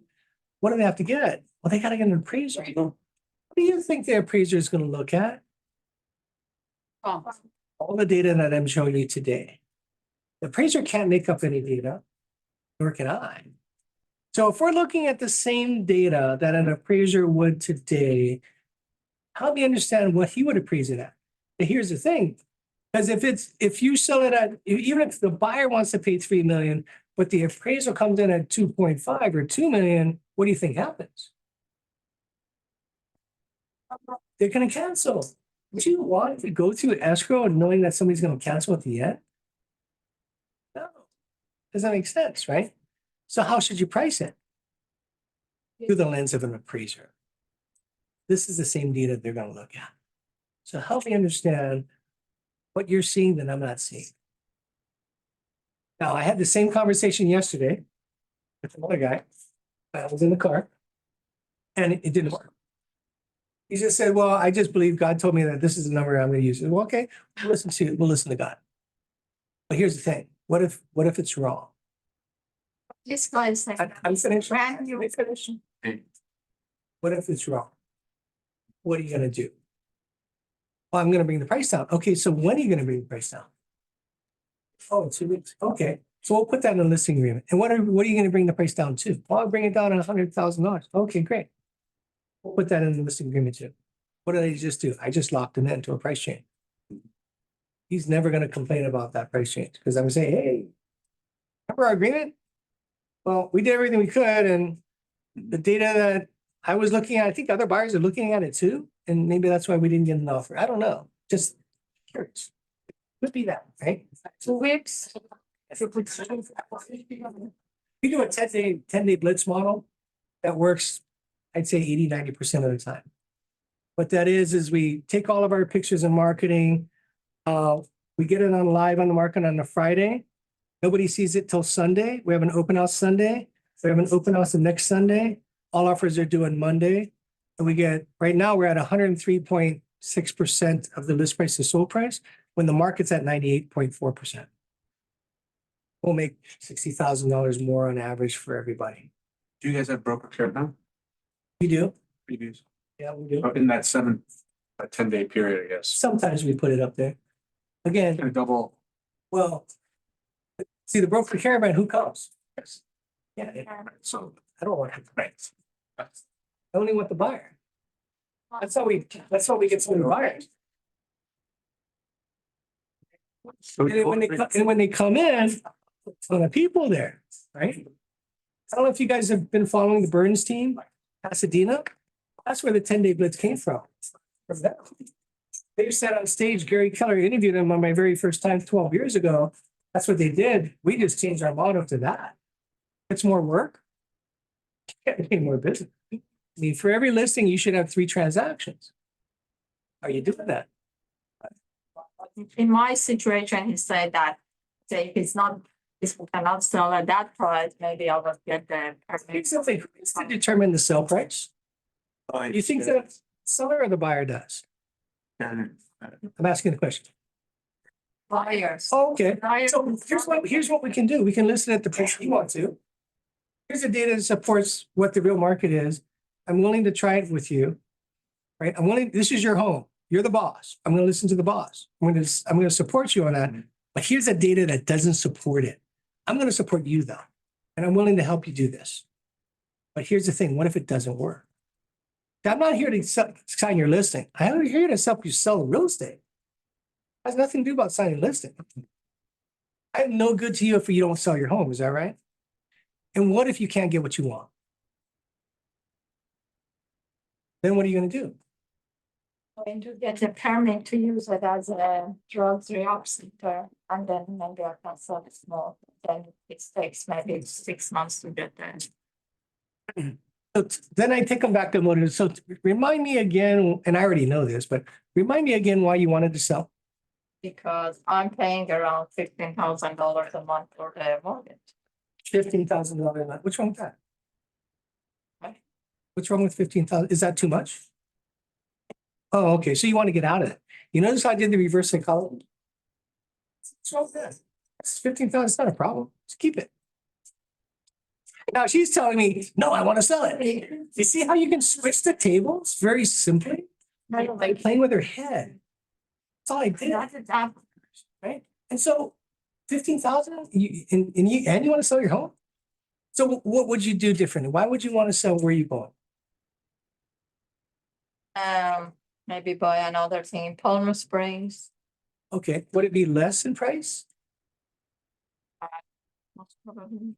I just do invest, And, I just buy and remodel or business and so. Well, Would you like me to help you build, protect, and transfer well? The way we do that is we help better understand where you are and what you have and what direction you want to go, right? So you have this property and it's worth how much? I have 4 million. Okay, 4 million. You're paying $15,000 every single month, $15,000. I'm gonna repeat that several times because that's pain. I wanted to run away from pain, right? $15,000. I get it. Get why you want to sell it. Okay. And so how much equity do you have in the property? What's your balance? 2 million. Okay, so $1 million and it's worth $4 million? So if you sold it, you could put how much money in your pocket? You're living there now. No, it's brand new. I just got that finished. Everything is It's a brand new structure. And what is your cost basis on that property? The moment is just 15,000 a month. No. That's not cost basis, that's your mortgage. Your cost basis is what you paid for the property or what it was transferred to you at, plus all the expenses that you have receipts for capital improvement. What is that number? Okay, so you got $2 million, but you think you can sell it for 4. That's a great smoking deal. And why do you? But I spent around 2 years building it. Yeah, and that's part of building a home, right? I mean, you build a home, you kind of gotta expect that. It's par for the course. So, so you can actually make $2 million on this property that you've never lived in. But you'd have capital gain tax, wouldn't you? Unless you did a 1031 exchange. Now, see, if you just sold the property today, you have a $2 million cost basis, you got a $4 million sale price, your gain is $2 million. 30% of that, that's $600,000. So if you sold it today, you'd be subject to about $600,000. How's that feel? It's horrible. It's horrible, right? We don't want that. What else you can? What's the solution? What can you? So what we can do is maybe do a 1031 exchange. You sell this property, you buy another property of equal or greater value. You can defer your capital gains, right? You can't live there though. You gotta rent it. But you take the rental money from this and what we'll do is we'll put that and that $2 million, the $4 million that you are investing in doesn't have to go in one bucket. It can go in 4 different buckets if you wanted to. Because if you kept the property, what's your cash on cash return? Check it and I don't rent it and I don't. No. You must rent it because Oh, it makes no sense to keep a vacant lot, right? Because 15,000 out, 0 coming in. This role plays more for a lot because initially it was not getting the price and now it's the invent, because this is a flipper, yeah? yes. It's the role plays more if you're gonna kind of eventually spin out of control, but like Dan said, you have to rent it out. Otherwise, Yes. but that's not what the flipper's doing. The flipper's trying to flip it and wants a better price. Yes. That's the original premise. Who determines price? The seller or the buyer? Fine. Right. So you're trying to control it.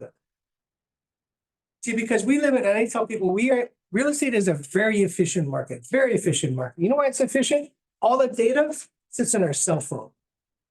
Everybody has data. Right? And if everybody has data, if you know that the price of those Nike shoes were $99, would you pay $100 for it? It's the same thing. Everybody knows the value of home. Right? So if you priced it, if it was worth $1 million, but you priced it at $99, what does everybody think? It's a smoking deal. Then I want to bid up. That's your goal. Because the only way you're going to get more than your list price if you have competition. When you sit on the market for too long, what do you think that looks like to the buyer? Nobody else wanted it. Why should I pay them what they wanted? I'll just wait till they bring their price down. Which one do you want to be? You want to be the guy that pushes the number up or waits to bring the price down?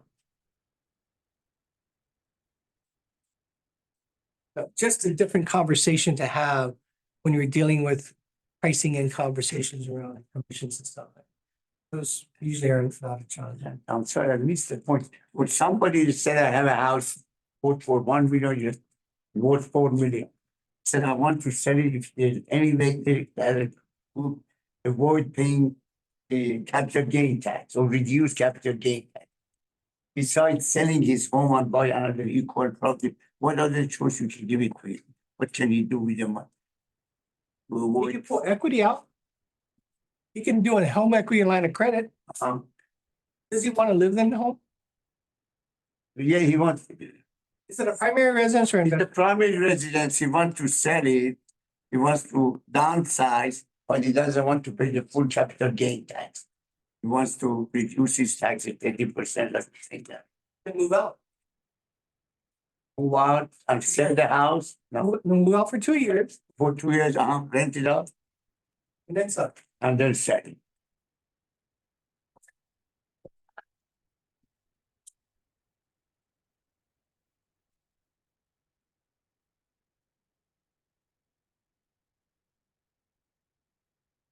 Move out.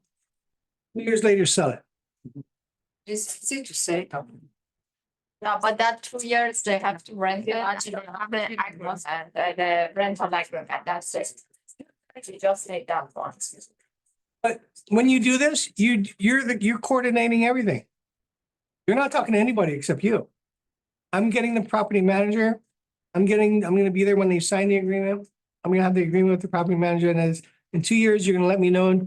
In a year and a half, you're gonna let me know, we're gonna get the thing on the market. We're gonna sell it. Everyone's clear from the beginning. So he'll be a renter for the rest of his life. Every 2 years, he has to sell it and. After he rents it, After the 2 years, what does he do? sells it, Right, and he buys something of equal or greater value that he doesn't live in, right, he defers his capital gain tax. Right. That's his goal. right, yeah. And that can be a primary, he can just live on it. Not not yet. No idea. He's got to rent it for 2 years. No, after the 2 years, After he rents it for 2 years, then he can move in. or he can sell it and buy a primary. He can move in as a renter, he can, no? Okay. But that house that he wants to rent it, can he still receive his letters there? Because he doesn't, for example, live here or something. Can he receive the letters? No. That address has to be, it belongs to someone else. Means it's not just the contract, lease contracts. It need to show That's how you get caught. someone else receiving all the mails there. And then that person, okay. That's how you get caught. This is how we don't pay capital taxes for our primary. Capital gains I'm tax. sorry, capital gain taxes. Not for your primary. We don't. No, This is your primary. This is your primary. no, if you wanna use it as a 1031. No, but the whole purpose is not paying capital gain taxes for the property Primary residence. primary residence. You're gonna be a renter for 4 years. 4 years, not 2. 5 years, Yeah. years. With that 31 exchange, you can rent it for 2 more years. You won't live in the house for 5 years. Oh, It's all a plan, ladies and gentlemen. You're saving a lot of money. I mean, it depends on if the money matters more, if time, they'll go with this. If time matters more, they're not gonna go with that. You got a choice. That's our job, just provide options, let them decide. That's the only choice they have. Yeah, No, if they don't wanna pay the capital gain Exactly. tax, then they have to rent it for 4 years. If they have an income property, can they put it on the grid? The other option is if they have 2 living spaces. If you have 2 living spaces, you can do this. Oh, And ADU need to have the permits, not just they build some. Actually, doesn't have to be legal. It's weird. IRS doesn't check permits. All they checkers care about is income and taxes.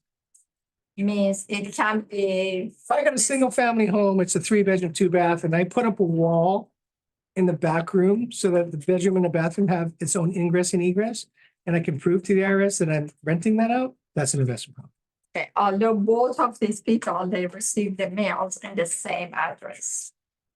Right. And still he can for example, this one of our client has a home, we put the part of that for the Airbnbs now. And then he can say that, okay, I rent that for a year and then use it as a 1030 month, You want to rent it for 2 years in a day. 2 years. You have, 3 years is what I say. say you have to live in 2 years, you have to live in there. We do No, no, no, no, no, no, no. The example is, if you have a home that you're living in and you have another living space there that you have it rented, you could do a mixed use 1031 exchange. And that one has to be also for 4 years rental or 2 years rent. Well, this is faster. See, this, you could take this money and buy your own house. This money, you have to invest in something and can't live in there. So they're gonna buy two properties. One you're gonna live in, one you're not gonna live in. Remember, the top one is the exemption that you get. The second one is taking advantage of the exchange. Yeah. Yeah. But then how do I know? For example, he bought a home, for example, 4 years ago, 3 million, now it's 5 million. And we use That's 2 million. First 500,000, if he's married, that's the top, 500. That number's never gonna change. If you're married, it's 500,000. Yep. So then you have 1.5 for the bottom. You gotta buy something up to 1.5 that you don't live in. It generates income, Rent it out for 2-3 years. then you move into it. Change the intent. How many times you can do that, moving back and?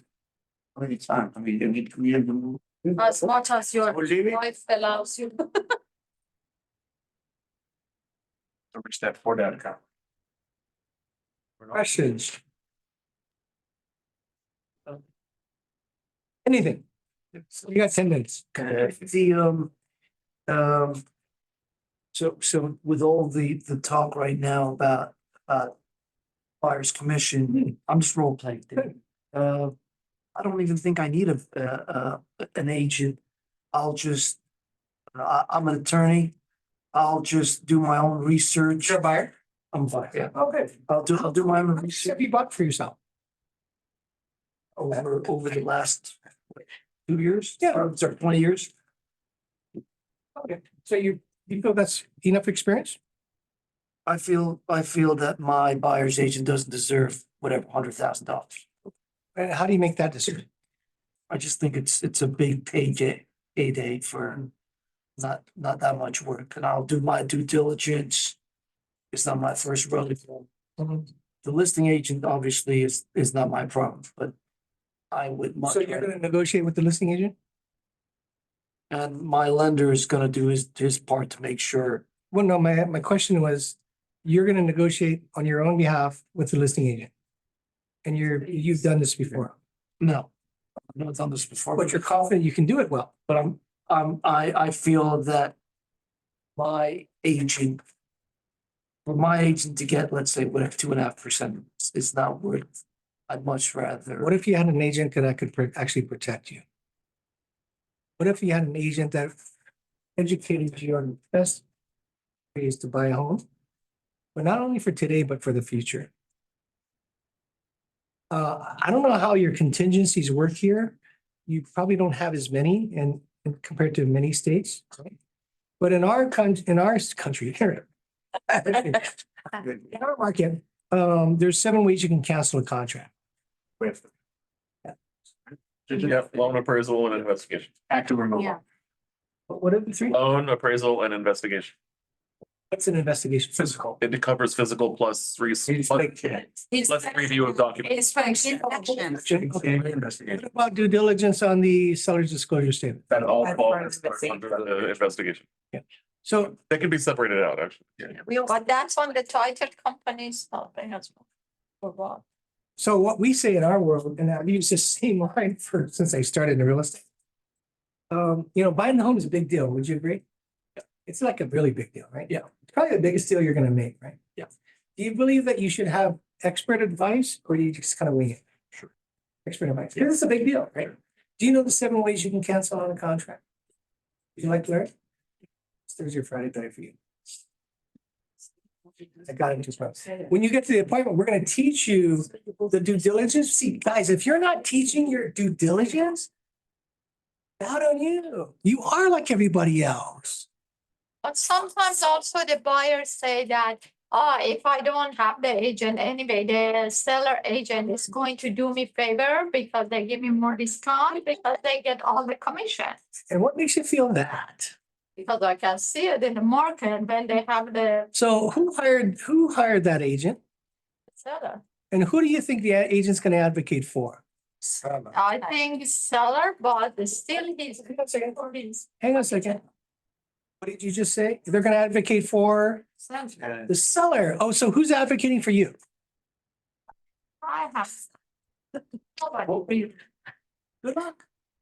And then they are going to say that because for the loan, or if you buy it cash, even I don't need to have much things, it's not that complicated and. You haven't built, you guys, you haven't built value yet. Yeah. You're talking to people and you didn't build value. That's why they're questioning you. Yeah. They don't question us. We get our buyer represent agreements almost all the time. Oh, almost all the time. Why? Because when we go through that 30 to 60-minute conversation and it's a presentation, it was our first presentation we ever did called How to Buy a Home in Today's Market. We still use it today because we teach them how to cancel. And then I asked them, so the other agent you're working with, have they taught you this? And they go, no. I said, do you know why? I said, no. So I can tell you what. Either they don't know, and they're just very genuine, and they're really nice people, they just don't know. That's what you want? Or they choose, maybe they didn't know their experience, they choose for you not to know. You don't need it to. They don't want you to cancel. Because they don't want you to cancel.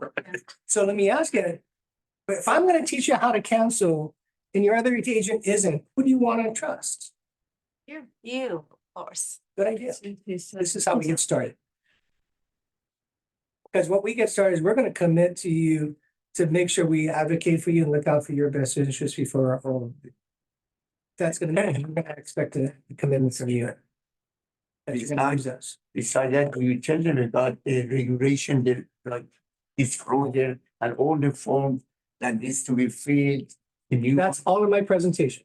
I mean, If you don't do a buyer presentation, bad on you. yeah, Because you didn't bring value. yeah. Yeah, Jennifer. So we go over what each contingency is, what you want to find out about, what the due diligence looks like, and what your right is. You cancel on this Yeah, within the time period, you have 3 days, whatever. yeah. What the role is and what your realtor should be doing for you for that contingency. And every single time people say, you know, I bought 6 homes in my life, no one's ever taught me this. What are the 7 contingencies? That's crazy. J1 home inspection, termite inspection, survey, seller's disclosure statement, title report, financing and condo association docs. So yeah, we lump most of those into buyer investigations. See, you still can market it that way. Of course. I want to break them all apart. You need to break them apart. Yeah. Otherwise, what value are you bringing? And we have the ability to, because there's 5 lines. You just change the dates. If you want, I'll have one of our guys do a buyer prezo for your team. Yeah, that's. I'll show you how we do this, and people never want to do anything without us. It's crucial now. No, that's when you can. Also, it's By very. the way, if people are willing to pay us, if the seller's agent is gonna pay it, why? They ain't gonna do anything without us. Because we already proved to them from the stories that we told them how we're gonna advocate and protect them and save them tens of thousands and hundreds of thousands of dollars. They get it. And that's why they, Jennifer, do you? I just want to remind everybody that KWRI is teaching that value squared right now. Yes. If you have not heard that, you need to listen to that because that is Gary Keller and Jason Abrams, etc. And they go through how to go through your value items. It is absolutely amazing. And I mean, Gary Keller's basically said, now it's on us as agents. So if you don't know how to get a buyer representation agreement signed, and I know that it's not normal in Southern California, but I can tell you ever since I've been here, which is I'm back in Southern California for 7 years, I have never not got a buyer rep agreement signed, never. I've always successfully had it signed. So it's how you present that The commission side of it, again, listen to that training. I believe the next one's on the 26th. We're doing it here Tuesday at 10. Yeah. Tuesday at 10. That's coming Tuesday at 10 o'clock. You need to listen to that, really pay attention. It's going to teach you how to do this. My suggestion is you take that due diligence and break it all apart. Absolutely. It's important. Therefore, the buyer has to know what you're doing. Otherwise, you're not doing anything. Otherwise, you're the same as everybody else. That's why they don't want to pay you. Yeah, we're not used to taking the time to explain it to a buyer Right? until we're actually in the deal. Yeah, but not upfront. No. We do this in our classes before they even become a client. That's how we get clients. Right. Yeah, but because the clients, it's really hard to just ask the client anything because they want. I'm not asking their this. See, here's the their problem. agent or. That's how you're showing up today. I'm saying that you gotta show value. And here's the conversation. What was your name here? Terry? Hey, Terry, we're gonna meet tomorrow, Thursday at 3:00. And our goal for that is to get to know each other. Number one, you're gonna get to interview me, and I'm gonna get to interview you at the end of our conversation together. And by the way, during this time, I'm gonna teach you the 7 ways to cancel a contract. You know how to cancel a contract? Great. Is that something you'd like to learn? Absolutely. Okay, great. So we'll share that with you. At the end of our conversation, you're gonna have a choice to make. Either you're gonna hire us or you're gonna not. And that's your choice. Your choice. You know, we're gonna give you all this information for free, but you're gonna be your choice. At the end of the day, we're gonna ask you the question, what do you want to do? Do you want to work with us or do you not want to work with us? Because if you want to work with us, there's some paperwork to take care of. Are you okay with that? So the apartment shows up. I have the buyer rep agreement facing him. I'm showing him the presentation. He's looking at the buyer rep agreement. I didn't say anything about it. I was saying, our goal today is to get to know each other, make sure that you believe that you're going to hire us and there's value in hiring us. And I need you to see that, because if you don't see that, then you shouldn't hire us. You should hire somebody else. But if you believe that we're going to add value to you, then you're going to have a chance to hire us. And at the end of that, we'll have time to take care of that people. Are you okay with that? Right. I'm going to go through this whole thing. And we say, so Terry, what do you think? Should we do business together? Oh, yeah. Okay. What should we do next? I guess I got to sign this. Good idea. He's telling me to sign it because of how you set stuff up. You got to be strategic in how you set it up. You want an on-ramp for people to get comfortable with the freeway that's going fast. That on-ramp has to be clear and simple and easy to get onto. Those short on-ramps, those are gnarly. That's when people make mistakes. And people are scared of short on-ramps. That's why you're a long ramp. I'm saying it 3 times. I'm saying it when I meet you, when I'm confirming the appointment, when we first start the appointment, and also at the end. What do you think? What should we do? Oh, what if I say, let me read this and get back to you tomorrow? Absolutely. Great. What time do you think should I expect your call? I'm going to pin him to a time. And then at 3:00, when he says he's going to call me, he didn't call me yet. And I'm going to call him at 4. I said, so did you make a decision? That's something you want to do. And if not, have a nice day. What can he say bad about me? Nothing. But I'm making him think that the next guy he uses, here's my suggestion to you. If you're not going to use me, here's one suggestion to you. Ask the next guy if he can tell you how you can cancel the contract. Well, ask him if he knows how many ways there are to cancel. Don't give him the 7. Ask him if he knows how to cancel. And I want you to call me and tell me. Then you decided who you want to use. Is that fair enough? He's going to come back to me because nobody teaches this. Nobody in my market teaches. Except my team. They got nailed. Well, my guys are good. So I think that's the end of our time. Okay, what? I get on airplane. Thank you. Yeah, it's my pleasure. Thank you. Is the car you driving? Yeah. Okay, I was gonna say. Thank you. Thank you. Thank you. Thank you. Thank you. No, you. Thank you. It was amazing. Thank you very much. Safe flight. We're gonna have, Is it straight? there's something that is happening Monday and Tuesday. Are you trying to? Monday, will still be here when you. Monday, there's gonna be, we better put it on. Clients want to see some property. I need to let them sign now. Planner, yes, new real estate. Like join planner, the rest of the community membership. So we. These dialogues. National. Is it all you're gonna, it's mandatory? Yeah. Have to. So we have to sign that. By representation. But how long the contract? 5 months, 3 months, or That's up to you, but negotiate? you wanna have it as. Every Friday. 6 months? 6 months. How long do you want to work for someone without putting them into a property? I want 1 month to find the property, right? I don't want to. Travel safely. You're good. You'll get with you for. You say, Time. I'm expecting to be, I'm expecting you to buy something. I got your. Nice. Oh. I'll ask you, so happy with my services, and then we can renew the contract. But it's a man, it's a man. Thanks, guys. Travel safely. If even if after some. From me. I also get commission, right? If I Only show. if you showed them the property, you gave them some form, I get to buy property, So after 6 months, how long can protect me? whatever you write in on the first agreement. This all the negotiate. So on the buyer representation agreement, Uh-huh. there is a place where it says how long after the end of the agreement Uh-huh. of the properties I showed you, you Yeah. want to buy it, What's the longer? but I get it for it, right? What's the longer? Now you can put 180 days in there.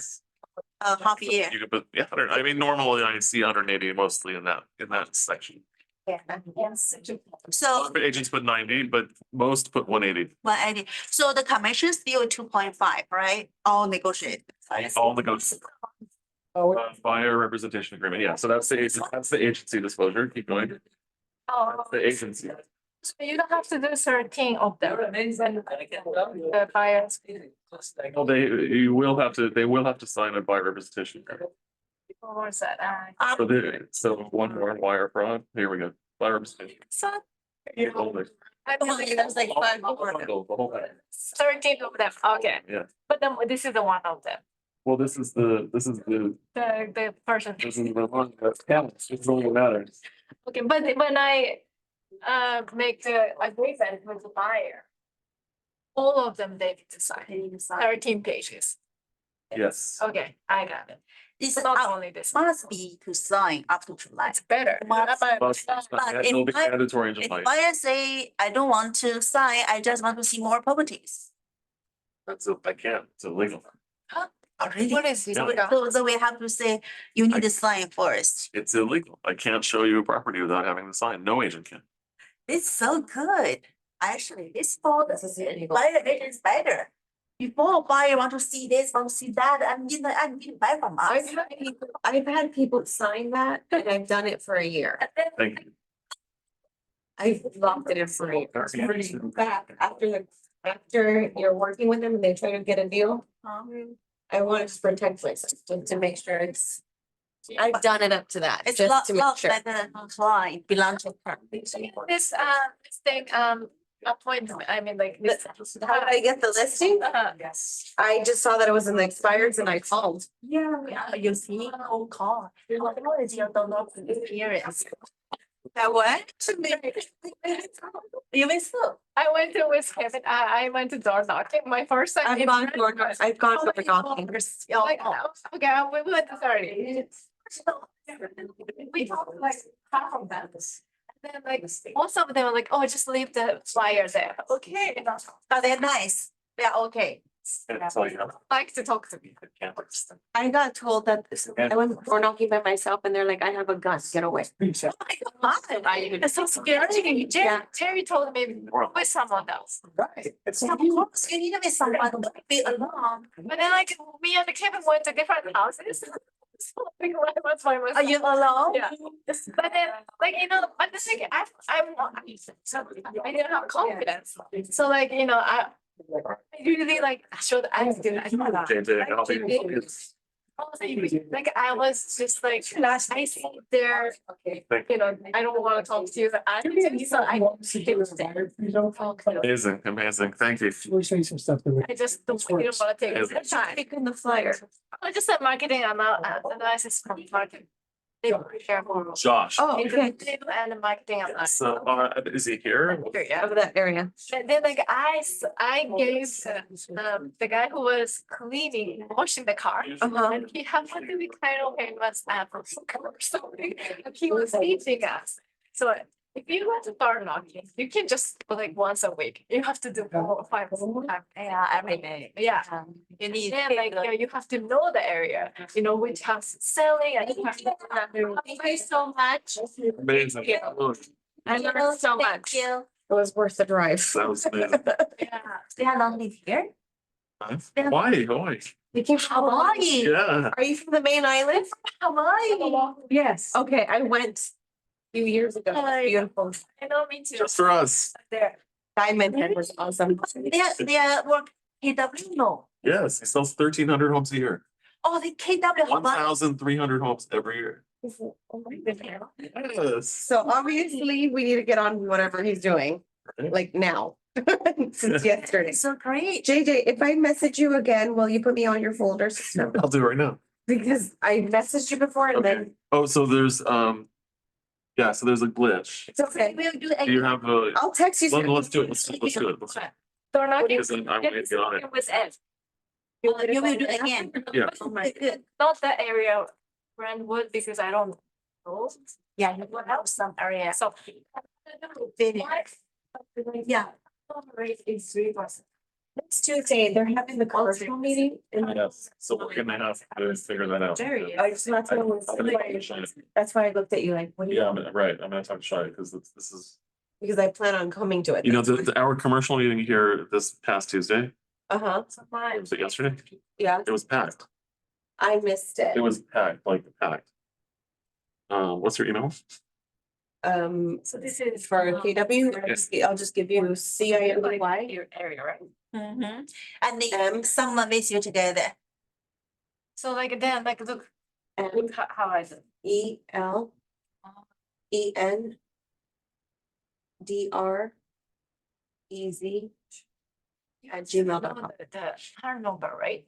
You're gonna get you're gonna get a share, you're gonna get something. You're selling more, buying more. But I was talking to Jelly yesterday, but then like you don't wanna compete. It was packed, that's good to know. Yeah, So even though I'm not part of commercial, they'll still let me come in. yeah, of course. That's what matters. So, you like just. You're gonna get an email now and it's gonna say The flyer. sign up right? for. Sign up for That's the marketing. But you have to know that you're far, where. sync. Before agent told me if you want to put your flyer, you put your flyer, you go to that area last month.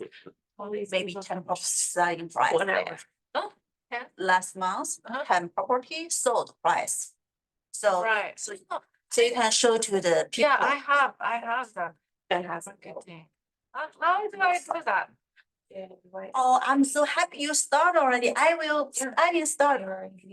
Door knocking? Cold calling, I didn't start I just talked anything, to JJ, but cold calling, you start already? because I'm switching the farm. So I don't want to do. You're in regular Evelyn? Yeah. Well, which was my, Yeah. well, If I do, I will do around Beverly Hills, area. so you cannot go door knocking in Beverly Hills. Not Beverly Hills, but near this area. I don't want to go far. Well, I'll be here next Tuesday also. I know if someone with me, I can go to maybe Chinese area, There we go. like San Marino, Pasadena, but I didn't start yet. Yeah, but I just wanna go around my, at least I can walk to, Yeah. you know, Don't and I go far know, I away. know. Yep. Because I. CINDYMEL. Oh, 2 months or more now? So I walk. 2 months. Yeah, I know the area. Yeah. Yeah. Spider. But then Brentwood, I used to work there, but it's. That's weird because it usually comes right away. It could be in your spam. It could be my. So when you system, don't too. knocking, have people who Let's are see. nice, talk a bit. No, not more. really. Don't my spam. They're like, okay, got it. Then you just have to go. And then put the flyer there. Yeah, and it's very important, the first 2 sentence, how attractive these people can want to talk with you. Also like. It's okay. Well, I'll check Okay, at home. got it. And then you're not. the I'm here one- next week also. So weird. Of course, everybody. All the agents know everything. So, Hey, And some, of the- Oh. you know, there was a black lady, she was really Sorry, nice. sorry. Nice to meet you. Sorry. Okay. Okay, there we go. All right, perfect. Why you So do then you'll get to say. little Pacquiao? You can speak. I don't know. There you go. And, it's gonna say join, create account. Yeah, so this is. Okay. Create your account now. Actually, I'm something You create your account. like I think this. Yeah, so that's why I'm doing, that's why I'm doing it now, because Is good. it's a glitch, like it doesn't do both at the same time. Perfect, got it. Okay. How do I, this is the one. If you choose this. Like this. And apply. This is a clear title.